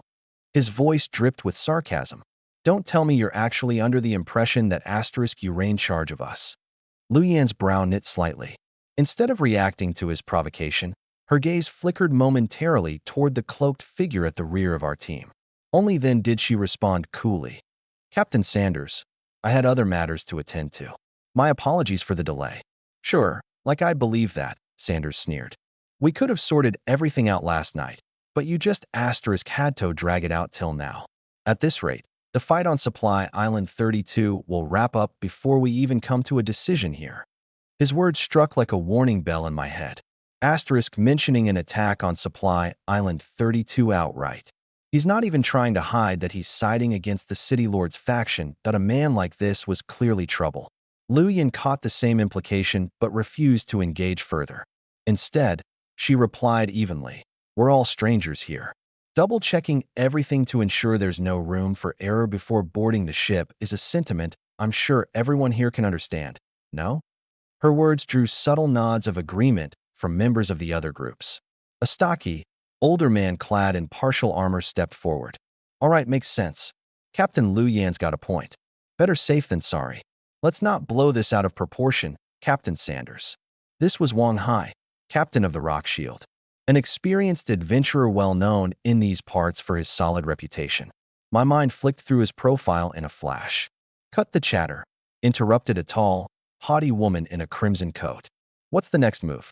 Let's just get to the point already. Her entourage gathered closely around her, an almost protective formation. This was Yang Lingyu, captain of the Fire Cloud, and the only one who'd brought 2 warships to the table this time. Rumor had it she hailed from one of the most prestigious families of Wuwei City. I shifted my focus to the 2 other factions. A pale-faced young man with green hair stood amongst one group. Everyone around him seemed to instinctively keep their distance. That was Luo Fei, captain of the vast wilds, also known by his chilling nickname, the Poisoner. Both his methods and temperament earned him that reputation.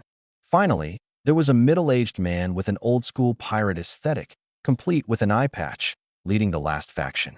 Surrounded by a crew of visibly maimed yet ferociously fierce subordinates, he carried himself with a dangerous air. Rodman, captain of the Plunderer, prefers looting his peers over mining. For fleets, for leaders. If it weren't for the Enterprise and the George blocking off the sea, these people would have never banded together. Convince them with words? Impossible. We'd have to stick to the original plan. I glanced at the shadow Venom Yeko and Nameless beside me, then at Zhao Cheng and the cloaked figure. Quietly, I made a subtle hand sign. Across from us, their group finally began discussing the matter at hand. But it wasn't long before the argument began. A unified commander? That's unnecessary. Luyan shouted. We don't even know each other. Who's going to follow someone else's orders on the battlefield?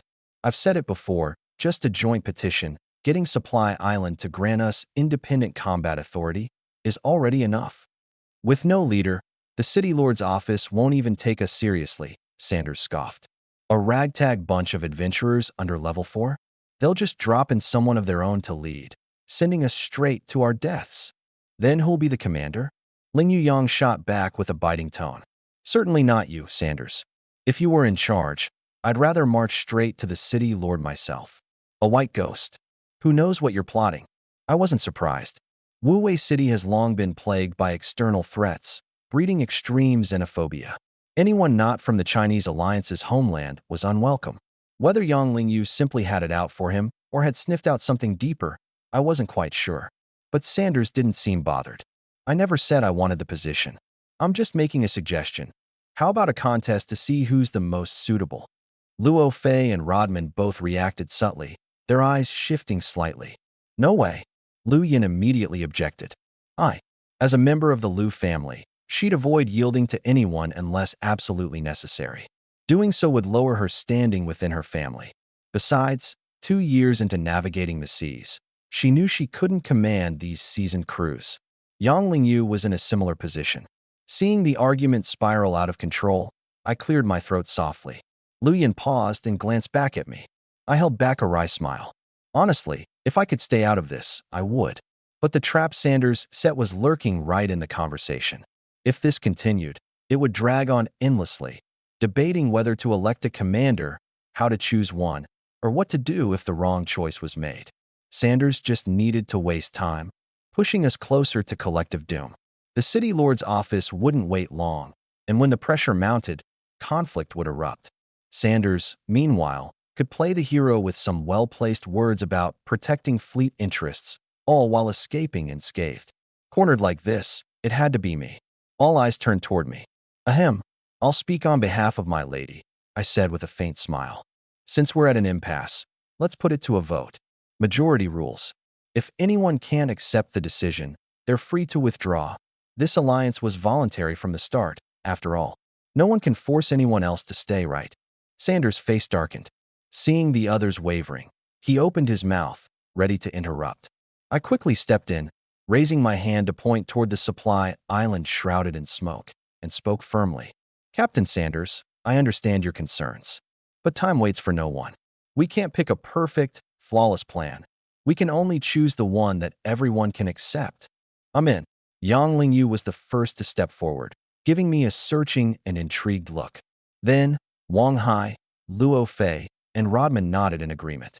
As for Lu Yan, there was no need to ask. She was already on my side.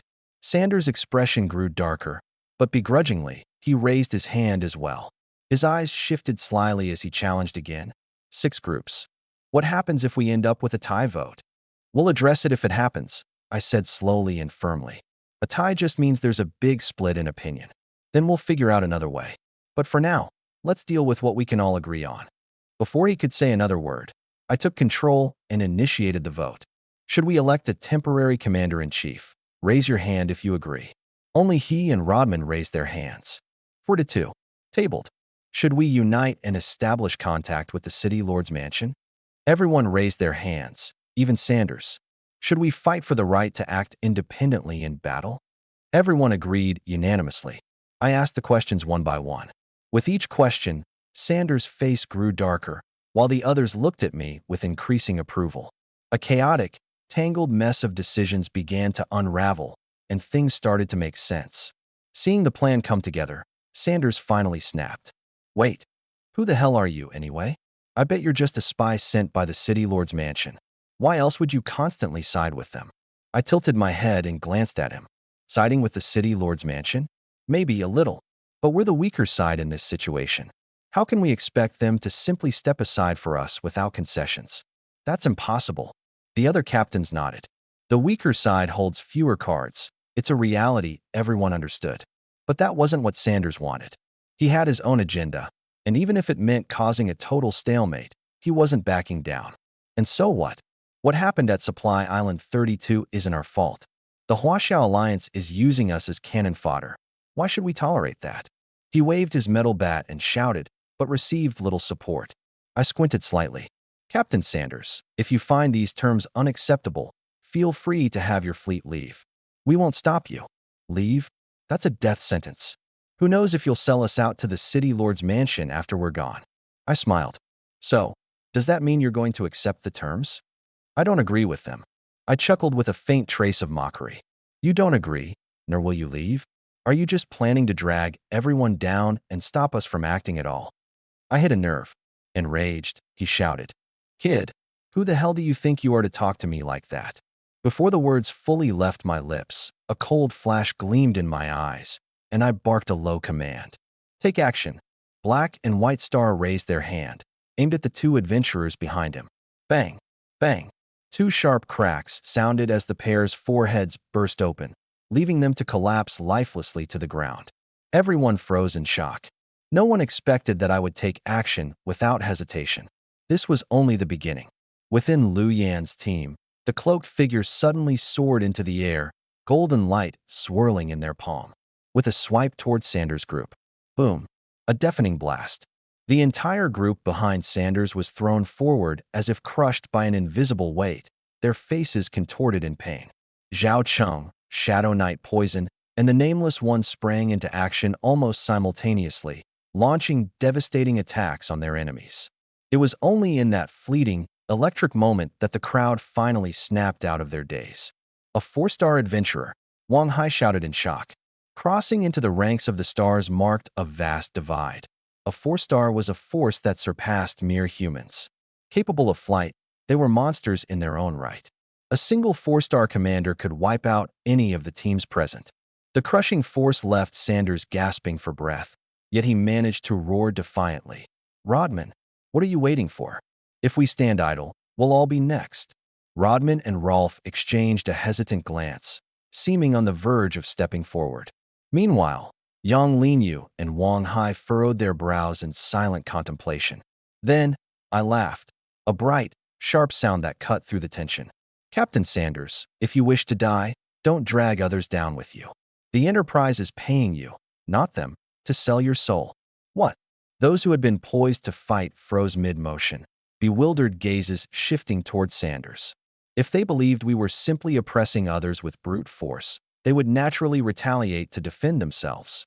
But if Sanders was colluding with the Enterprise, then it became another matter altogether. You're full of crap. Panic flickered briefly in Sanders' eyes. But that single moment of hesitation, that was more than enough. Shadow Knight, the Nameless One, and Zhao Cheng dove into the fray. Under the oppressive aura of the 4-star adventurer, Sanders' 1- and 2-star lackeys were utterly paralyzed. Their resistance? Crushed like paper. Poison Shadow Knight's blade shimmered with a deadly crimson glow, flashing through her enemies like a specter. Wherever she passed, blood sprayed, bodies collapsed, and the carnage painted the battlefield red. Zhao Cheng's entire figure swelled with power as his bracers morphed into door-sized greatswords. One wide, sweeping arc cleaved 2 opponents clean in half, and he charged into the densest part of the crowd like a human meat grinder. The Nameless One? Her twin pistols blazed without pause as she charged forward. Then suddenly, a lethal blade extended from the toe of her boot. With precise and graceful movements, she kicked through an opponent, splitting them in 2. Her combination of shooting, leaping, and slashing wasn't just efficient. It was mesmerizing, almost like a savage dance. A Life Path star wielder specializing in virus abilities, she may not pack the raw impact of the other 2, but her seamless coordination and lightning reflexes took her technique to another level. I silently evaluated as I let out a relieved breath. Sanders' group was nearly annihilated. Only 7 or 8 of them remained desperately clutching onto a chance at survival. Scattered remnants like this posed no threat anymore. Sure enough, the previously hesitant fleet captains began withdrawing from the conflict, one after another setting up defensive barriers. None seemed willing to get involved anymore.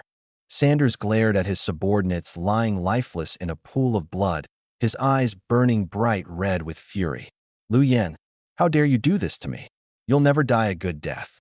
Lu Yen rolled her eyes. This was all my plan anyway, so why was he blaming her? Still, she took a step forward, her voice ringing out loud and clear. "Sanders, you colluded with the Enterprise, wrecking the Alliance. You've ended up like this. Blame no one but yourself." "Nonsense. What proof do you have?" Lu Yen faltered for a moment. I shook my head. She wasn't stupid, just a product of her sheltered upbringing in an esteemed family, unaccustomed to the deceit and schemes of the lower tiers. At this point, who needed evidence? Kill Sanders, split his supplies, and everyone would be satisfied. They'd all stand by our side on their own. I stepped forward, shielding her. "Lady Shadowblade, Miss Nameless, escort Captain Sanders on his way. As for evidence, I'll present it to the fleet captains later." Sanders trembled with rage. It finally dawned on him. The one truly pulling the strings in this fleet wasn't Lu Yen, but me, this wretched little upstart. Too bad for him. Yezi and Nameless had already charged. Sanders wasn't weak. He was an elemental-type thunder warrior, his metal staff crackling with electricity as it swept through the air mightily.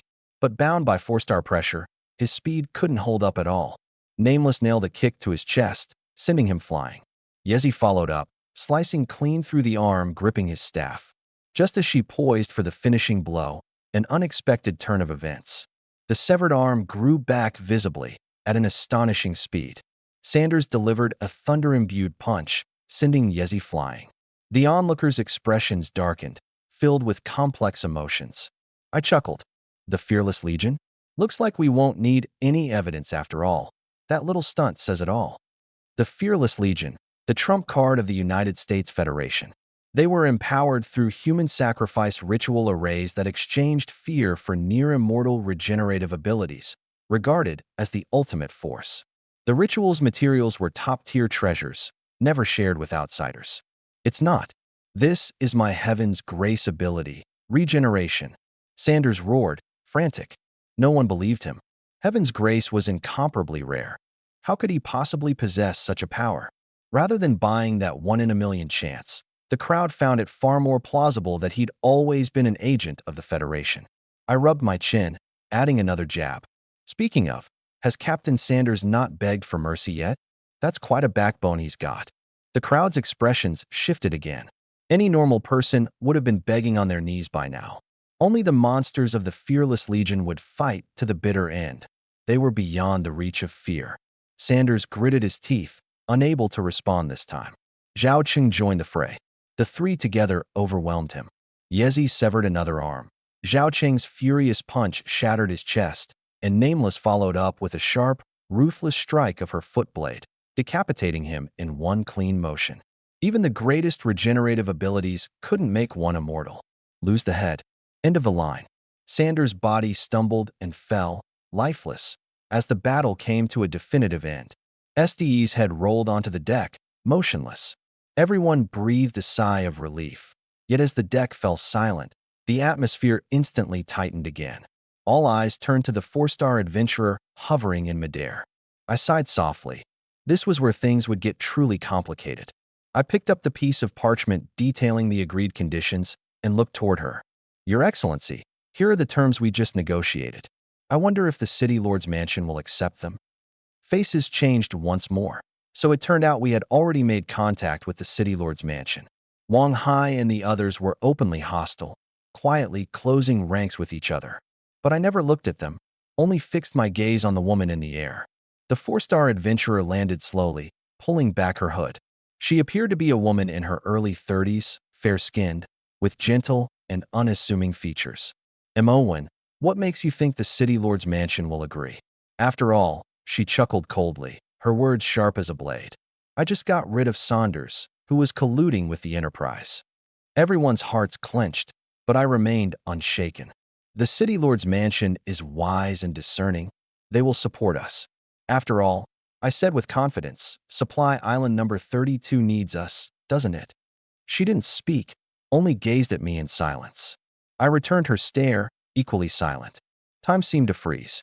No one dared to make a sound. After a while, she smiled. You've got guts, but guts alone won't cut it. I've heard all your terms. Apart from requiring participation in the battle, there's little to actually bind you. Why should I trust that you're genuinely here to help? I glanced at Saunders' severed head. She shook her head. One token of loyalty isn't enough. Saunders was nothing more than a lapdog for the Enterprise. They might not even care about losing him. I pondered for a moment before speaking again. Supply Island number 32 isn't powerless against Dark Island. It's been several days since the conflict began, and the island still hasn't fallen. That means the forces are evenly matched. No, actually, the City Lord's side holds the advantage. Otherwise, the battle lines would have crumbled already. Her eyes narrowed slightly as she nodded faintly. Roughly accurate. Go on. I took a deep breath. The City Lord's forces may hold the advantage, but they can't break the stalemate because you're unable to consolidate your lines or concentrate your troops. Dark Island's sudden emergence created chaos, and the outbreak of the zombie virus weakened your combat strength. But after so many days, the island should have adapted. By consolidating the defense lines, securing one line at a time, clearing out internal threats, and proceeding methodically, the average zombies wouldn't stand a chance against the combined strength of the adventurers. The reason widespread fighting continues is because the Enterprise showed up, forcing you to dig in. If you abandon those areas, the resources there would be lost to the City Lord's mansion forever, and that's a price you can't afford to pay. With every word I spoke, her eyes grew brighter. By the end, they gleamed with approval. Impressive. I didn't expect this round of negotiations to. The C evaluation would actually produce someone like you. She sighed. Then her tone sharpened. Since you already see through everything, you must understand. Your fleet is the key to breaking this stalemate.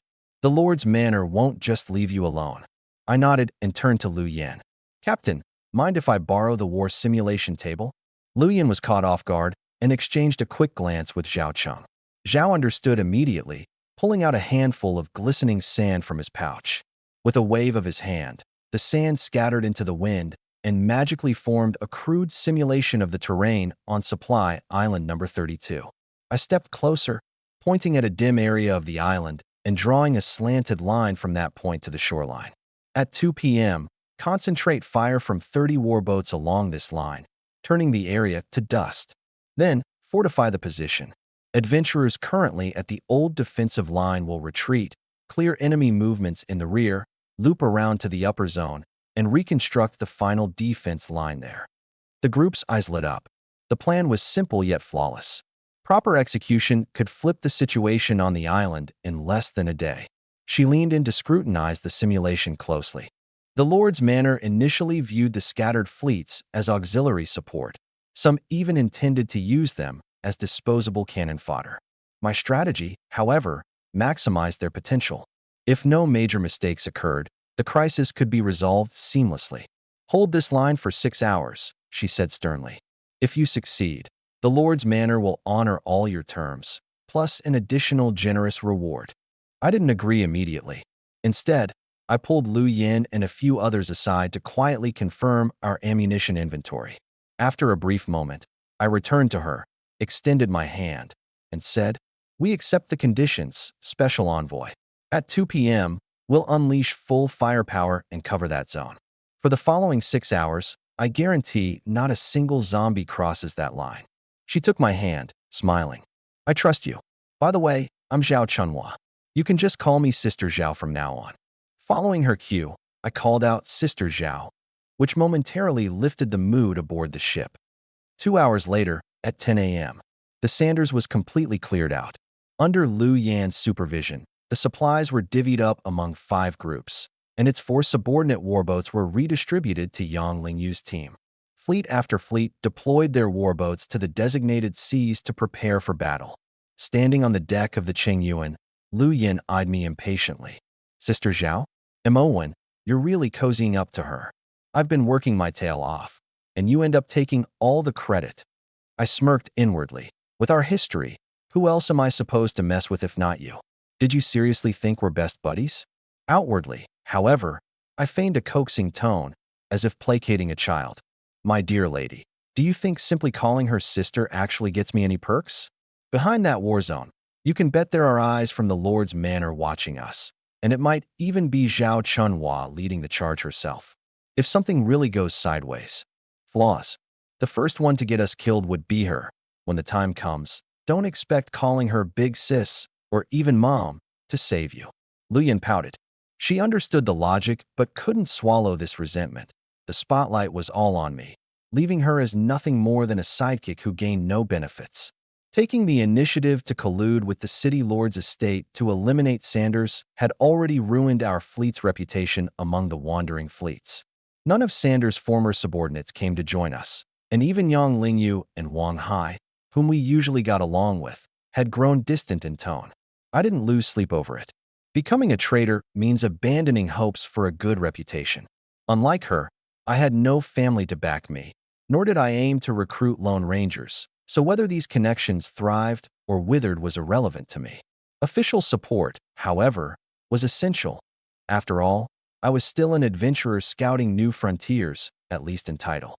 When it came time for the Nightmare to disembark, I hesitated briefly before turning to her and saying, "Miss Lu, I didn't choose this sector of the sea at random. The water here is deep.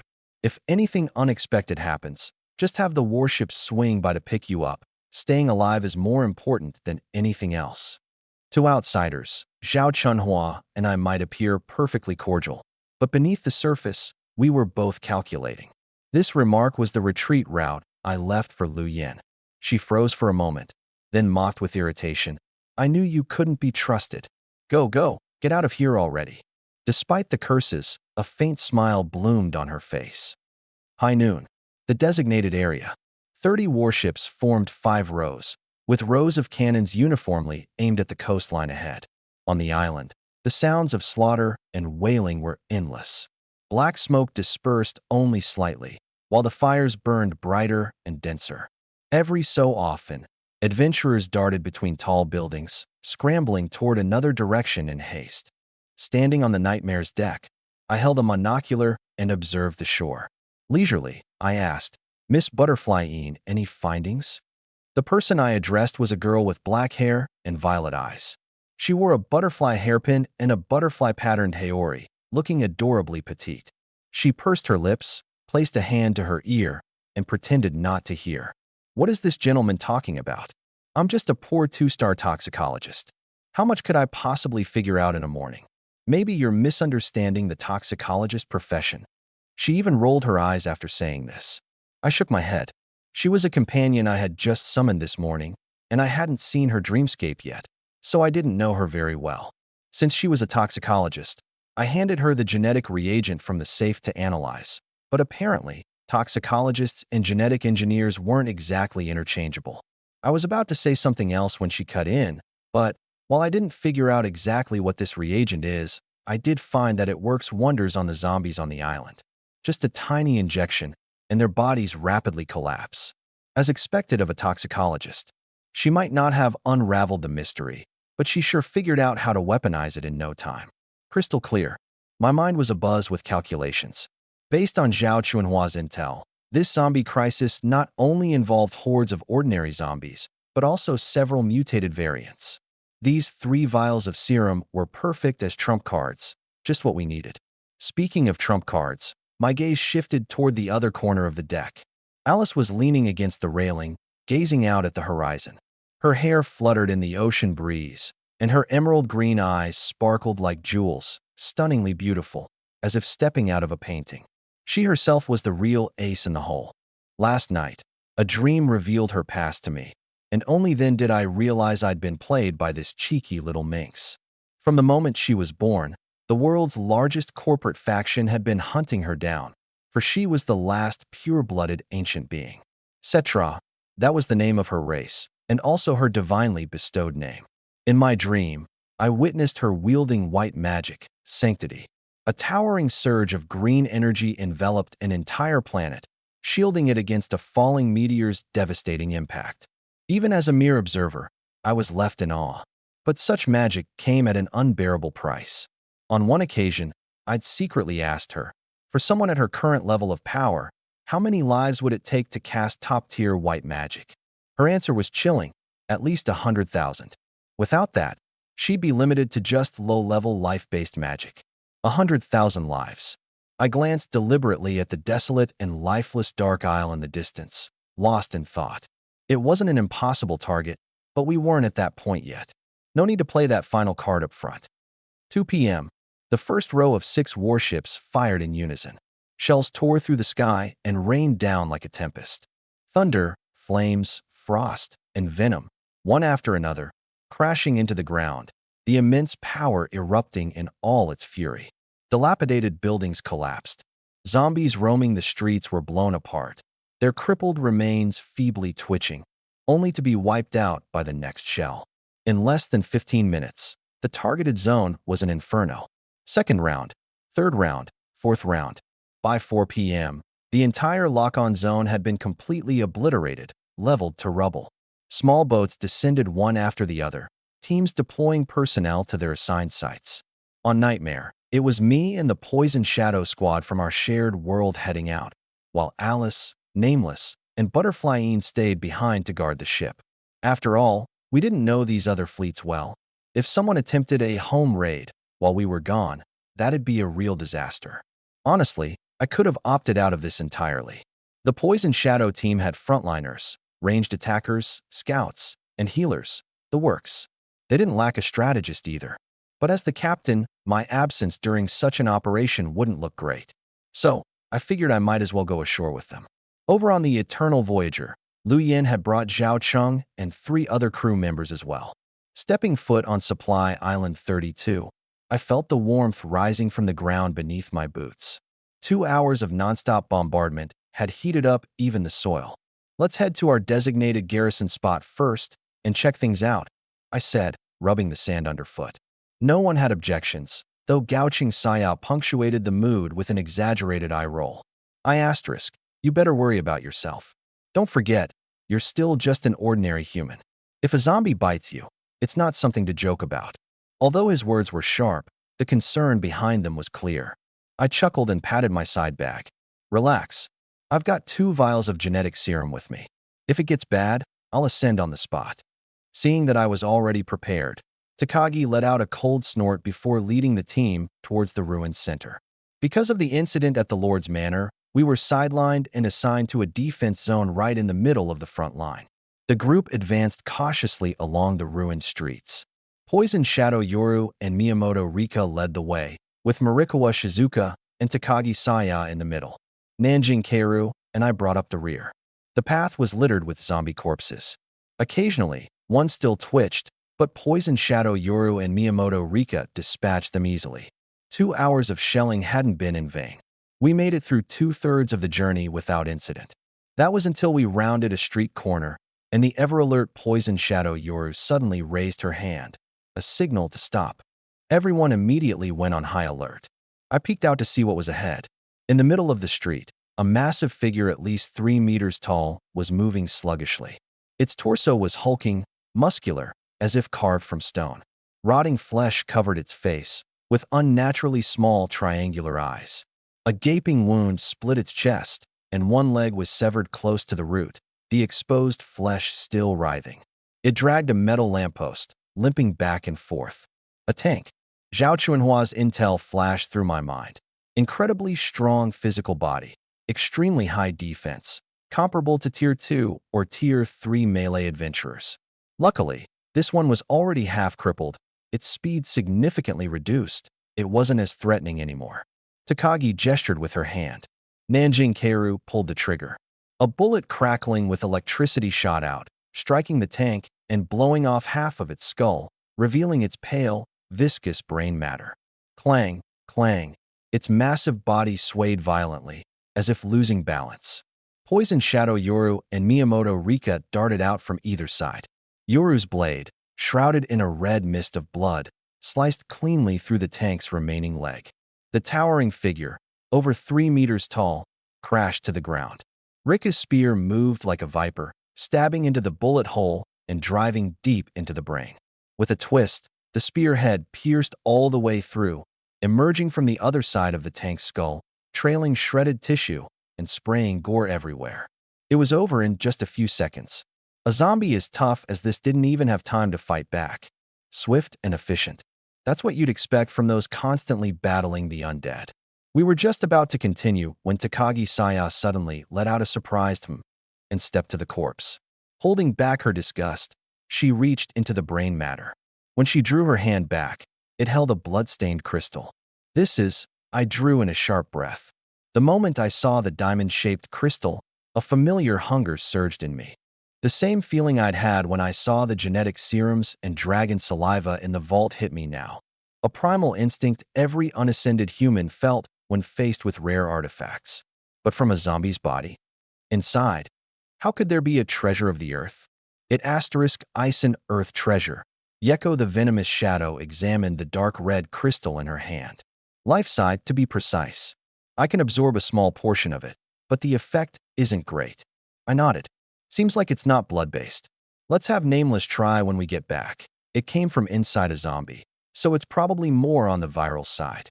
I wasn't planning to mess with earth treasures from the elemental side, and for life side treasures, if I wasn't absolutely certain of them, I wouldn't touch them either. No one objected. After all, besides her and me, everyone here was energy side and had no use for it anyway.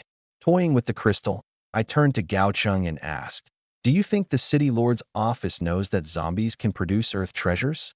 Gao Chung paused to think. "Hard to say. I don't think this is something you'd find in every zombie. That'd be way too terrifying. They might know about it, but probably don't care much. As far as the City Lord's office is concerned, a random earth treasure can't hold a candle to their existing resources. They look out." Her words were cut short as her pupils suddenly contracted. With a sharp shout, she warned us. At the same moment, I heard a loud bang near my ear as a blast of air shot toward us from afar. Clang. Before I could react, Yeko was already in front of me, her katana raised horizontally to block a deadly claw.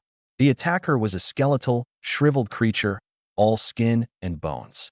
Bloodshot eyes gleamed with malice as drool dripped from its snarling mouth. It was horrifying to behold. The thing's movements were horrendously uncoordinated.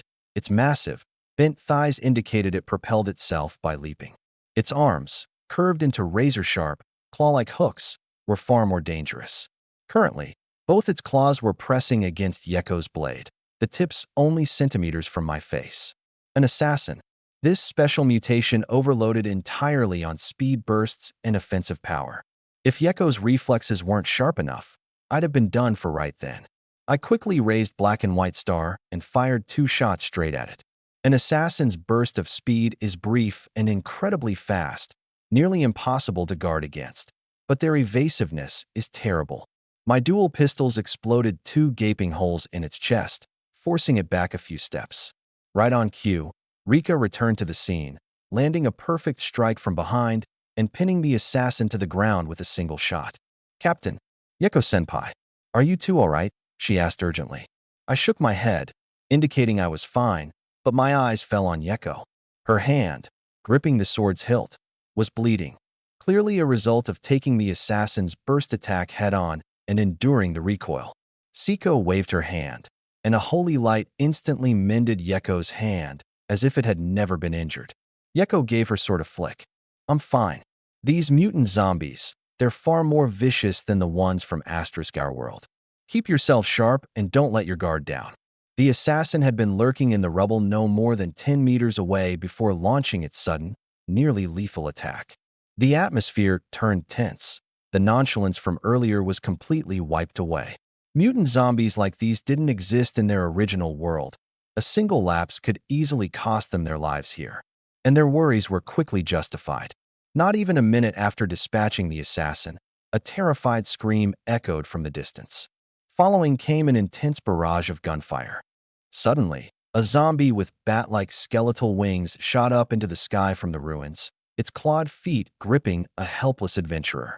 On the ground, his companions fired desperately, but that thing was far too quick, disappearing into the horizon in a blink. That adventurer, his fate seemed grim. Winged ghost, I muttered with a bitter smile, shaking my head. One of the 4 special types of zombies. Now it's just the witch we haven't encountered yet. Bullets don't do much to them. Stay sharp, everyone. No one replied, but the heavy silence said it all. Anxiety was spreading like wildfire among us. Here we were, at the border of Supply Island 32 in the Dark Island. Using a stretch of broken-down wall, we constructed a makeshift trench of sand, rocks, and rubble. To call it a defense line was laughable at best, but we had no choice. For hours until the rendezvous. For hours, plenty of time for us to die many times over. The ship cannons had cleared out most zombies, yet the mutants with special abilities survived. We had taken down 3 so far. The worst was a winged ghost. If Nanjing hadn't landed a perfect shot, taking out its wings, the casualties would have been on our side. The risk was immense, but so were the rewards. Those 3 mutants dropped a piece of Earth treasure. Combined with what we'd previously collected, we now had 2 pieces. Enough, ignoring the potential backlash, to elevate an ordinary person to the stars, specifically for life form evolutions. I fiddled with a tuning insect in my hand, scanning the street ahead before asking, Miss Liu, how are things on your end? Lost 1 teammate, otherwise stable, Lu Yin replied, her voice thick with frustration. Understandable. The ones stationed on her ship were seasoned comrades of 2 years. And Olaf's group? Pretty much the same. Took some hits, but the line's holding. I nodded. Veterans who've traversed the starry seas for years could handle this level of chaos. The real fight comes later, I said. Another hour or 2, and the scattered zombie hordes pushed back by our firepower will regroup and return. That'll be the real test. I paused before asking, how many units of ammo does your ship have left? A brief silence. Then, 3. I chuckled. What a coincidence. Same here. She didn't respond. That silence itself was all the answer I needed. Humans are strange creatures. Even in the face of life or death, the first instinct is to hold back, to guard against those fighting beside you. But who was I to judge? I was guilty of the same thing.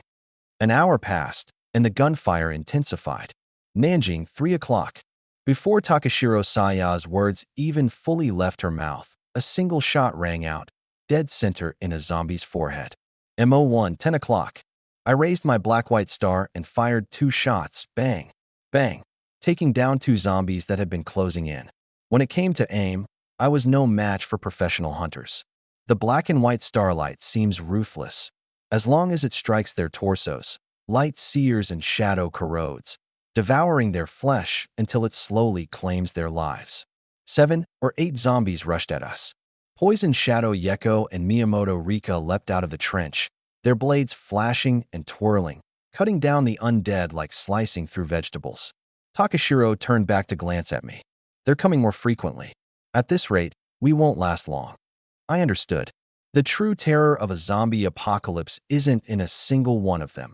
It's in their endless, unrelenting numbers, like a tidal wave. Fortunately, all we had to do was hold out for time. Behind us, the gunfire had gradually died down about an hour ago. Something was happening over at the mansion. Miss Poison Shadow, conserve your energy, I said. I'll take the lead from here. Miss Nanjing, cover me. Our ammunition supply was sufficient. Exchanging bullets for stamina was a trade well worth it. No one disagreed. It was my turn now. Gripping the gun with both hands, I aimed at the street corner, my gaze turning cold as steel. Bang, bang, bang. The gunshots formed a sharp rhythm, and with each shot, another zombie fell. At first, it wasn't anything outstanding. Occasionally, Nanjing Kaori had to step in and finish off a survivor. But the more I fired, the steadier, faster, and more accurate my shots became. Gradually, every shot was a headshot. Those zombies barely stepped out from the corner before I sent them back to hell. Out of the corner of my eye, I noticed Nanjing Kaori turning her head to look at me, her expression filled with astonishment. Takashiro and the others had paused their movements, staring at me as if they were watching some kind of monster. But I couldn't afford to care. My eyes were fixed solely on the zombies. Spot, aim, pull the trigger, headshot. A mechanical rhythm that became almost hypnotic. Yet, there was a strange exhilaration within it. Back in school, back at the Lee family estate, I was never given this kind of opportunity, to fire so freely, to kill so unrestrainedly. It felt like a dry riverbed finally being flooded with water. Every shot sent a burst of pleasure through me, almost making me tremble. No need to conserve ammo. No need to hide who I was. It was as though I was born knowing precisely where to aim. Suddenly, a winged ghoul burst into view, zigzagging through the air and charging straight at us. Watch out! Nanjing Kaori and Takashiro yelled in unison. But I simply smirked. In one swift motion, I turned the black and white barrel of my gun toward the sky and fired 2 shots. Bang! Bang! Blood blossomed from its wings as the ghoul plummeted downward. Before it could hit the ground, 2 more sharp cracks pierced the air, its head exploding into nothingness. It fell limp, completely lifeless. How did you do that? Takashiro exclaimed in disbelief. We had to work together just to take down the first winged ghoul. I finally snapped out of that strange, enthralling state, letting out a deep breath. Maybe it's just a gift, I said, though even I wasn't fully sure. I always knew I wasn't lacking in talent. Otherwise, I wouldn't have awakened divine blessing or been able to memorize so much. My clones do save me time, but they can't boost my intelligence. To snatch a top 10 spot in the Windhold City assessment from the children of so many elite families, I had to have some kind of incredible aptitude. What I didn't expect was for it to be this remarkable. Now, with my gun fully fed on ammunition, I may not yet match Nanjing Kaori's skill, but I've definitely leveled up. The difference was almost negligible. Thinking about this, I almost laughed out loud. The illustrious Fu Feng City's top-tier family. Yet they let someone's future crumble simply because they were unwilling to part with mere resources. What on earth is the Lee family even thinking? Somewhere on the free coast, in the open sea, the frost moon sliced through the waves, with 5 warships trailing closely behind. The entire fleet glided silently toward the horizon. Li Shuangyue stood on the deck, clad in her battle attire, staring out at the vast ocean with a dark expression. Still no word. The middle-aged sailor beside her let out a bitter laugh. Miss, it has been over a week since young Master Mo left the port. The fresh blood we took from the city lord's estate has long since lost its vitality and is useless for the blood compass. As for the scent tracking bugs, they've been ineffective from the start, which likely means the young master tampered with them. His voice grew fainter and fainter. Useless, Li Shuangyue cursed aloud. A trace of irritation flashed in the sailor's eyes, but ultimately, he just lowered his head. Apologies. With the capabilities we currently possess, it's impossible to track down the young master's whereabouts. Li Shuangyue suppressed her anger. Oddly enough, ever since Mo left, everything had felt off track. She had been inexplicably agitated, like an unseen weight pressing on her chest. What about those other channels we reached out to before? None have brought back useful leads. However, spit it out. The Qian family's boy, the one joining this year's trials. He claimed to have seen traces of the young master. But when we tried to confirm again, there was no response from him. Where did he see him? Near Supply Island number 32. Word is, a Dark Isle crisis broke out in that region, and it's now under lockdown by the mechanical fortress. Li Shuangyue's brow furrowed tightly. While the Li family held a certain level of influence in Fu Feng City, They were nothing compared to the mechanical fortress authority. Heading there recklessly would likely only lead to disaster. Finally, she spoke. Tell the navigator to continue toward Cairo Island. No need to change course. Leave Mo Wen's situation for now. When the sea itself turns against him, he'll find his way back. Understood. The middle-aged sailor nodded, hesitated, and then added in a low tone. Miss, regarding the plan for high ground number 3 on Cairo Island, are we really going through with it as it is now? The risks are enormous. Li Shuangyue shot him a frosty glance. Do you have a better alternative? He opened his mouth, then shook his head. But inwardly, a storm was brewing. The blame doesn't lie on anyone but your only family. When young Master Mo Wen was handling things, every plan was lauded by Fu Feng City's upper ranks. You all chose to ignore his efforts. Now that he's gone, you're scrambling. What half-baked nonsense are those plans of yours if not cobbled together by random passers-by? As one of the old followers of the Li family, he had personally witnessed the rise of this powerful lineage. It might be an exaggeration to say they owed it all to Mo1, but that boy was undeniably one of its cornerstones. He could still recall the sight of that frail child arriving alone at the family estate, poring over stacks of documents taller than himself, organizing them piece by piece. Draft multiple plans. How old was he that year? 10, or maybe 11.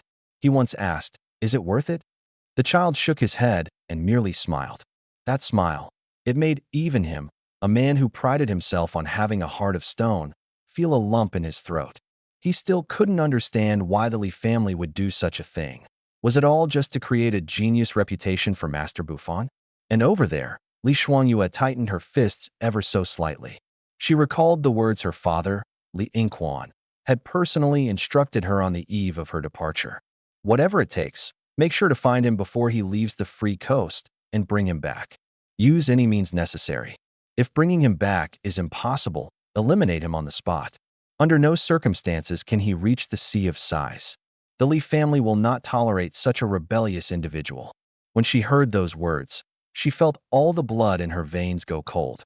No matter how much she disliked Mo Wen, he was still her brother, born of the same mother. How could their father give such an order? All of those vague warnings from her parents in the past, those moments when Mo Wen's accomplishments were credited to someone else, the time she was forbidden from befriending or treating him kindly, while being consistently urged to stay close to Buffon. And now, this kill order. Rubbing her temples, it felt like she was on the brink of uncovering some deeper truth. But she dared not continue down that path of thought. Because if her suspicions were true, then their family, the Li family. She inhaled deeply, forcing herself to remain calm. She had to compose herself and return to being the regal, calculating eldest daughter of the Li family. As the eldest, it was her duty to bear the weight of the family.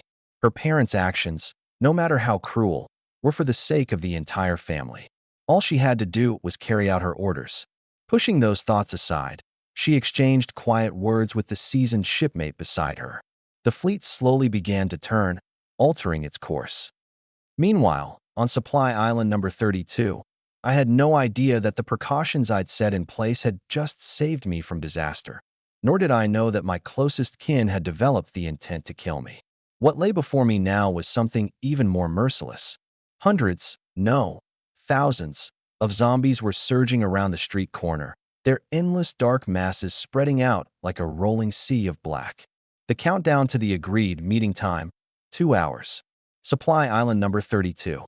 Takashiro Saya raised her staff, and an arrow of starlight shot toward the approaching horde. Boom. 6 or 7 zombies fell. But compared to the sheer size of the undead tide, it wasn't even a drop in the ocean. Mo Wen, something's wrong. She wiped the sweat from her forehead, her voice tense. My heart was pounding. The zombies shouldn't be advancing this quickly or in such massive numbers. This wasn't their natural behavior. It was as though something was driving them forward. I fired both pistols, unleashing a barrage of bullets. Waves of sacred light and creeping decay intertwined. Ordinary zombies disintegrated the moment they were hit, leaving a cleared space in their wake. Squinting, I said, "It's the witch. The intel says she controls the undead horde. Nanjinka, search that area. Area secured. Takaju, get in touch with Lu Yan. Request reinforcements." The relentless onslaught on our foes didn't pause for even a second. Understood. The two women responded in unison, splitting ways to carry out their tasks. Nanjukaru climbed up to the vantage point near the trench and set up her sniper scope. Miyamoto Rika kept guard by her side, scanning the surroundings vigilantly. Moments later, Takaju's expression darkened. No dice. Luyan is dealing with a swarm over there, too. She can't spare anyone. I let out a cold laugh, firing my weapon as I barked. Then have her get in touch with Yang Linyu. Tell Lu Yin, if there's no backup in 10 minutes, I'm retreating. If she doesn't want zombies crawling up her back, she'd better send someone over fast. Takaju blinked, but eventually relayed the message verbatim. A string of curses came cracking through the comms from Yen, before she finally fell silent. Who cares at this point? There's no room for pride in moments like this. Whatever works, works. The numbers of the undead were overwhelming. 100 meters, 90 meters, 80 meters. The corpses piled up like a grotesque mountain, yet they didn't slow down. Shadow Venom Yuru and Miyamoto Rika were practically standing on the heap of bodies, fighting tooth and nail. Blood and the glint of blades collided violently in the space ahead, holding the line. But human strength is finite. Shadow Venom Yoru could still siphon blood to heal herself, but Miyamoto Rika was audibly gasping for air, her movements starting to falter. With a swift strike, she drove her weapon straight through a zombie's head. Yet she hesitated, just a beat too slow while pulling her weapon back. One of the corpses lunged forward and clung stubbornly to her gun. Her eyes widened in shock. It was too late. The surrounding zombies seized their chance, swarming her. Shadow Venom Yoru was tangled up with a rogue assassin and couldn't intervene in time. This was it. The stench of decay filled the air as a rotting moth flew toward her face. Miyamoto Rika let out a bitter laugh, closing her eyes in resignation. Who would have thought? Even after being transported to another world, her end would come at the hands of these creatures. Bang, bang, bang. The excruciating pain she expected didn't come, only a series of deafening blasts. The 5 or 6 zombies lunging for her all crumpled to the ground, their heads exploding one after another. Filthy blood splattered across her face. What the hell are you standing around for? Fall back and regroup. I shouted hoarsely, barely catching my breath. Kicking the zombie off her weapon, she stumbled backward, panting yet visibly relieved. Shizuka Marikawa rushed forward to check for injuries. Finding none, she immediately cast a holy light recovery spell, its golden glow enveloping Miyamoto Rika and visibly restoring her strength. Meanwhile, Nanjukaru found an opening and took out the assassin tangled with Shadow Venom Yoru with a crisp shot. Yoru seized the moment to unleash her blood dance, the ferocious blood-colored blades clearing a swath of the undead. As an added bonus, she snatched up the rare loot dropped by the downed assassin. The immediate crisis subsided, but I wasn't smiling. Turning to Takaju, I asked, how long since the call for reinforcements? She glanced at her watch. 10 minutes. My lips curled coldly. All right. Notify Nanju, pull out. Takaju froze. Our team was far from exhausted, and I hadn't even had to break out my trump card. Why retreat now? Yes, sir. She didn't dare ask questions, sprinting toward the high ground to call Nanju back. Right at that moment, a loud voice echoed from around the street corner. M01, buddy, don't retreat yet. We're here. Wang Hai barreled forward in his 3-meter-tall exoskeleton mech, smashing through everything like a heavily armored tank. Zombies were sent flying in his wake. Behind him followed Zhao Cheng and 5 or 6 other adventurers. Ran into a mutated tank on the way, delayed us a bit. Wang Hai shouted, blasting his way to the trench. He casually crushed the head of a zombie clinging to his mechanical arm, sending brain matter flying. He might look simple and straightforward, but he's a sharp one. I'd bet anything he had been hanging around nearby, just waiting to see if I'd retreat, ready to laugh at my expense.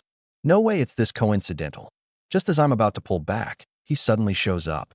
Then again, I've screwed him over in the past too, so I guess we're even now. I spoke calmly. Hold the line for 15 minutes. Give my crew a chance to recover. He slapped his chest in response, not hesitating this time. Relax, leave it to your big brother here. This crew of his? Top-tier fighters from a roaming fleet. With Wang Hai leading the charge, they easily secured the front line and even managed to push it forward. In his mech, He fought like a humanoid beast. No zombie could get past him. I told Shadow Poison Yeko and the others to rest while I walked over to Nanjingxiang. Any leads?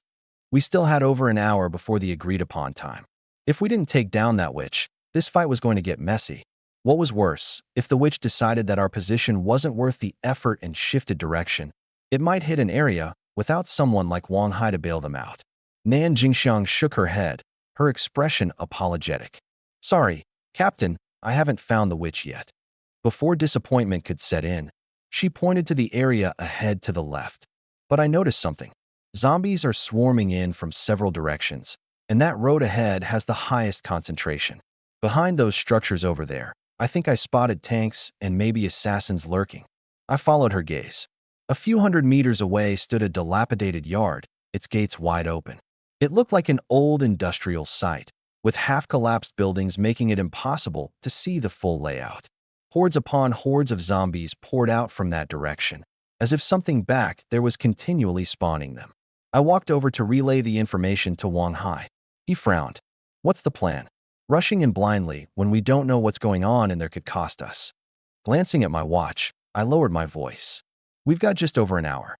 Letting a witch capable of commanding zombie hordes roam freely, too dangerous. If it circles back or calls in more mutated types, we won't hold them off. Wang Hai fell silent. It's not the expected trouble that gets you. It's the unexpected stuff that screws everything up. If something went wrong, all of our manpower and resources up until now would be wasted. What do you need from me? He finally asked.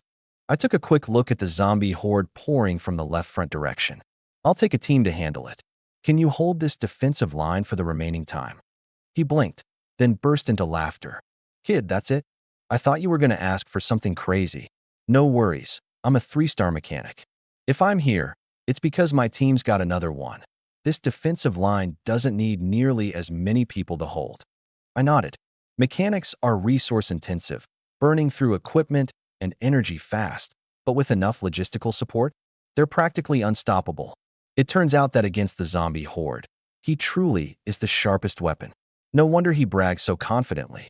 Reaching out from inside his mech, he clapped me on the shoulder. Stay safe.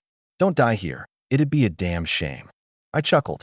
Relax, I've still got plenty of reasons to stick around.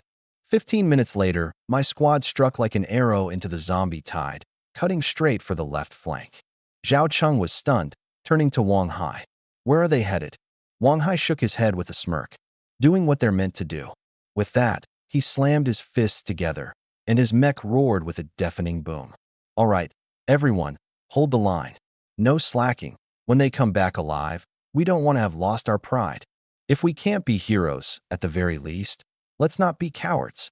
He was the first to dive into the mass of zombies, his mech's mechanical arms sweeping wide, obliterating undead in droves.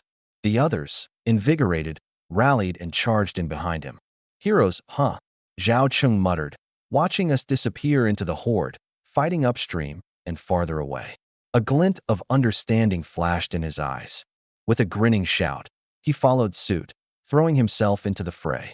In that moment, the defensive line that had been struggling began to push back, not with the flow of the zombie tide, but against it. Within the zombie swarm, my squad pressed onward with great difficulty.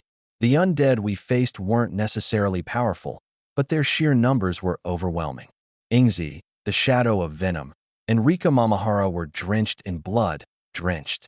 Their crimson blade and sapphire spear whirled in tight arcs, forming an impenetrable net as they painstakingly carved a path forward. Mo1, do you think we can actually pull this off? Takashi gripped his staff tightly, his golden eyes darting watchfully around us, never letting his guard down. I fired my rifle in rapid bursts to provide cover, simultaneously patting the pouch at my side. Relax. I've got a secret weapon. Can't promise we'll hit the jackpot, but getting out alive? Oh, I've got that covered. Almost as if on cue, our squad rounded a corner and veered sharply left. It was like setting off a chain reaction. A sharp screech cut through the chaos, and the zombie horde went wild. The undead that had been assaulting Wang Hai's defensive line suddenly all turned their attention toward us. Within minutes, we were surrounded, sandwiched from both sides. Miss Siko, it's your turn. I barked a low command. Siko Busujima let out a soft chuckle, turning to glance back over her shoulder. Mo Wonkuin, I'll leave the rest in your hands. She spread her arms wide as a basketball-sized sphere of light appeared, floating from her chest into the air above. Holy light, purification. The glowing sphere launched behind us and detonated with a thunderous burst. The explosion of light consumed the world around us, utterly relentless. Wherever it washed over, the zombies withered and dried, as though their life force had been sucked out. They staggered forward as if unwilling to yield, but with sharp cracks, their brittle bones gave way. The undead collapsed into heaps before disintegrating into white ash, carried away on the wind. Half a street was cleared in an instant. Even the zombies ahead of us, struck by the aftershock, grew sluggish, their faces charred black. But it extracted a hefty toll. Siko dropped to her knees, utterly spent. Thankfully, I'd anticipated this. I hoisted her onto my back without hesitation. To my surprise, despite her stunning curves, she was so light it felt almost unreal. Yet the weight on my back, of responsibility, of camaraderie, pressed against me, enough to make my face turn red. Even as I tried to stay calm, I reminded myself, I'm just a 15-year-old kid. She playfully bumped against my back, her long legs wrapping around my waist. Asterisk smack. Takagi delivered a sharp slap to her. Dr. Shizuka, look around. If you want to fool around, save it for back on the ship. Shizuka Marikawa pouted in mild annoyance, but finally settled down. I could breathe easier now, thanks to her antics. Oddly enough, our advance sped up considerably. Before long, we reached the gates of the abandoned factory. Yako Shadowfong slammed her leg out, the iron gate giving way with a loud clatter, and we made our way inside in single file. Something felt strange, though. This factory, which we had scouted spewing out endless waves of zombies just moments ago, was eerily still. After taking out the few stray undead along the corridor, a heavy silence fell over the rest of the area. When things deviate from the norm, there's usually trouble brewing. We exchanged glances, each of us silently agreeing to heighten our guard. No immediate threats. Exchanging another look with Takagi, I gestured for us to move toward the workshop further ahead. The workshop was massive, easily over 20,000 square feet, towering 3 stories high. The middle section of the structure had been obliterated by a shell blast, sunlight streaming in through the gaping cracks in the walls. The floor was littered with debris, bricks, tiles, and rusted machinery drowning in layers of dust that hinted no one had been here for ages. Clink, clink. Asterisk, we moved in cautiously, eyes fixed on the exposed railings and hollowed-out platforms overhead. Nothing. There was nothing here. Just as I let my guard down ever so slightly, Yako Shadowfong suddenly froze mid-step ahead of us. I turned to follow her line of sight and felt my pulse quicken, pupils contracting. At the far back of the workshop, heaps of disused machinery had been stacked up into small metal mountains. In front of the largest pile stood a small, cloaked figure, completely still. Its head was bowed, face obscured by shadow. But the exposed patches of decaying skin and the traces of dark, dried blood betrayed its true nature. It seemed to sense something. The figure shifted forward a few steps, deliberately stopping just shy of the light's edge. That careful, sinister precision sent a cold chill down my spine. "Mizuki," I whispered softly. She caught on instantly and raised her sniper rifle with painstaking care. This motion felt like the flick of a matchstick. That figure's head snapped up. The cloak slid off, revealing its face, shriveled, skeletal, stripped of flesh. And those eyes, brilliant crimson, glowing unnaturally bright, completely devoid of whites. The depth of their malevolence felt as though they could swallow you whole. Its lips curled into a chilling smile, one that seemed almost human yet profoundly, grotesquely off. And then its jaw unhinged. A deafening, piercing screech filled the factory. In the blink of an eye, chaos erupted in the workshop. Undead began pouring out from behind the mounds of machinery. Here, there, everywhere. Hundreds of them, swarming in waves, alongside tank-sized brutes and assassin types. They tore through the space, overturning everything, surging toward us with relentless rage. Outside, the sounds of thunderous stomping came closer and closer. A second wave was on its way. We'd walked straight into a trap. Takagi's face went pale. This This isn't possible. I scouted this place thoroughly.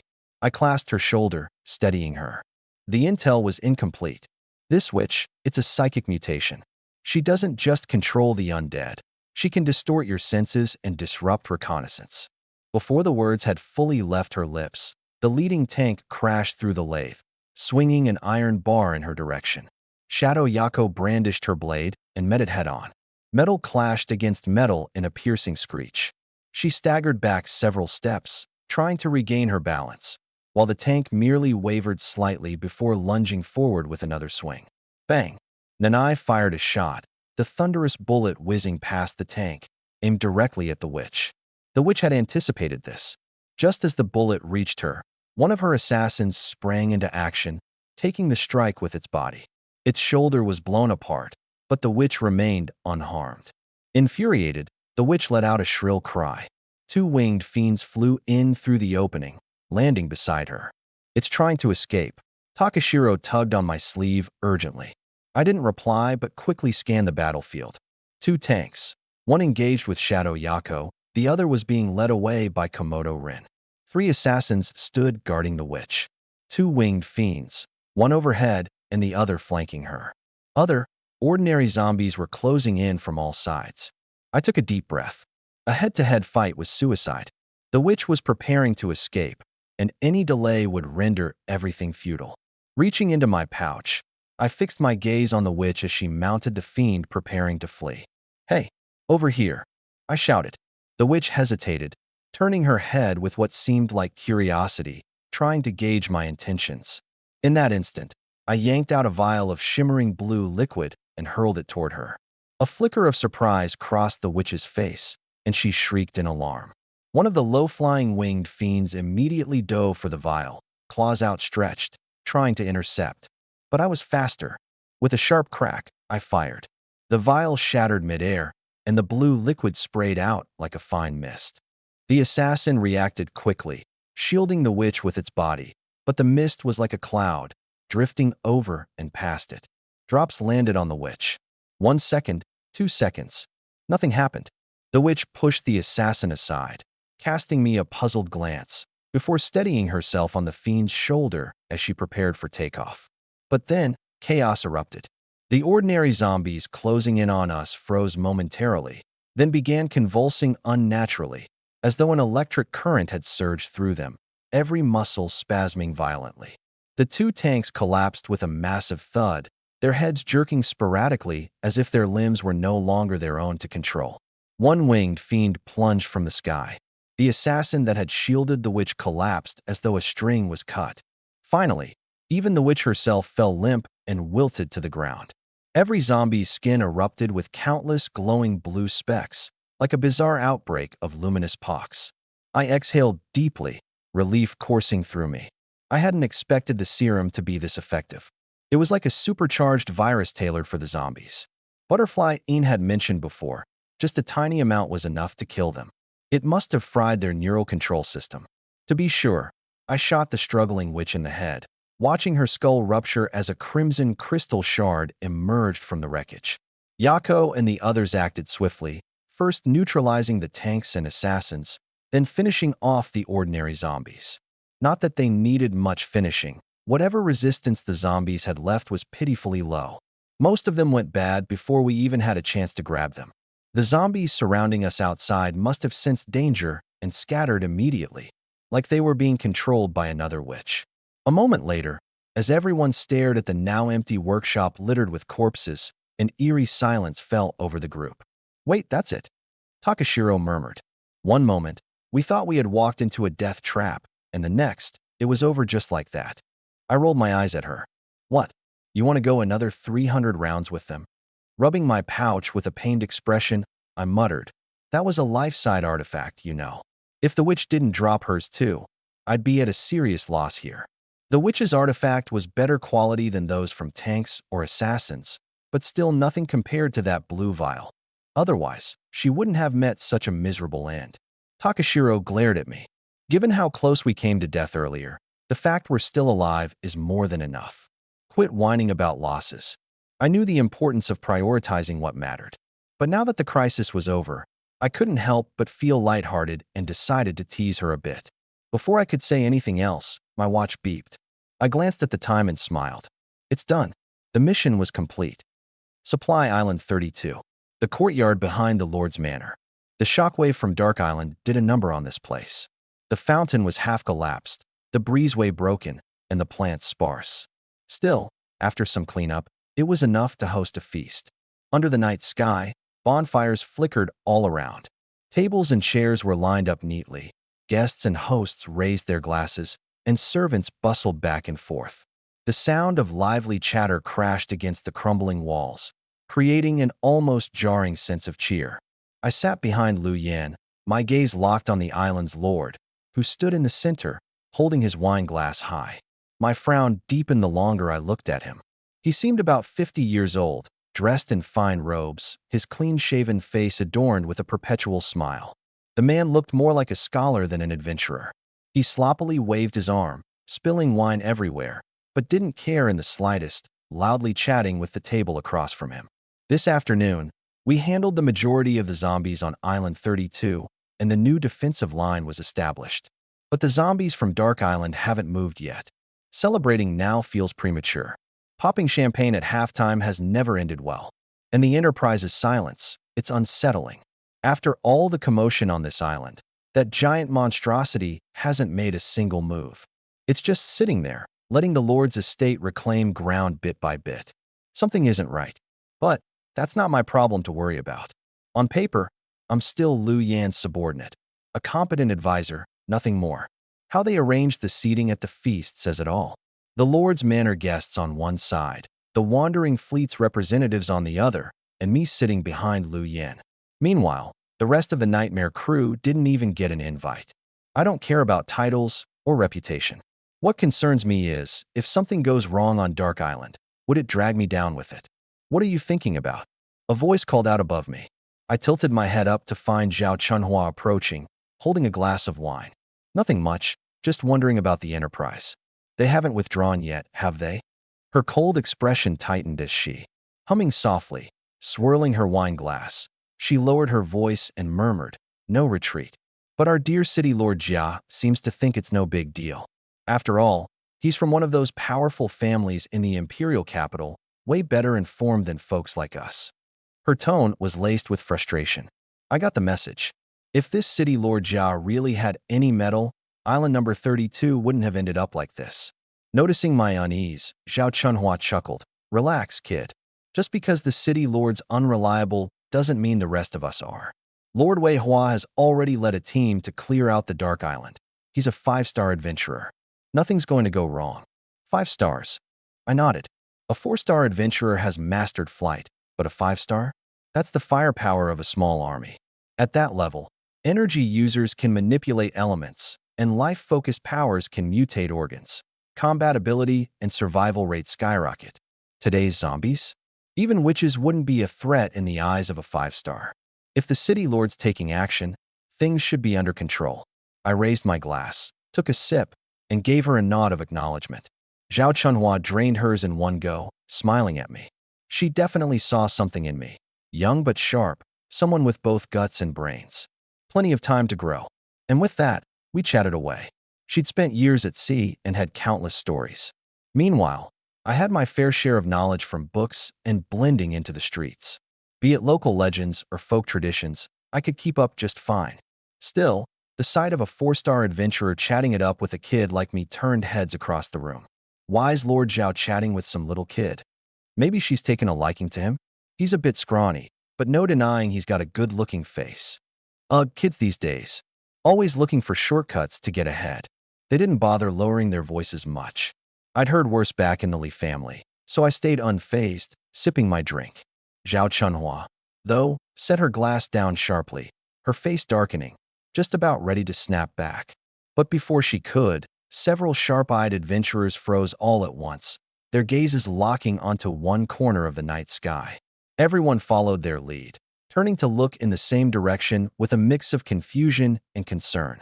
Against the pitch-black sky, a single dot appeared out of nowhere, growing larger and larger. As it flew closer, we could finally make it out. A bloodied, armored man, his face pale as a ghost, his flight wobbly as if he might fall straight out of the sky at any moment. Lord Weihua, Zhao Chunhua gasped and rushed forward alongside another 4-star adventurer, catching him midair and bringing him back. Zhao Mingyu, stop staring and heal him. Now, she barked the moment they touched down. Only then did everyone notice the horrific wound across Wei Hua's chest and abdomen, a deep gash with blood pouring out. The dark, jagged flesh curled outward, and beneath it, you could just barely glimpse his organs. A younger adventurer stepped forward at her command, casting a pale blue light that enveloped Wei Hua's body. His face gained a bit of color as he took a deep breath, raised his head, and locked eyes with Jia Zong. His voice was hoarse but deliberate, each word sharp as a blade. City Lord, there are high-tier zombies on Dark Island, not just one. The advanced team has been completely wiped out. I'm the only one who made it back. Are going to care about bargaining with us when their lives are on the line. Lu Yin froze, realizing the weight of what I was implying. Her face paled, but she nodded subtly, understanding the urgency and the shift in power dynamics. It's survival now, Lu Yin. The City Lord's mansion isn't going to play nice anymore. They wouldn't hesitate to throw us under the bus if it meant saving their own skin. I muttered, my voice barely above a whisper, though the irritation in my tone was hard to hide. She pursed her lips, clearly dissatisfied but unable to rebut. After all, I was right. Negotiations meant nothing when chaos reached this level. 7-star entities, if one truly emerged out there, shifted the entire playing field. There was no room for petty alliances now. Go get ready, I said firmly, waving her off before turning toward the window. Outside, the looming shadow of the battleships glimmered under the sparse light reflecting off the sea, a faint reminder of the fragile chance we still had. For all we knew, the city might hold for another day or two, or it might crumble within hours. The key was to stay nimble. Fufeng City might think they were the centerpiece, but for our crew, survival came first. Misplaced loyalty wouldn't bring us anything but ruin. I sighed, feeling the weight of everyone's hopes and the impossible decisions ahead. Are you really going to trust someone else with your lifeline? Push them hard enough, and you think they won't fight back. I stared at her. If they're bold enough to cause trouble together, I can't speak for everyone, but the instigator, well, they're bound to become an example. A warning. Her face turned white as a sheet. No wonder Zhao Hai and the others left without hesitation. They'd already figured it out. She had almost outsmarted herself into disaster. Seeing her pale and stricken expression, I sighed and offered some reassurance. But don't worry too much. Things might not be as bad as they seem. She blinked. If there really was a zombie king, Weihua wouldn't have made it back alive, I said, rubbing my chin. A 5-star like him, escaping from a zombie king and a horde of advanced zombies? That's almost impossible to imagine. Lu Yan's eyes lit up with sudden understanding. But he came back alive, and his injuries aren't even that serious. So that means either the zombie king doesn't exist, or something went very wrong. I nodded. And don't forget, there's something else lurking outside this island. The Enterprise. She caught on quickly. It made sense that the City Lord's office hadn't figured it all out yet. But the Enterprise, that state-of-the-art mechanical fortress equipped with the most advanced radar, there was no way it was clueless. When we reclaimed our lost territories, the Enterprise had stayed eerily quiet. Either those resources didn't matter to it, or it had bigger plans. Now it was clear, it was the latter. Compared to a zombie king, what's a mere supply island? Realizing the Enterprise was in place settled Lu Yan's nerves a bit. No matter how strong the zombie king might be, everything has a comparison. Against the peak of human ingenuity, a mechanical fortress, what was a mere zombie king? I just shook my head and stayed silent. The game between the City Lord's government and the Enterprise was about to head into its next phase. The destructive power of a 7-star entity was terrifying. If things escalated, the entire supply island could be caught in the crossfire, sunk into the abyss of the stars, even. Both sides surely had hidden cards to play. But that had nothing to do with a pawn like me. I'd deal with things as they came. And yet, my face shifted subtly a moment later. 7-star. It struck me. I might have a way to deal with that. In my mind's eye, I could almost see that powerful surge of energy from my dream, like a towering tsunami rising to the heavens. Unconsciously, I clenched my fist. Dark Island. Late at night, I led Poison Shadow Yeko, Alice, Minami Kyo, and Butterfly Een, moving stealthily up from the coastline. At first glance, it looked like any ordinary ruined city. A few high-rise buildings were broken in half, with collapsed structures piled up like debris. But the wandering zombies on the streets and the scattered abandoned vehicles were wordlessly screaming. This place was anything but ordinary. What the hell are we doing in a dump like this?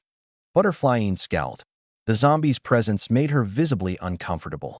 As the physically weakest poison master among the two-star ranks, her combat effectiveness took a huge dip without the right toxins to counter with. I didn't intend to hide anything. Let's run an experiment. The moment I said the word experiment, Butterfly Yin's eyes lit up instantly. As a poison master, there was nothing that intrigued her more. What kind of experiment? I didn't answer directly. Instead, I pulled out the crystal I had obtained from the tank zombie and stepped forward a few paces to place it on the ground before retreating. You want to see if it attracts other zombies, don't you? She looked thoughtful. I nodded. Earlier today, I was ambushed by an assassin zombie. I wasn't at the front of the group, nor was I at the back. It had no reason to target me first. The only difference was that I haven't ascended to the stars yet, and I was holding this crystal. Lu Yin mentioned that in her team, the person who was killed by a flying demon zombie had been cleaning up the battlefield when it happened, she recalled. During debriefings, we also noticed that large-scale assaults tend to begin around 5 p.m. sharp. But the distances between different regions and the Dark Isle vary, yet the attacks always happen almost simultaneously. That's suspicious. Butterfly Yin's gaze sharpened. You suspect that while people were cleaning up mutant zombies, the scent of their crystals was exposed, which then triggered the massive onslaught. It makes sense. Mutant zombies are the evolved forms of regular zombies. Their crystals might attract ordinary ones. My eyes narrowed as I stared into the distance. Sure enough, before long, zombies wandering near the streets and shoreline seemed to be pulled by an invisible string. They began moving in clusters toward our direction. Perfect. Experiment number 1 is a success. I smiled faintly. Now for the second test. Shadow Poison Lady, could you retrieve the crystal for me? And clean things up while you're at it. Without hesitation, Shadow Poison Yezi unsheathed her blade and dashed forward. Her sword rose and fell, and a swath of zombies collapsed instantly. I then turned to Alice. Can you make use of the life force from these dead zombies? She froze for a moment before understanding my intentions. Closing her eyes to sense the energy for a few seconds, she finally replied, I can use it, but I don't have enough power on my own. I need the support of a magic circle. Also, this energy is impure. It can't be used for healing.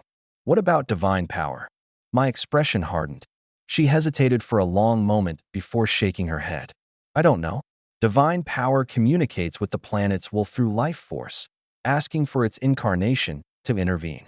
Right now, the energy is sufficient, and I can sense the planet's will, but... Her expression turned strange. I'm sensing Astra's two wills.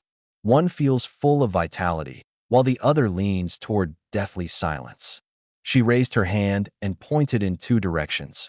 One toward Supply Island number 32, and the other toward the Dark Isle. I've never encountered this before.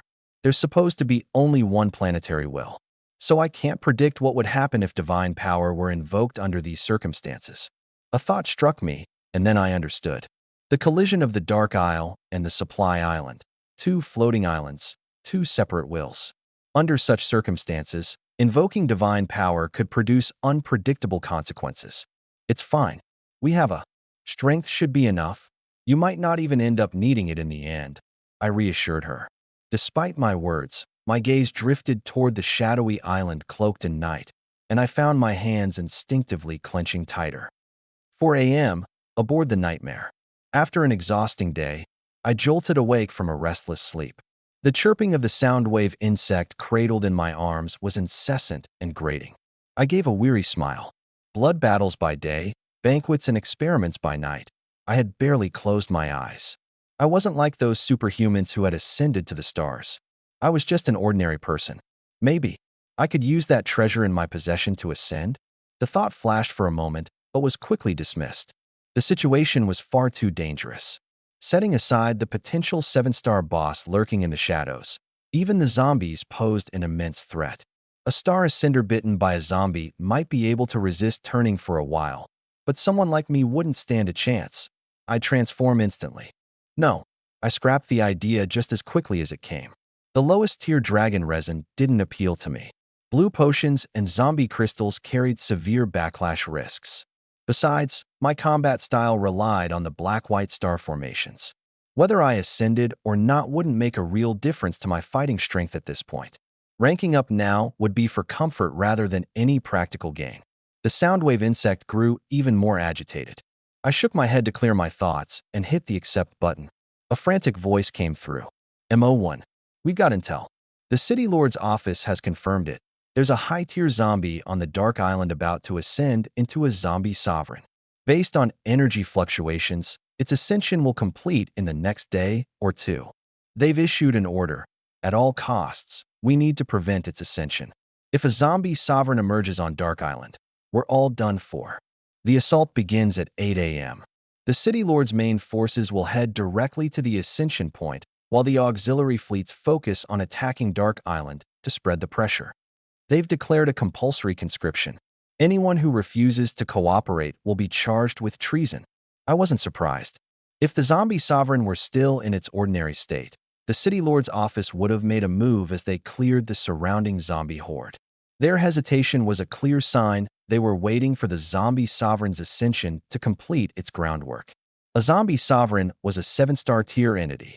If it weren't eliminated in the brief window after its ascension, even the mighty Enterprise wouldn't be able to take it down. Not to mention the resources from a zombie sovereign. Its materials, energy core, and potentially dropped sovereign's token were all immensely valuable, dwarfing any supply island's resources by far. MO1. Say something. What should we do? Luyan's voice cracked with worry. I remained silent for a moment before replying. Since your Lu family can communicate with the City Lord's office, I presume they've reached out to you as well? It was phrased as a question, but my tone left little room for doubt. She hesitated briefly. Lady Zhao Chunhua contacted me. She asked us to position the Qingyuan at the designated area in the sea. If things go south, we'll help evacuate their people. Just as I thought. Zhao Chunhua would naturally choose the 3-star Qingyuan over my 2-star ship. In a life-or-death scenario, who wouldn't opt for the stronger option? You? Just follow Zhao Daren's lead. If anything goes wrong, she's got your back, I said casually. But, give me her Chinese bug number. I need to get in touch with her. Before she could respond, I added, relax. I'm not trying to steal your thunder or ask her to step in. It's about planning an offensive. If it works, retreating will be much easier for you. She hesitated for a moment before finally giving me the number. Without wasting a second, I dialed. The Chinese bug's wings buzzed briefly, and the call connected.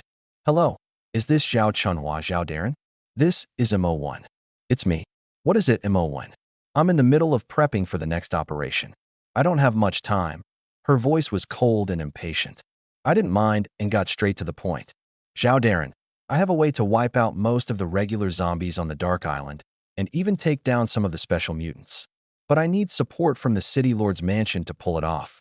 She froze for a moment and then quickly responded. Are you sure? This is no trivial matter. The City Lord's primary mission was to take out the Zombie King. But if I could clear out the bulk of the regular zombies, it would be a massive help to their mission.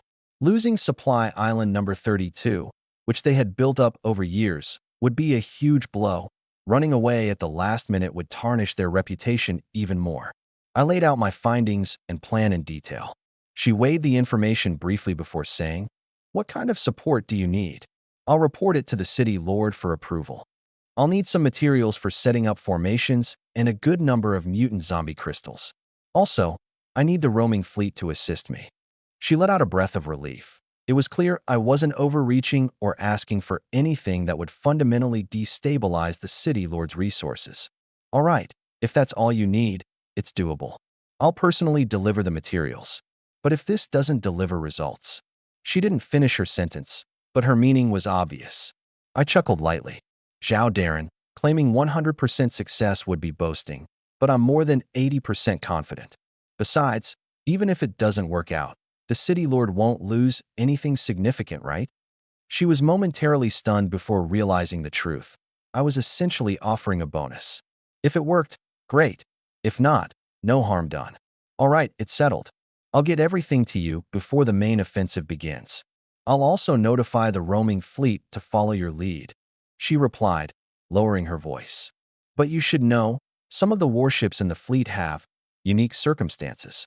Plan accordingly. Unique circumstances? I smirked internally. Were these warships just your backup escape routes for the island's top brass? No worries, Chunhua Darren. I only need them to cooperate. They don't even have duties assigned to them as it stands. Besides, I got this number from the Liu family. I said it tactfully. She seemed quite pleased with my approach, gave a few more pointers, and ended the call. Taking a deep breath, I stepped out of the lounge and began waking everyone up one by one. Looking at their faces, with drowsy, tired faces all around, I gave a weary smile, though it was more of a grimace than anything else. There was no choice. Days of relentless battle had worn us thin, but with the final assault planned for 8 a.m., time was slipping through our fingers. Snap out of it, everyone. It all ends today on Dark Isle. Just a little longer. Hold on. I barked. This time, Miss Miyamoto and Miss Mirai, you'll stay behind. The rest of you, gear up and prepare to deploy. My tone sharpened as I glanced towards Alice and Butterfly. Especially you two. The heaviest burden will be on your shoulders today. I surveyed the group before turning toward Miyamoto Riko and the pink-haired new addition. We're heading out early. I'm entrusting the ship to you. Miyamoto Riko nodded without a word, but a flicker of concern briefly crossed her gaze. In contrast, the pink-haired girl rolled up her sleeves, flexing her arms in mock strength. Relax. Even though I just joined, I'm Mirai, super dependable. Leave it all to me, she beamed with a burst of energy. At 8 a.m. sharp, my squad and I set foot on Dark Isle amidst thunderous battle cries that pierced the air. The main force from the Lord's mansion charged straight down the central avenue, aiming for the heart of the island. About 24 elite adventurers, most with 4- or 5-star ranks, took flight above. Though few in number, their advance was nothing short of overwhelming. Explosions and fire lit up the path ahead. Wave after wave of ordinary zombies crumpled under the onslaught, littering the streets. Meanwhile, the rest of the combatants broke into 5 groups, landing at various points along the shore to converge toward the center. As for me, I stuck with Liu Yin and her team, joined by a familiar face, Wang Hai. Our 3 squads met at a small seaside building before moving swiftly toward our designated target. The closer we got to the enemy's core stronghold, the denser the horde became. Every street, every building became a battlefield. Zombies lunged at us from shattered windows, clambered out of the shadows, and even emerged from abandoned vehicles. Each step forward came at a steep price. We brought our A-game this time. 2 fire mages from Liu Yan's squad joined forces, bombarding the enemy with cascading fireballs that ignited entire streets into blazing infernos. Half a block was charred in mere moments. Liu Yan herself practically led the charge. Despite identifying herself as a mage and adorning a traditional robe for the role, she was actually skilled in both magic and close combat. Her longsword, encased in bitter frost, cleaved through hordes with each sweeping strike, sending shards of ice and frozen undead scattering in all directions. As for Wang Hai's side, 2 heavy-duty 3-star exoskeleton mechs smashed a path through the chaos. A battle axe and a jagged mace tore through the zombie lines like a bowling ball and knocking over pins. Nothing, not even the fearsome tank zombies, stood a chance. When one lunged forward, a single, thunderous blow from the mech reduced its head to gory fragments, compacted right into its chest cavity. The intensity on Dark Isle was leagues beyond anything we'd faced before. Yet despite the chaos, we relentlessly pressed on, drawing nearer to our target. A seemingly innocuous neighborhood park tucked within a residential complex. Stone-paved walkways, rows of normal-looking benches, and a handful of exercise machines sat in the distance, appearing completely mundane amid the carnage. "What's the plan, buddy?" Wang Hai grunted. He emptied a magazine into a wave of advancing zombies, his voice like gravel during the brief reprieve. "Give me a few minutes," I replied curtly.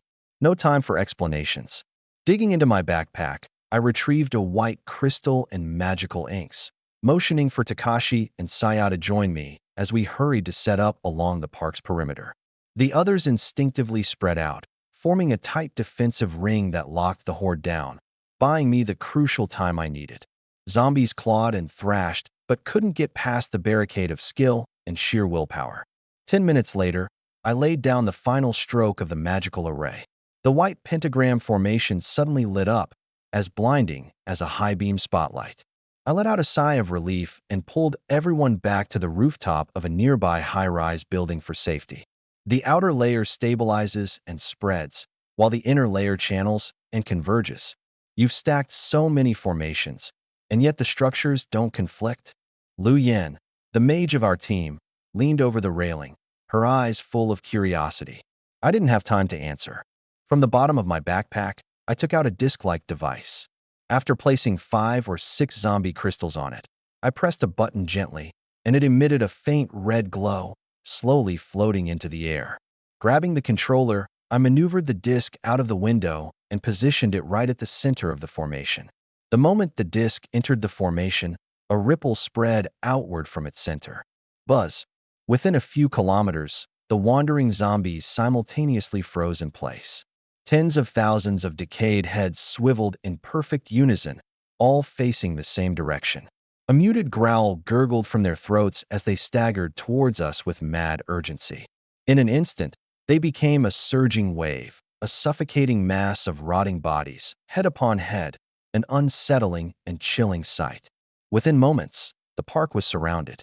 These zombies were moving faster than they ever had before, not with the mindless instinct of devouring flesh, but with the singular, terrifying resolve of starving beasts desperate to feed. Something far more terrifying than instinct was driving them now. Imowen, what the hell are you doing? Lu Yan's face turned pale. If that many zombies broke through, none of us would make it out alive. I ignored her and kept my gaze fixed on the approaching horde, my hand hovering over the next switch. When I pressed it, the disc hissed softly, extending 5 nozzles that began emitting a faint blue mist. The mist was so delicate it was nearly invisible, but its effect was immediate. As soon as zombies entered the formation, they stumbled as if drunk, then collapsed to the ground with a resounding thud. One down, then another, and another. Like dominoes, every zombie that entered the formation fell and lay motionless. It was as if death had drawn a circle on the ground, claiming anyone who dared step within. Yet the horde showed no awareness, relentlessly pushing forward, piling up higher and higher. Their bodies amassed into a grotesque mound, growing larger by the second, until it nearly reached the height of the building. I was forced to raise the hovering disc even higher to make room. The group stared in silence at the overwhelming heap of corpses, too stunned to say a word. How did you do that? That's incredible. Lu Yan finally broke the silence, disbelief etched across her face. I didn't reply, though each word stung. I was bleeding on the inside. I had just used up the last of the blue serum to set this trap. That stuff was irreplaceable. Once it was gone for good. Number 3 objective complete. Numbers 1, 2, 4, and 5. What's your status? I asked through the insect-like communication device. In reply, pillars of white light shot up from 4 distant directions, accompanied by the astonished voice of Yang Lingyu. Mo1, how on earth did you pull that off? Honestly, that's all anyone ever asks. I muttered internally, not planning to explain. First, to keep up a sense of mystery. Second, these formations were tied to other matters. Explaining too much would make it easier for others to see through. The group didn't press me further. Instead, they observed while speculating about the city lord's situation. With so many zombies diverted, Jiazong must be having an easier time, right? But reality couldn't have been further from that. At the commercial plaza, a dull thud rang out as Jiazong was flung backward, crashing headfirst into the ruins of a nearby building. Rubble scattered and dust billowed as he heaved for breath, crawling out of the hole. His pupils shrank abruptly. A monstrous creature, even larger than a tank zombie, hovered in front of him. It had wings sprouting from its back and looked down at him with a sinister grin. In its hand, it held the corpse of a 4-star adventurer. With a simple squeeze of its palm, the body burst into a mist of blood. Both in the air and across the plaza, hundreds of monsters like it were engaged in fights against elites from the city lord's estate. These creatures were cloaked in a black, mist-like energy, completely fearless and relentlessly blocking everyone, preventing any approach toward the towering pile of corpses in the center of the plaza. Jia Zong caught a glimpse of the increasingly radiant red glow emanating from the corpse mountain, and he inhaled sharply. A ripple of blue energy exploded outward from him. For adventurers who reached 6 stars, their domain ability would awaken. By forcibly gathering elements, they could exert an oppressive force that would temporarily enhance themselves while suppressing their enemies. The water blue ripples spread outward. The city lord's elites, who had been locked in brutal combat, felt their bodies jolt as their wounds visibly healed and their weariness evaporated. On the other hand, the zombies facing them slowed, as though struggling to move underwater. But just as the city lord's people began to feel a glimmer of hope, a red ripple spread outward from the base of the corpse mound. It collided head-on with Jia Zong's domain, forcefully suppressing it and pushing it back. Among the flying tank zombies' guards stood a small, frail figure draped in a tattered robe, resembling a witch.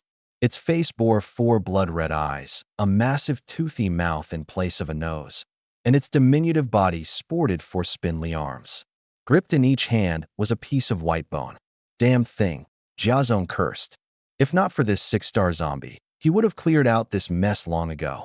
As if sensing his rage, the 4-eyed witch grinned and swung her bone staves from side to side.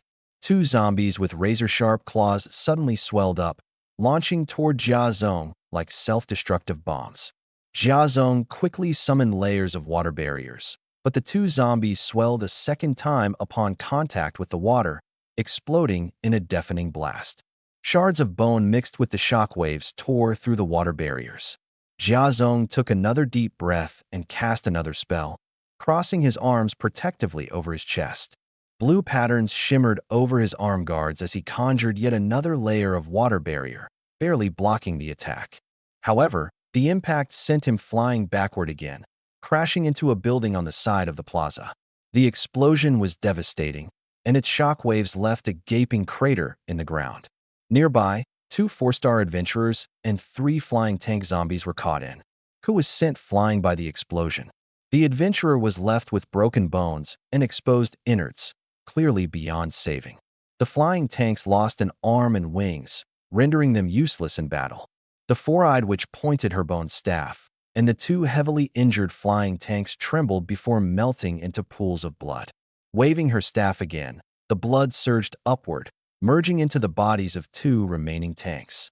Those 2 tanks seemed to have been given a miraculous elixir. Their injuries instantly healed, and they grew bulkier. With renewed strength, they unleashed a barrage of punches, forcing the opposing adventurers into a pitiful retreat. Jia Zong crawled out of the rubble, his teeth audibly grinding in frustration. One-on-one, he might have a chance to wear down the monster, but the enemy gave him no opening to get close. Every time he approached, zombies were detonated in a self-destruct attack. After several attempts, he was left covered in dust, internally injured, and still no closer to his objective. As the red glow in the mountain of corpses began to intensify, Jia Zong was on edge, nearly beside himself with frustration. He stomped around helplessly. Just then, from 5 directions beyond the square, beams of white light suddenly appeared, one after another. We've made our move. The attacking zombies' movements faltered, their offensive pace slowing noticeably. Even the 4-eyed witch hesitated, her gaze darting frequently toward the sources of the glowing lights, as though her spirit had momentarily wandered. Opportunity. Jia Zong's eyes lit up. Though he didn't know exactly what was going on, he could clearly sense the enemy's distraction. Steeling himself, he pulled out a scroll from within his jacket. The scroll had an ancient design, with flame-like patterns winding across it, an unmistakable sign of its extraordinary nature. The 4-eyed witch's demeanor immediately changed. She began frantically waving her bone staff, causing several zombies to swell violently again. But it was already too late. Jia Zong launched himself skyward, pouring energy into the scroll to activate it. In an instant, the sky above the square transformed dramatically. The dim heavens were swallowed by crimson. A massive, fiery sword, hundreds of meters long, materialized in the air, its blade engulfed in relentless flames. Its mere appearance caused the temperature in the area to soar, setting the square and surrounding buildings ablaze. Amidst the roaring inferno, Jiazong stood in the air like a deity, looking down upon the four-eyed witch and the mountain of corpses behind her. Abomination, prepare to meet your end. Dark Island, Central Square. Hovering above the undead horde, Jiazong commanded a giant crimson sword-shaped energy projection, exuding dominance as he surveyed the scene below. This single strike had cost him dearly. The scroll, capable of unleashing the full-force attack of a 7-star powerhouse, was worth over 1 billion energy points, a treasure money couldn't easily buy. Were it not for the stakes involving the king zombie, Jiazong wouldn't have dared to burn such a priceless resource. The zombies couldn't understand his words. The four-eyed witch swung her bone staff again, and the neighboring flying tank zombies swelled rapidly, their bodies enlarging by another measure. Courting death, Jiazong swung his hand downward. The crimson sword descended like a blade splitting the heavens. Its searing flames fell like a meteor crashing down. Even before the blade landed, its overwhelming aura was enough to smother anyone's breath. The four-eyed witch's robe caught fire, but she paid no mind to the flames as her unyielding gaze locked onto the scene unfolding above. The situation, she quickly put 2 and 2 together. They're not aiming just to stop the zombies. They're targeting everyone. I nodded grimly as the constant rumble of artillery fire filled the air. Dirt and debris rained down into the trench we'd hastily dug. They want to wipe the slate clean. No survivors, no witnesses. Butterfly-Ine clenched her fists, her pale face illuminated by the sporadic flashes of distant explosions. "Arthel," she murmured, voice trembling with a mixture of anger and disbelief. "That bastard. He's always been notorious for his dramatics," I muttered, wiping the blood off my face with the back of my hand. "But this is overkill, and we're caught right in the middle of it." Another detonation sent tremors up through the earth. King Hai's mech armor groaned under the strain as he deepened the trench further, his men working tirelessly beside him. "Boss," he called out between labored breaths. "This hole won't hold out if they up the intensity any further. We'll worry about that when it happens. Right now, just keep digging." I shouted back, the urgency evident in my tone. Above us, the sky was ablaze, stained black and orange by smoke and fire. Lu Yin gritted her teeth. Why now? Why would Enterprise suddenly act like this? We were holding our ground, even turning the tide. I looked up at her, trying to stay calm despite the chaos. Because that was never the plan. From the start, they didn't care about who won or lost here. This entire battle was just a distraction for them to clean house. Arthel's been watching, waiting for the right moment. And the second, he saw someone strong enough to challenge the balance. My voice trailed off as I gestured upward to the continuous barrage of firepower, my meaning crystal clear. "So that's it?" Butterfly-Ine asked, her voice shaking as she turned toward me.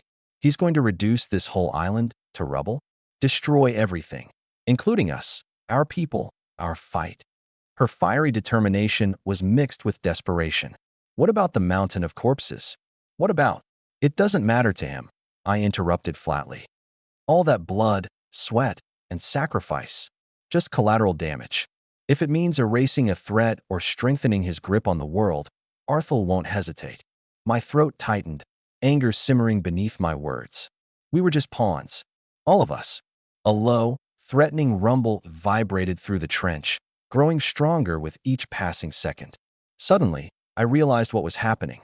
"Brace yourselves," I shouted, throwing myself over Butterfly in a split second before another explosion tore through the earth close by, showering us in dirt and rock. As the dust settled, I panted heavily, staring at the red glowing skyline. The screams of survivors, the roars of zombies, and the relentless thunder of Enterprise's artillery formed a chaotic orchestra. My body ached, my thoughts scrambled, but one singular idea crystallized in my mind. "We can't just sit here and let them dictate our fate," I growled, pushing myself to my feet with renewed resolve.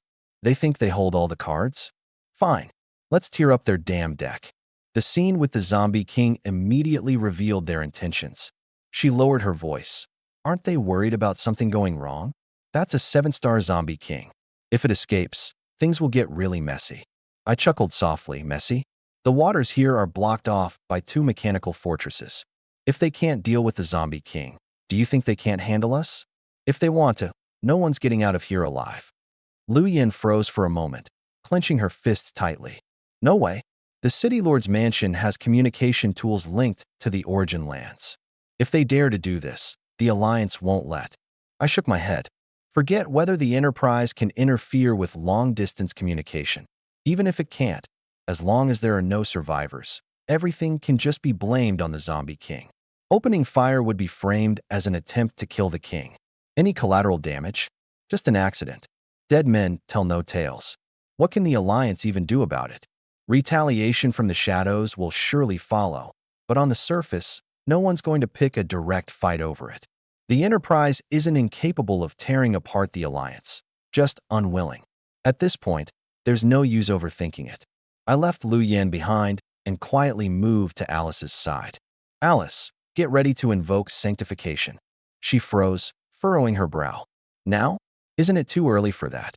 Sanctification requires channeling the will of the planet, and there's absolutely no way to invoke it twice in a short span.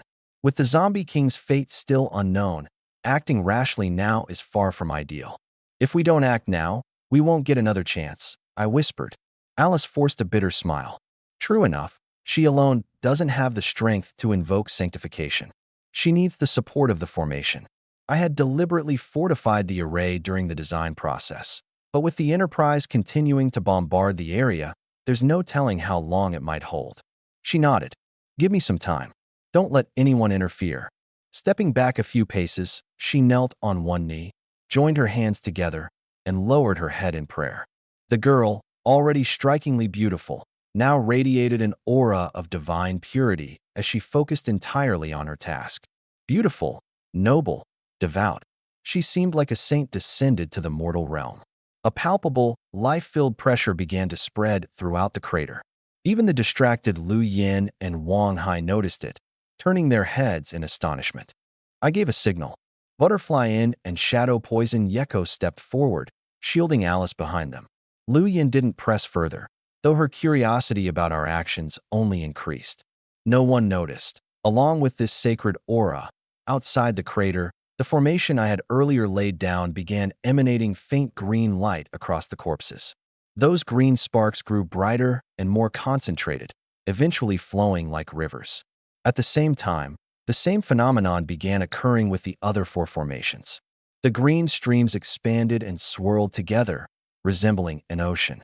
But within that verdant brilliance, flashes of crimson and black occasionally appeared, carrying a strangely unsettling undertone. It felt as though something ancient on the dark isle was awakening. The pressure hung heavy in the air, though it carried a subtle sense of silken vitality subtly filled the air. In the mechanical fortress command room, Ethel sensed something amiss and vanished instantly. When he reappeared, he was hovering high above the fortress. He looked down at the surging flames beneath him and turned his gaze toward the dark island in the distance, a slight frown creasing his brows. A hallucination? Or did someone make a move? Although the green torrent on the dark island had taken shape, it was merely a cluster of points of light, nearly indistinguishable amidst the blinding inferno erupting all around.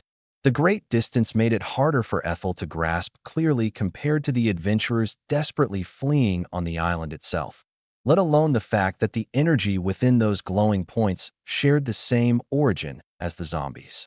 The fortress's systems were inherently blind to it.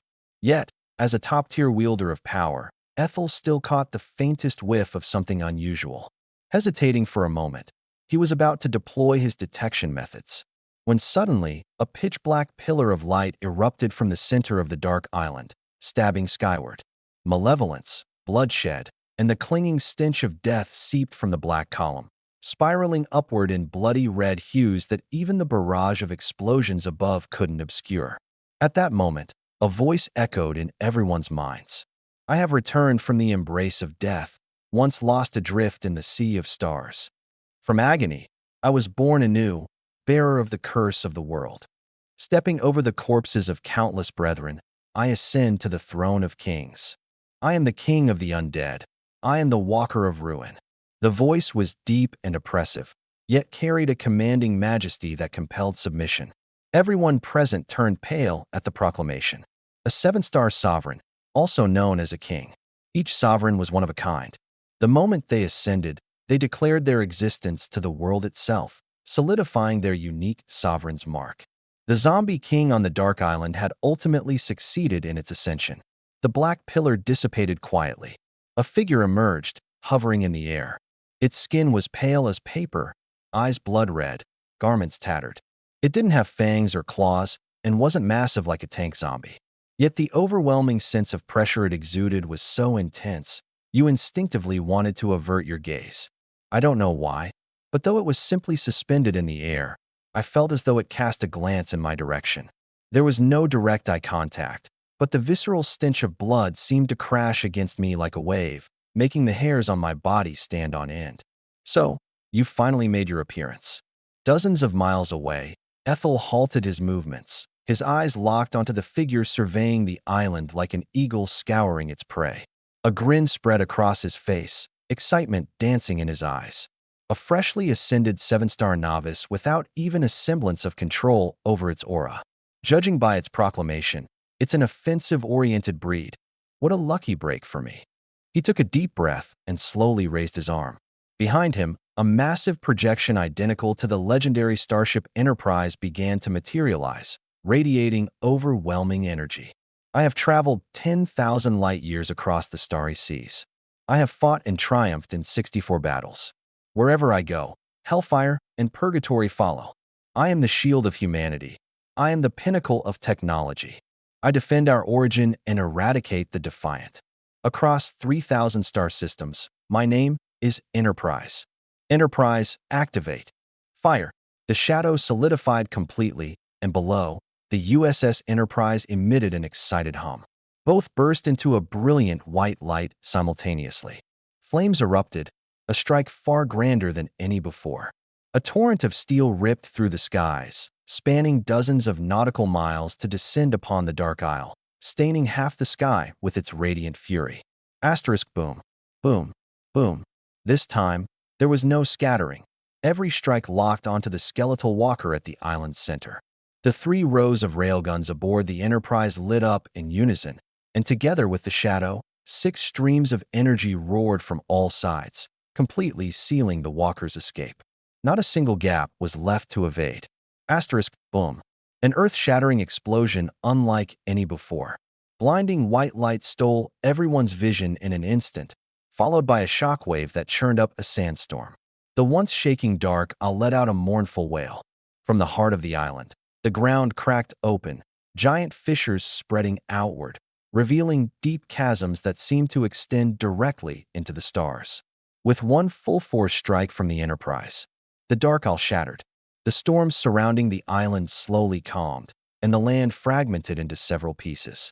The roaming zombies vanished. All that remained was a field strewn with corpses, raging flames, and thick smoke. Asterisk huff, huff. Slumped in a crater, I gasped for air. At least 3 shells had landed nearby. I almost didn't make it out alive. Fortunately, my companions pulled through. The mage and Lu Yan's team used an explosive spell to detonate 1 shell midair. Wang Hai sacrificed an exoskeleton suit, jumping out of his cover to blow up another. As for the last one, Nan Jingxiang and I took care of it together. She converted lightning elements into a magnetic field to halt the shell, while I handled its detonation. The cost was her complete exhaustion. She wouldn't recover for days. But we all survived. Lu Yan peeked out at the scarred and battered landscape, gulping audibly. What do we do now? The bombardment had ceased for now, but everyone knew this wasn't over. Not until the Enterprise resolved things with that zombie king. I glanced back at Alice. She was still praying, her palms glowing faintly with green light, her whole being exuding an ethereal, holy aura. The City Lord's office will send word soon, I said, looking up at the sky. My tone was calm. But as things stand, they can't intervene. It's time to consider an exit strategy. Almost as if on cue, Lu Yan's calm bug began playing a string melody. Zhao Chuanhua's urgent voice came through. Lu Yan, where are you? Get the ship to the designated waters. We're pulling out immediately. Lu Yan ended the call, her expression conflicted. Wang Hai also seemed to have received a message. I waved a hand dismissively. Well then, it's settled. Scatter and stay alive. Perhaps our paths will cross again. Lu Yin and Wang Hai exchanged glances, cupped their fists in acknowledgement, and left with their teams. In Star Sea, there's no room for sentimentality in moments like these. Survival is all that matters. Watching them leave far into the distance, Sayaka Takashiro asked me, "Moen, should we retreat too?" I shook my head. "No, we'll stay here and await Alice's magic to finish." To be honest, leaving now would be the safest option. The Enterprise is engaging the Huskwalker, and surviving at sea is currently the best bet. But I don't want to bet my life on someone else's strength. If the two in their fight quickly, anyone fleeing into the open sea would become easy prey. Besides, something tells me the Huskwalker isn't that easy to kill. If it managed to crawl out of the dark island within the sunken Star Sea and ascend to a 7-star king, it's definitely no ordinary foe. If it escapes, the Origin lands will be in grave danger. The Alliance has lent me their warship, shielded me from being crushed by the Lee family, and provided a formation for me to turn the tide. I owe them for that. Even if it's just part of some broader rules, when you're given a favor, you repay it. If any of you feel unsafe, you can go back to the nightmare, I said. This was my call. I wouldn't force it on others. Takashiro rolled her eyes at me. You kidding? You think we're cowards who'd abandon you and Alice? Yako, of the Poison Shadow clan, fixed her gaze on me. The women of the Poison Shadow family never leave their lord to flee alone. The others didn't say anything, but their stares, they all meant the same thing. My chest warmed at their loyalty. I nodded firmly and turned towards the sky above the dark island. In the air, streaks of blue-white lightning gradually faded, leaving only the occasional flicker of arcs. Even after suffering such a terrifying strike, the Huskwalker wasn't dead. It still hovered midair. Its state, however, was abysmal. Half its body was gone. All that remained intact were its head and a partially preserved heart. A chunk of its chest was missing, with writhing organs visible inside. It uttered not a word, its blood-red eyes fixed unrelentingly on the Enterprise's direction. Dozens of nautical miles away, Arcel regarded it with both surprise and amusement. Well, tough one, aren't you? Taking a direct hit from me and not dying. But don't get the wrong idea. Don't tell me you think I can't kill you for real. Although he reached the 7-star rank through mastery of the Enterprise, his power wasn't average among his peers. The badge of kingship reflected the Enterprise's battle record.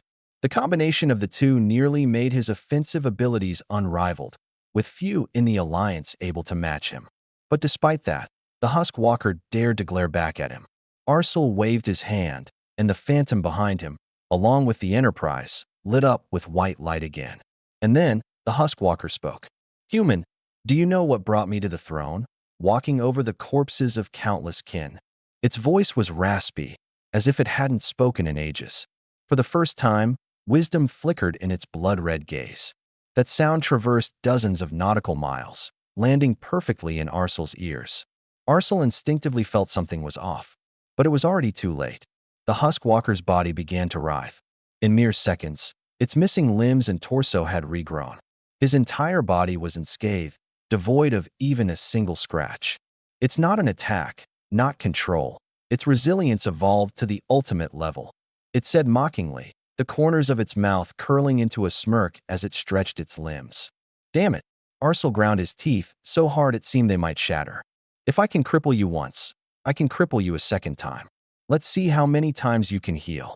With a wave of his hand, the projection and the Enterprise's orbital cannons fired in unison. 6 massive electromagnetic beams shot forth, piercing through the sky and dyeing half of it in brilliant blue light. However, the withered walker simply shook its head, crossing its arms in front of itself before softly murmuring 4 words, "Drown in Star Ocean." In the next instant, the surrounding starry expanse stirred violently. The withered walker, which had been locked onto, vanished entirely, cleanly, and without a trace. The orbital cannon shots sliced through the sky far into the distance, as if nothing had ever existed in that spot. Damn it, Arcel cursed again. He had assumed the enemy's king's proof ability leaned towards strength domination, but to his surprise, it was instead extreme healing combined with concealment, a combination built for underhanded tricks. Activate full radar exploration. The projection and the Enterprise simultaneously unleashed their scanning systems, emitting wave after wave of blue sonar across the dark island.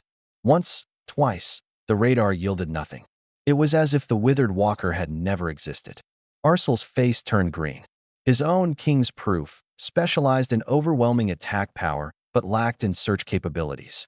If the Enterprise couldn't locate it, he certainly couldn't either, and this opponent, by nature, excelled at evasion. Taking a deep breath to steady himself, his expression grew cold. Enterprise, initiate indiscriminate bombardment. If it couldn't be found, then there was no need to look for it. Carpet bombing the entire area. He refused to believe it could stay hidden forever.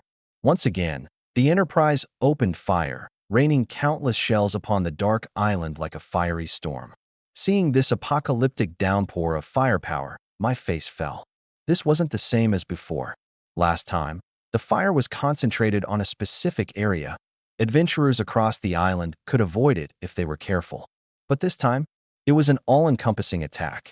Just my immediate location alone had over a dozen shells heading straight for it.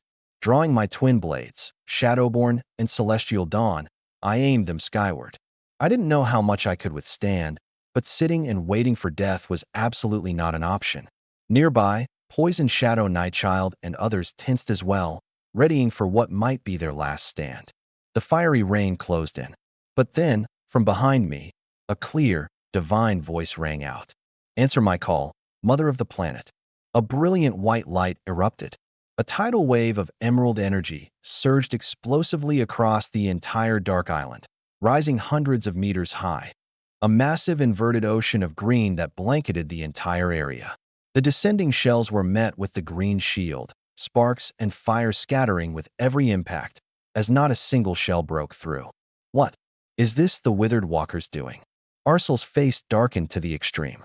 One disruption after another had completely unraveled his plans, leaving him far less confident than before. But his expression shifted subtly a moment later. Something was wrong. The energy's properties were different. The withered walker's power reeked of blood and darkness. This was something else. This is negative energy. But what lies before us, while tainted with impurities, is primarily a force of life energy, carrying with it an air of grandeur and ancient majesty. It's leagues beyond what a mere undead creature could ever compare to.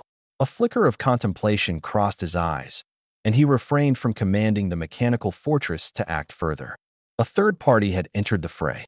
Lying in the crater, I gazed at the green heavens above, barely able to hold back my overwhelming excitement. But when I turned to look at Alice, my expression subtly shifted. Alice, with her brown hair and green eyes, was somehow already suspended mid-air, encircled by a pure, radiant halo, her entire being exuding a holy light. Her hair was now silver, her golden irises glowing with brilliance. Her face was expressionless, neither joy nor sorrow, but from her demeanor emanated an indescribable divinity and authority. That was not Alice. She didn't speak, but I understood instantly. The principle of holy magic, the revelation of its true source, a name surged into my mind. Planetary Will. I shot a glance at Poison Shadow, Nightchild, and the others. Everyone held their breaths. The Planetary Will didn't acknowledge us. After blocking the barrage of artillery, her palm gently turned upward, as though lifting something unseen. From the emerald barrier, streams of green energy broke off and surged torrentially in a single direction. Boom. A thunderous impact. At the point of collision, the missing Bonewalker was forcibly dragged out from its hiding spot, scrambling desperately to evade the onslaught. "Who are you? What are you doing?" It shrieked in a fury, its helpless eyes locked onto Alice. Where the green torrents had passed, everything began to rot and blacken, wisps of dark smoke rising in their wake. The Planetary Will ignored its cries. Her wrist turned again, and streams of green energy burst forth like serpentine dragons, snapping at the creature. The Bonewalker tried to repeat its earlier trick, using the asterisk sigil of the Sovereign to shroud itself in concealment once again. But the Planetary Will, as though it already had her eyes on it all along, effortlessly dragged it back into the open. Panicking, it attempted an escape, but the green floods were impenetrable. One after another, they sealed off every direction, leaving it utterly trapped. The cycle repeated: corrosion, restoration, corrosion again.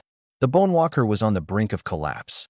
Its once ghastly pale skin turned deathly white, and the menacing blood-red light in its eyes faded to dullness. Cornered like a desperate beast, it let out a deafening roar. "You force my hand. We'll all go down together."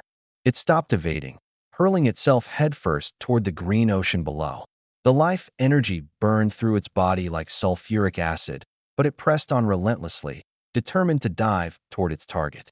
The Bone Walker was the embodiment of death for countless living beings. It could distinctly sense Alice's position, just as the planetary will could sense its own presence. Transforming itself into a jet-black comet, it hurtled toward Alice with devastating speed.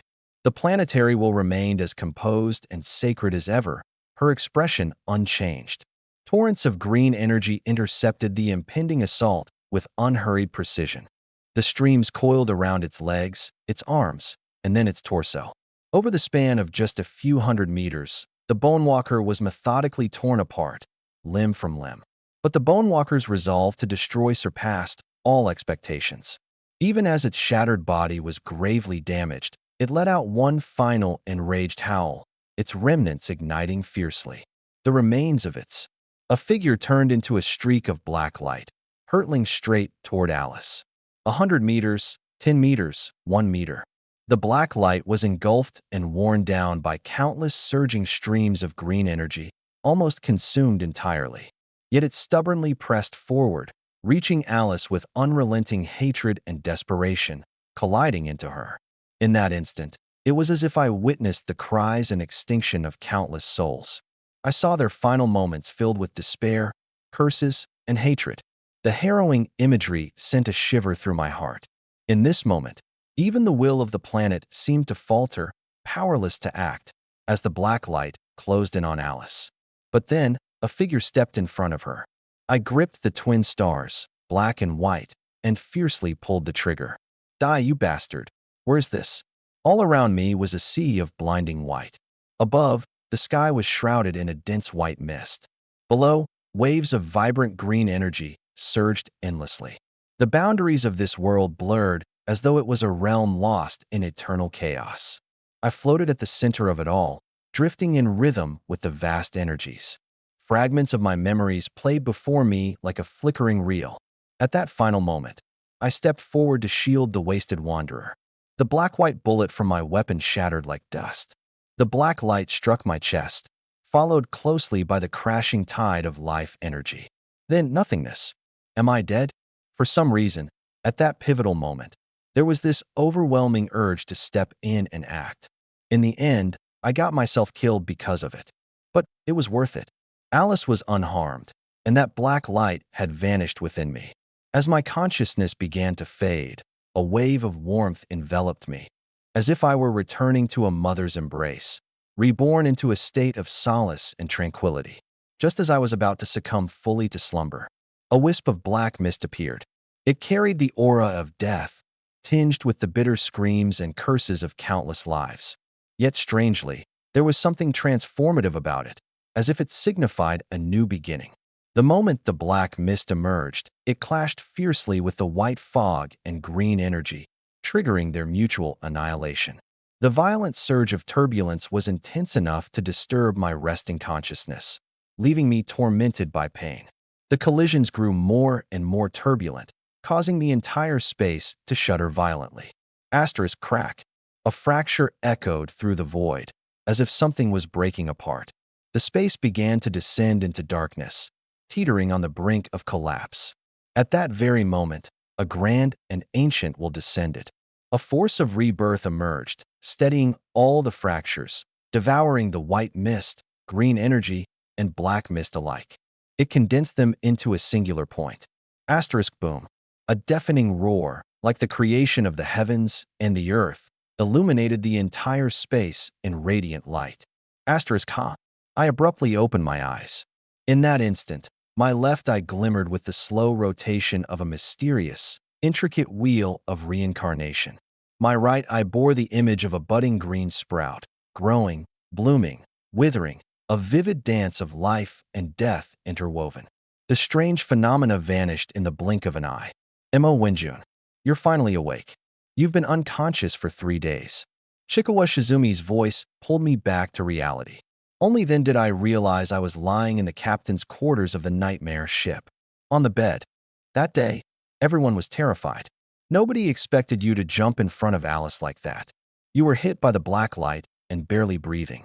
No matter what I did, I couldn't wake you up. It was Alice who stepped in. She's incredible. Not only did she save your life, but she also gave that Enterprise jerk a big slap with a giant green hand. Then, she brought all of us back to the ship before passing out for an entire day herself. Saya said we should escape while we had the chance, so we. She kept chattering nonstop, and it took me half a day to piece together what had happened. In short, we were safe for now. The final blow from the Wraith Walker didn't land. Instead, Alice, possessed by the world's will, finished it off. The same power saved my life. With the target wiped out, the worlds will vanish, leaving Alice back in control.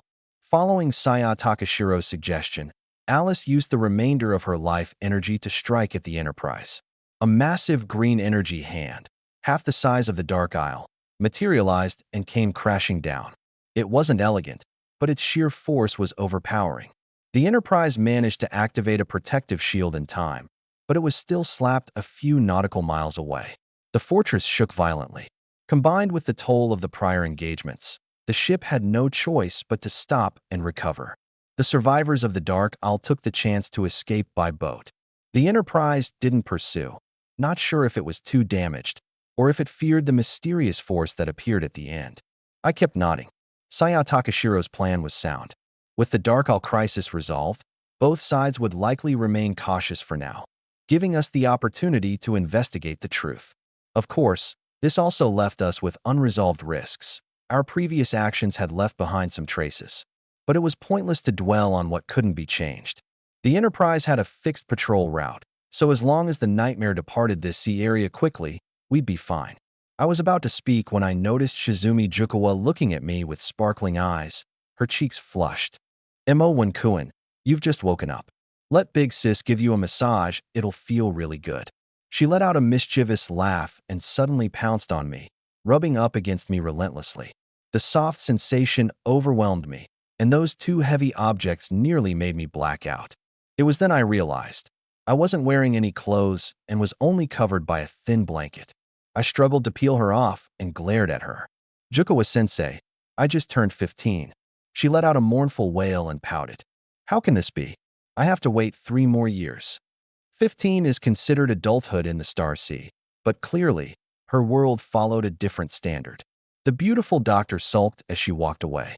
It seems living as a maiden in her original world for so long had left quite the pent-up frustration. After the laughter subsided, I noticed something odd. My hands were smooth and pale, free of scars. I reached for my back. No trace of the long scar that had once run down my spine. I woke up. My body felt lighter than ever before, as if I could soar into the air with just a small leap. The hidden injuries left behind by the Lee family were completely healed, and even my breathing was much smoother. More importantly, my muscles and bones were now stronger and more resilient, and I could distinctly feel a newfound energy coursing through me, one that I could consciously control. Did I ascend to the stars? My heart jolted with both surprise and delight. I threw on the clothes hanging by my bedside and took the witch's crystal out of my backpack. This treasure was too valuable for me to part with, even as bait. It was perfect for testing the kind of blessing I had received. The result was thrilling, completely absorbed with zero waste. This meant I was on the path of life energy. As for which specific branch, I couldn't say. I had ascended while unconscious, without using any particular natural treasure, which made it harder to pinpoint. But no matter what, I had ascended, and to the life path, no less. With a smile, I tidied myself up and stepped onto the ship's deck. Aside from Butterfly Een and the nameless one who had stood watch last night, everyone else was already there. The moment they saw me, Miyamoto, Ruri, and Alice hurried over, bombarding me with questions. Even Poisonous Shadow Yeko and Minami Izumi, though they stood farther away, looked over with concern in their eyes. Light floral and bold fragrances filled the air as my gaze was met with fair skin and exquisite faces.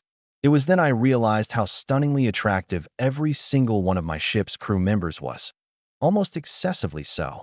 It took a bit of effort, but I finally managed to explain everything and shoo everyone away before discussing our situation with Takashiro Saya.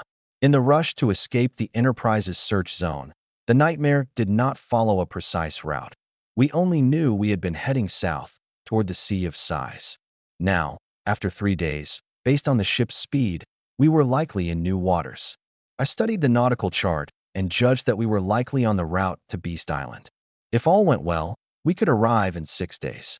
Beast Island, known for its breeding and training of beast tamers, was still within the territory of the Huaxiao Alliance, in nearshore waters. With the Nightmare's current strength, as long as we're cautious, we shouldn't encounter any major trouble. However, we need a navigator to determine our precise location. As a stargazer, I can fill in temporarily, but it's not my expertise, Takashiro Saya said with an intense stare. And our ship was damaged during the escape. It'd be best to have a shipwright for repairs. She fixed her gaze on me. You know what I'm getting at, don't you? I nodded. I understand. But the Great Dream Array is too unpredictable. I can't guarantee we'll summon the right crew member. After a brief pause, I smiled. However, since I've ascended, I'd imagine I can summon even stronger allies now. You've ascended? She asked, a flicker of surprise in her eyes. Which path? What natural treasures do you require for advancement? No matter how you look at it, I am the core of the Nightmare. The stronger I am, the safer the team will be. Life path, though I'm not sure which exact branch yet. I was able to fully absorb the witch's crystal, so there's a high chance it's related to the virus subset. There was no point in hiding such information, especially faced with this group of comrades willing to live and die by my side. Huh? Mo Wenkuin is life type like me? Want to have a little contest? A girl with flowing pink hair approached with a playful smile. It was Mitsuri Kanroji, from the same world as Kaneo Tsuyuri. Their world is overrun by creatures called demons, and they are the protectors tasked with slaying them. Earlier, she and Miyamoto Riru had stayed behind, so I had yet to witness her abilities in action. Sure, how do we compete? I, too, was curious to test my current strength. Mitsuri blinked her vibrant green eyes. Mo Wenkuin, what's your class? Right now, I'd say I'm an archer. I wasn't entirely sure myself. In the realm of Xinghai, the core systems consist of celestial grace, terrestrial gifts, and human offerings. Careers have no rigid boundaries. Today, I could be an archer, tomorrow a swordsman. With enough time and effort, multiclassing was always an option. My primary combat technique revolves around black and white stars, so archer seemed an apt description. Life type and an archer? That's rare. Mitsuri squinted with an amused smile. All right then, let's keep it simple. Arm wrestling. She rolled up the sleeve of her white haori. I happen to be a 2-star swordsman specializing in muscular strength. Raw power is my forte. With a slight flex, her seemingly delicate arms suddenly tightened, her muscles lean yet dense, exuding sheer strength without being bulky. I almost rolled my eyes. A 2-star strength-focused fighter challenging me in pure power? That's just unfair. While I am life type, I'm only 1 star, and muscle/strength types are among the strongest in terms of raw force. But the surrounding crowd was already jeering and cheering, leaving me no room to back down. If I lose, so what? Mitsuri dragged a barrel from the ship's cabin, and we settled on opposite sides, elbows braced on the lid. Go! With a low command from Cage Kajeko, we both started exerting strength. What brute force! In an instant, an overwhelming power surged against my wrist, as if a truck was pulling on it. Not good, I'm losing. My arm was being forced down rapidly, and my expression shifted. Losing was inevitable, sure, but to go down without even putting up a fight was humiliating. Suddenly, a rush of warmth surged through my body. In that moment, I could feel my arms, bones, and muscles strengthening instantaneously, my raw power multiplying. Even better, this newfound strength spread throughout my frame, reinforcing every tendon and bone in my body. Creak. The surface of the barrel let out a piercing squeal. My arm, just on the verge of defeat, steadied. And then, bit by bit, I pushed back. Mitsuri blinked, surprised, a curious light flickering through her eyes. After all, her natural physical strength combined with her muscle focus made her raw power unparalleled, enough to match even 3-star life-type adventurers. How was I, a mere 1 star, managing to hold her off? Her competitive spirit ignited, and Mitsuri Kanroji let out an energetic shout before unleashing her full strength. A loud shout echoed, and the entire barrel exploded with a thunderous crack.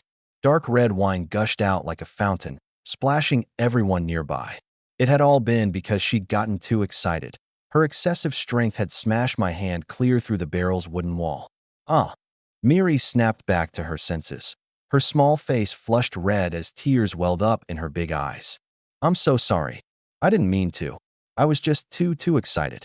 It's fine, I said, shaking my hand off. At that last moment, this girl's strength had been overwhelming. I had almost no way of resisting as she effortlessly overpowered me.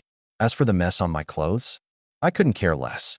Back in my days scraping by in Fufeng City, I'd gone through garbage heaps without a second thought. A little red wine on my outfit was hardly the end of the world. What did get a reaction, though, were the eye rolls from Takashiro Saya and a few others, each giving Miri a flick on the forehead. After all, everyone on this ship was someone I had summoned, and each of them only had one set of clothes. Cleaning those wouldn't exactly be easy. While the girls went to change, I took a moment to examine myself. Unlike other adventurers whose enhancements tended to focus on one specific area, mine seemed to be well-rounded. I could manipulate my blood flow as skillfully as Shadow Knight Zephyr. I had the raw strength and reinforced bones comparable to Miri's. I could even enhance my reflexes as sharply as Nameless. While I might not match any of them individually in their specialties, my broad capabilities made me stand out. And on top of that, I walked to the stern, where Alice's small garden was located. Holding out my hand, I summoned a faint green glow at my fingertips. Under my control, a thorny wooden vine began to grow rapidly, blooming and bearing fruit, its seeds unfurling into cotton-like threads in just moments. The entire process was even faster than Alice using her life energy. Was that a hint of energy-based abilities I felt? I was puzzled but brushed it off. There was plenty of time to figure it out. After pocketing the seeds, I glanced at Minami Kana, who was keeping watch atop the crow's nest, and turned to head back to the cabin. Behind the doors lining either side of the corridor came the sound of laughter and chatter. I rolled my eyes at the noise. Including myself, there were now 10 people on board. The Nightmare, a small warship, could accommodate up to 20. With over half that capacity taken, summoning anyone else would mean I'd need to start planning for a bigger vessel. I had 180,000 energy points at hand, not enough to build more than a 1-star warship. If I wanted a larger vessel, like a 2- or 3-star warship, I'd fall far short of the required resources. Pondering my options, I made my way to the cargo hold. In its deepest section, the Great Dream Formation glowed faintly under the dim light of the 5-pointed star inscribed upon it. With a snap of my fingers, a doppelganger emerged again. And then I froze. Not because the doppelganger had ranked up to a 1-star adventurer like me, but because I felt I could summon another one. Uncertain but intrigued, I snapped my fingers again. With that, a second figure appeared, tall and slim, standing in the same cargo hold. I stared at the two doppelgangers, dumbfounded at first, before delight washed over me. Whether this was the result of a blessing from the heavens due to my rank advancement, or some peculiar aftermath of recent events, one thing was for sure. I'd hit the jackpot. After a quick examination, I found both doppelgangers leaned toward vitality-focused enhancements, specifically in muscle and bone reinforcement. They didn't possess the same blessings I did.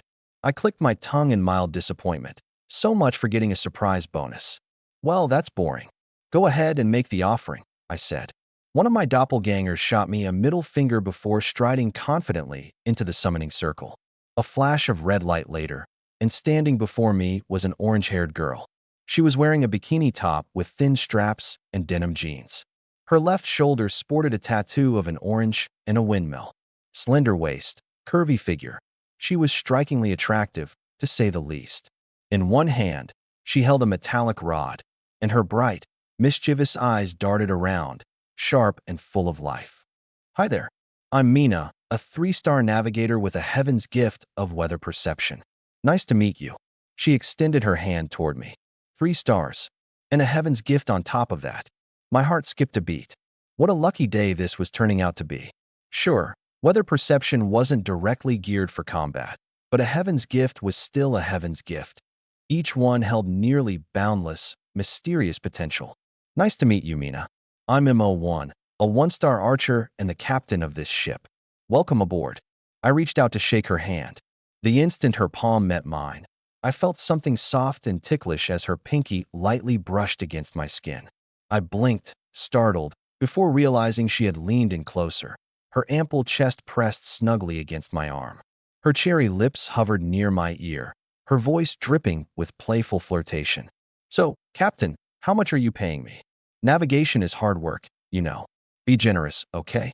I froze, not because I was swooning from her charm, but because I genuinely hadn't thought about wages at all. In traditional maritime assessments, captains and their crew would hammer out a contract beforehand, salaries, responsibilities, the whole deal.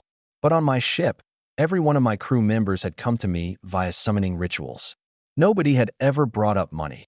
We treated each other more like family than colleagues. Still, Mina's question stirred something in me, a subtle feeling I couldn't quite describe. Maybe it was because we thought of each other as family that nobody ever asked about pay. Maybe it was because nobody had any plans of leaving that none of us ever prioritized it. But as their captain, I couldn't afford to ignore something like this. Even if I didn't assign a proper wage, I at least needed to give them an allowance. How else would they afford anything when we resupplied at port? Thank you for bringing this up, Mina, I said, straightening my expression. Now it was Mina's turn to look startled. She'd expected me to either deflect, agree to her whims, or maybe even haggle in exchange for some extra kindness on her part. The one thing she wasn't expecting? A simple thank you. She took a step back, narrowing her eyes cautiously at me. Wait a minute. Are you planning to stiff me on my pay? I'm warning you. I have a territory gift from the energy spectrum, storm manipulation. I can control wind, rain, thunder, and lightning. Don't make me electrocute you. I couldn't help but chuckle. Our newest crewmate sure was pragmatic. Relax, Mina. I would never shortchange one of my team members. Your pay's guaranteed. Now, I might not be rolling in riches like some of the big families right now, but believe me, the future holds a lot more for us than you might think. Feeling inspired, I shot a knowing glance at my remaining doppelganger. With a dramatic eye roll, they begrudgingly stepped into the ritual circle. Another flash of crimson light. And this time, what emerged wasn't a person but a roll of white silk. Thin, gossamer, and expensive-looking, it practically radiated quality. I exhaled a long breath of relief. One more partner down. Certainly. Here's the translated version that fits a natural American tone. Sure, it's nice, but honestly, things feel more tangible right now. But this thing, I crouched down to get a better look. My eyes caught the dense weave of thread on one side, and a smile crept onto my face. What's this? Mina leaned closer, curious.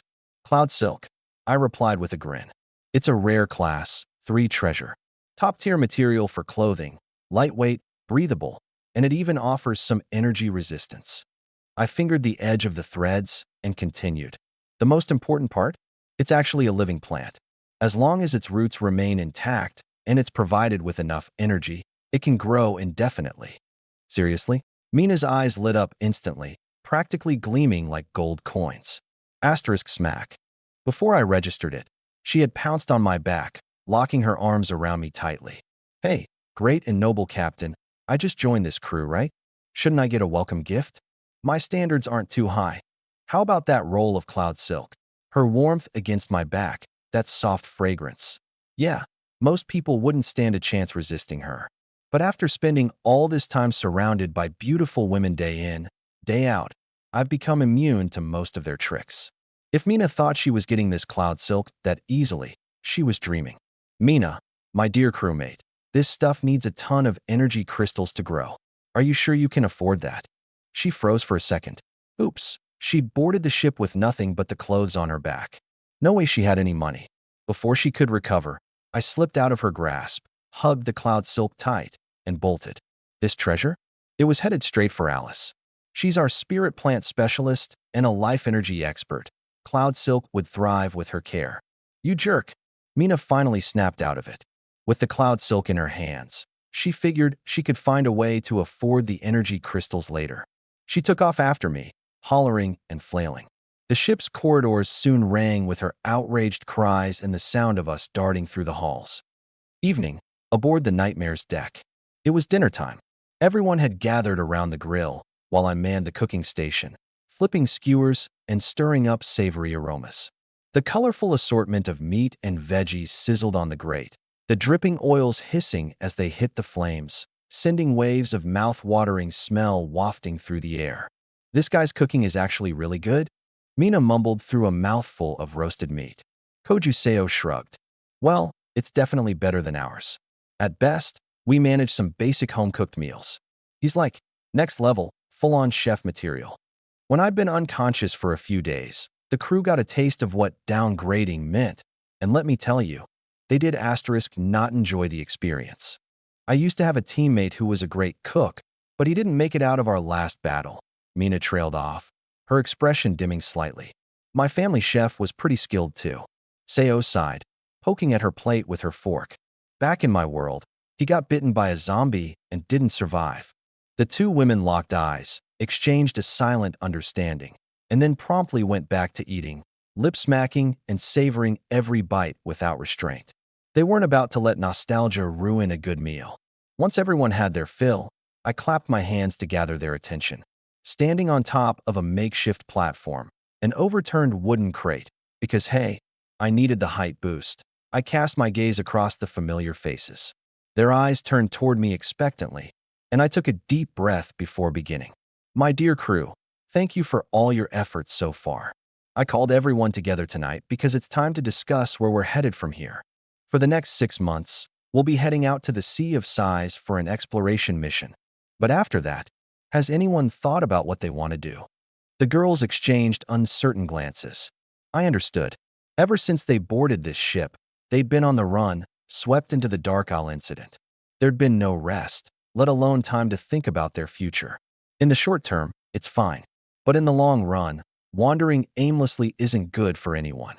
Seeing that they were hesitant to speak, I waved my hand dismissively. "I'm not asking you to figure it out now. We still have a long journey ahead, and plenty of time to find your own paths. What I want to say is this: we're a family. But even in a family, everyone has their own aspirations and dreams. My job is to have your backs." With a cheeky grin, I glanced at Mina and threw a comment that nearly made her blow her top.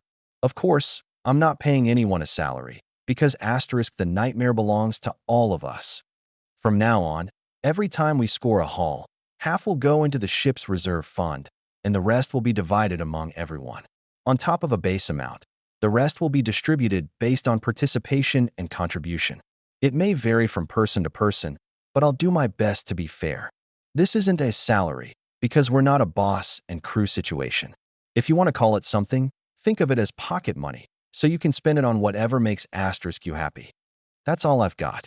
With a bow, I hopped off the wooden crate and started walking back toward the cabin. Behind me, there was a moment of silence before cheers and applause erupted. The girls were already enthusiastically chattering about what they'd spend their newfound riches on. At the cabin door, Saya Takashiro stood waiting, her expression somewhat conflicted. "Is this really the right call? Based on this world's logic, you should be hoarding every resource you can to climb to the top as quickly as possible." I gave her a brief glance. "Maybe you're right. But more than climbing ranks, I'd rather see everyone happy. My previous home was not great. So, for this new home, I want it to be a place where people can feel safe. As for any problems along the way, I believe we can handle them. After all, if I could claw my way back after everything the Lee family put me through, then this time, with all of you here, I've got nothing to fear." With that, I waved her off and headed into my room. Talk is easy, but there's real work to do to start building the foundation.